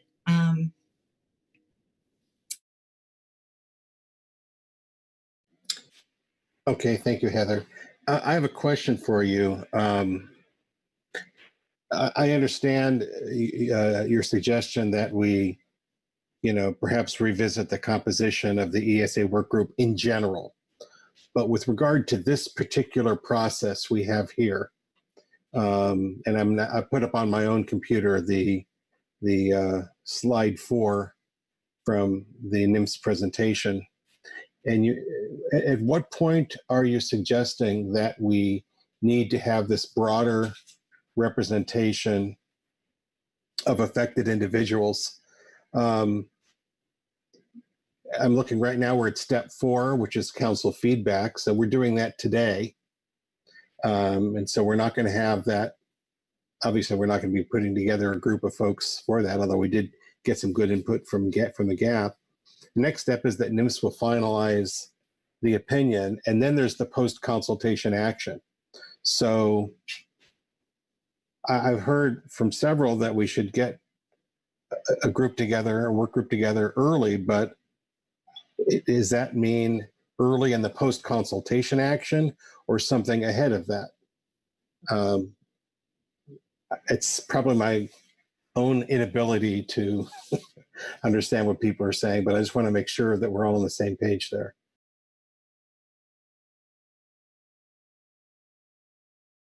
Heather?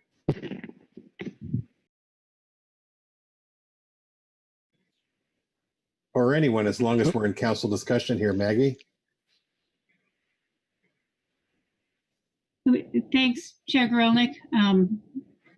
Certainly don't want to step on Heather's comments. I'll just put out there my own thinking on that was certainly in time for engagement in the post-consultation action phase, so that the knowledge and expertise and advice of those industry representatives can be helpful in developing specific regulatory proposals or operational changes to the fishery. I think that is specific to this consultation, but also in general, I think there could be a benefit to making sure that we appoint, at least make some short-term appointments, or consider the appointment timing as appropriate for future ESA consultations as well, so that they are part of that, part of the work group for their initial step in the process. Mr. Chairman, this is Chuck. Can I weigh in here just a little bit? I wish you would. So I just want to maybe clarify. I think Brian Hooper is the NIMS lead for the Endangered Species Work Group, and it's been a while since I've been directly involved in that, or even peripherally. But as I recall, the Endangered Species Work Group role, so composition is basically a taxa expert for each of the species of concern, and then a state representative for each state, and then the NIMS lead. But I thought their role was primarily to assess the status of the fisheries relative to the consultation standards, and to report that back out, and then so primarily as a role to identify when action needed to be taken. And I didn't think, but again, I'll ask maybe this. So this is the NIMS. If the work group's role is to sort of, if you look at that slide 4 that you have up, Mr. Chair, that step 3 is NIMS works on draft analysis. So I thought that's kind of where the rubber hits the road in terms of developing, recommendations, terms and conditions, and that's in other consultations that the council's been involved. That's where we've had our groups like the Sant Coho work group, or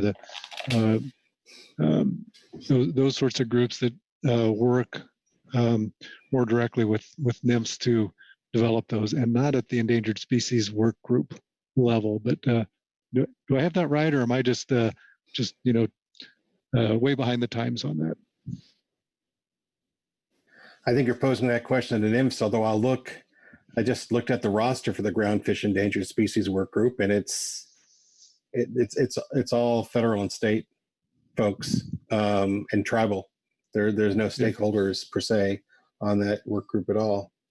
Ryan or Brian or Dan, do you have a response to Chuck's question?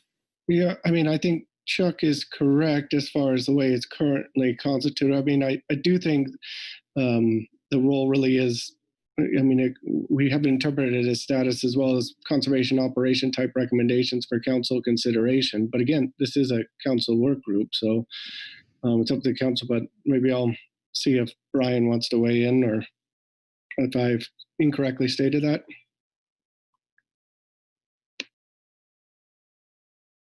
Thank you, Ryan. I think you stated correctly. So just to be clear then, Ryan, you're saying that there is a role for the work group in development of recommendations to address the, if there is a relevant issue identified. That was my understanding. Okay. So focusing on the post-consultation action, which has to do with the proposals and changes that are developed through the council process, at the moment, we would be looking to this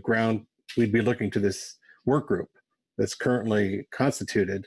And maybe for that purpose, we really need to, meld perhaps that group with representation from the GAP for this post-consultation action. Is that more or less accurate? Because we don't have fishermen on that work group right now, and if we're looking for how the council is going to engage post-consultation to develop proposals, we can't do that without the fishermen, unless we simply defer that entire process to the GAP. Thoughts?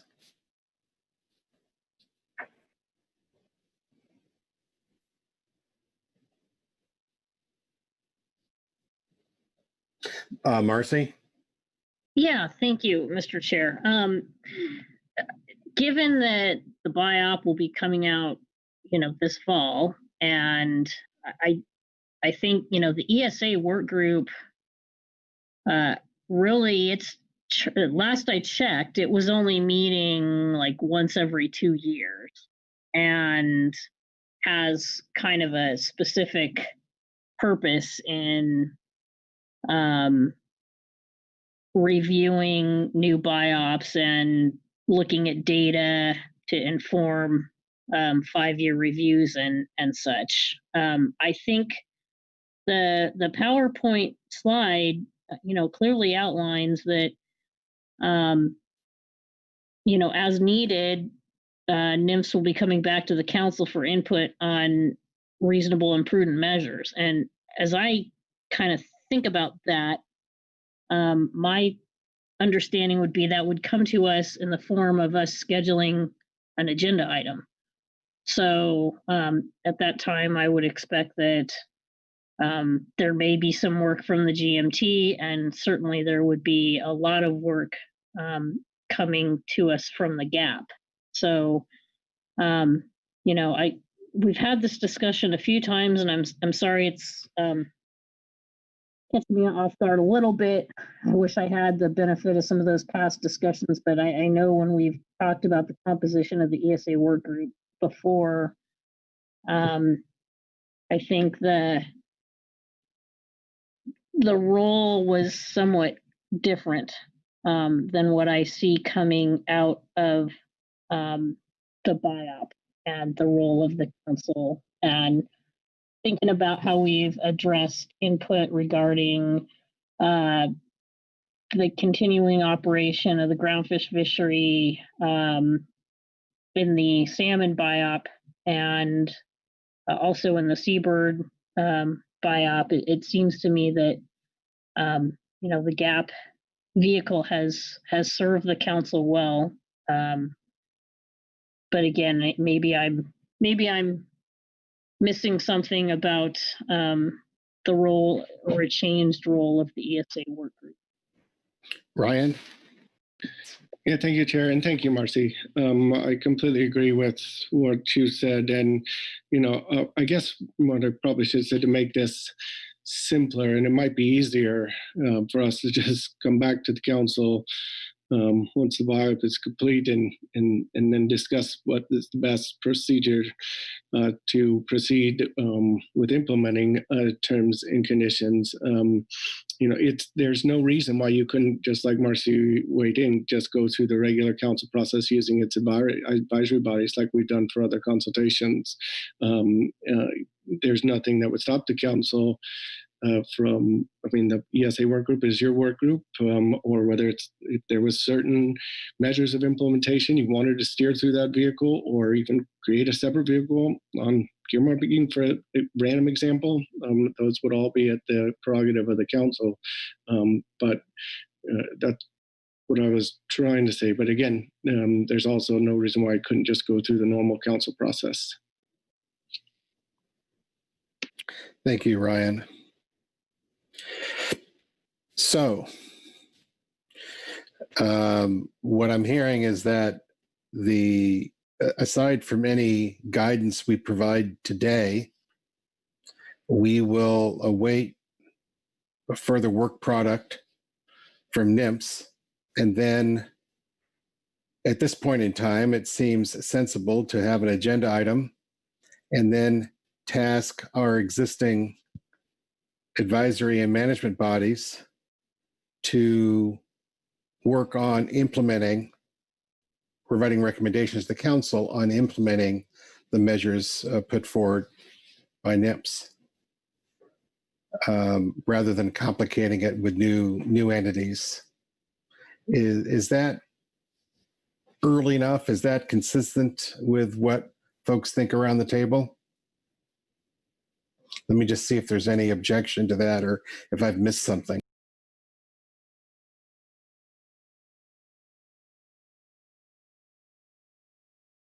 All right, I'm not seeing any hands. We had some, so we can we do have some input from the GAP, but I think that is something that we will take up once we have a work product from NIMS. Is there any guidance we wish to provide to NIMS under this agenda item? Marcy Yaremko? Thank you, Mr. Chair. I won't go into the specifics that I already identified, but I think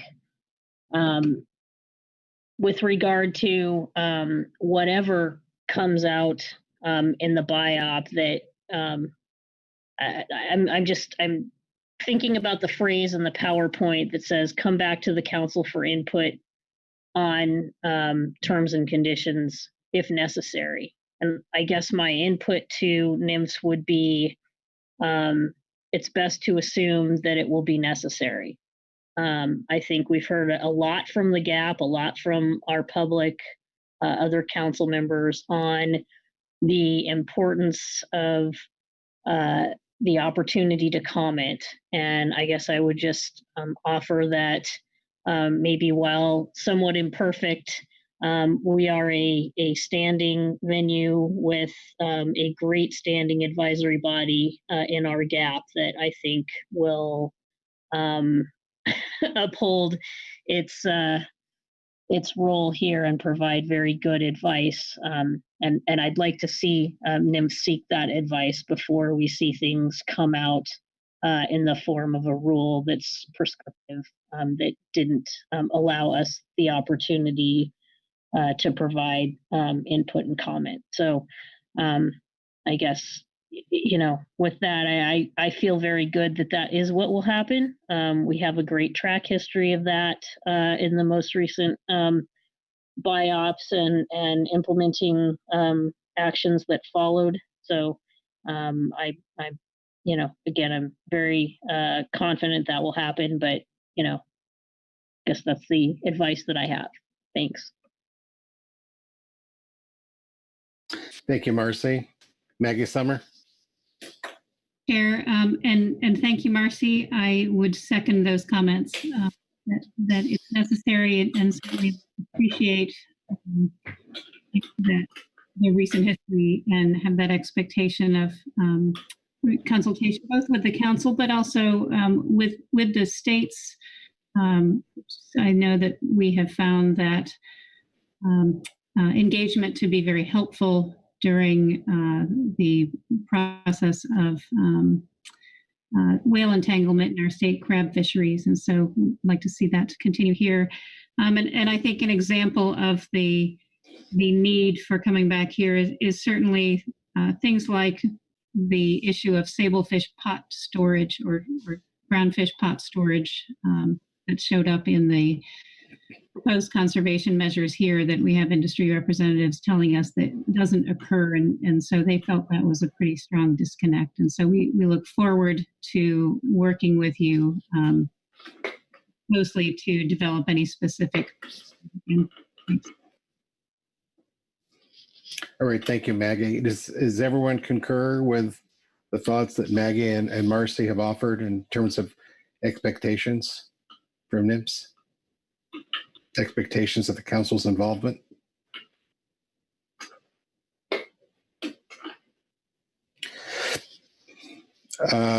Todd? Yes, sir. Would you please let me know how we're doing on agenda item D5? Yes. Rather, D4, rather. Getting ahead of myself there. Well, it's actually, I said agenda item D6, but it is that time of the day. D6, it is late. Yes, Mr. Chair. So there was quite a discussion about membership of endangered species working groups, which obviously we discussed at a later date. But however, regarding the council action, it's my understanding that the guidance is that the council wishes to see the actual terms and conditions from the BIOP and then be able to provide guidance based on input from advisory bodies and management teams. So that's sort of a, for lack of better words, a wait and see and comment later when the biological opinion is finalized, if I am understanding that correctly. Other than that, your charge was to provide guidance, and I would say that is guidance to the National Marine Fisheries Service. My question would be, are there any any ideas on the potential conservation measures that were in the existing document that the council wishes to discuss or provide guidance to NIMS on. And with that, I'll stop talking. Thanks, Todd. I do note that the GMT commented on that and thought that that range was appropriate. Are there any other comments from the council?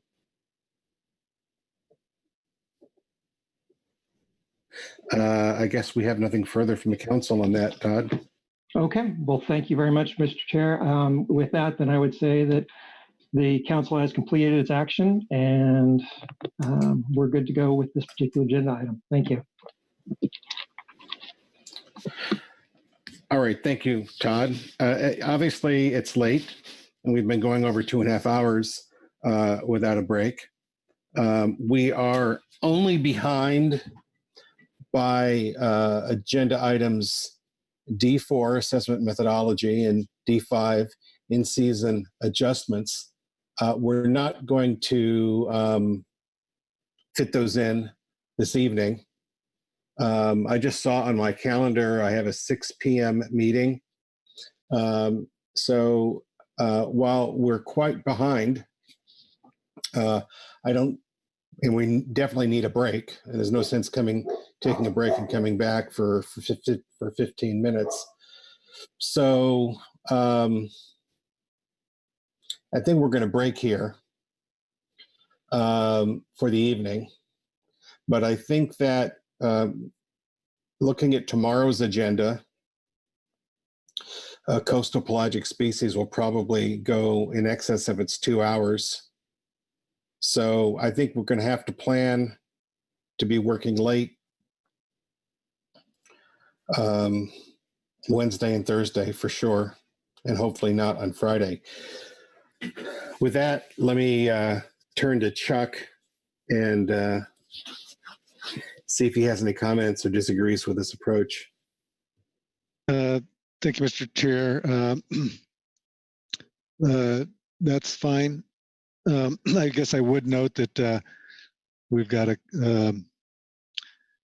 commitment to have the ecosystem, number one, the Climate Communities Initiative, to occur first thing in the morning. Or Jonathan Starr has a commitment later on. So I guess I would like to start at least with ecosystem business tomorrow. At what point we want to pick up the methodology review in the in-season for groundfish. Not quite sure. I don't think there's anything time sensitive about the methodology review. The in-season, they're probably, I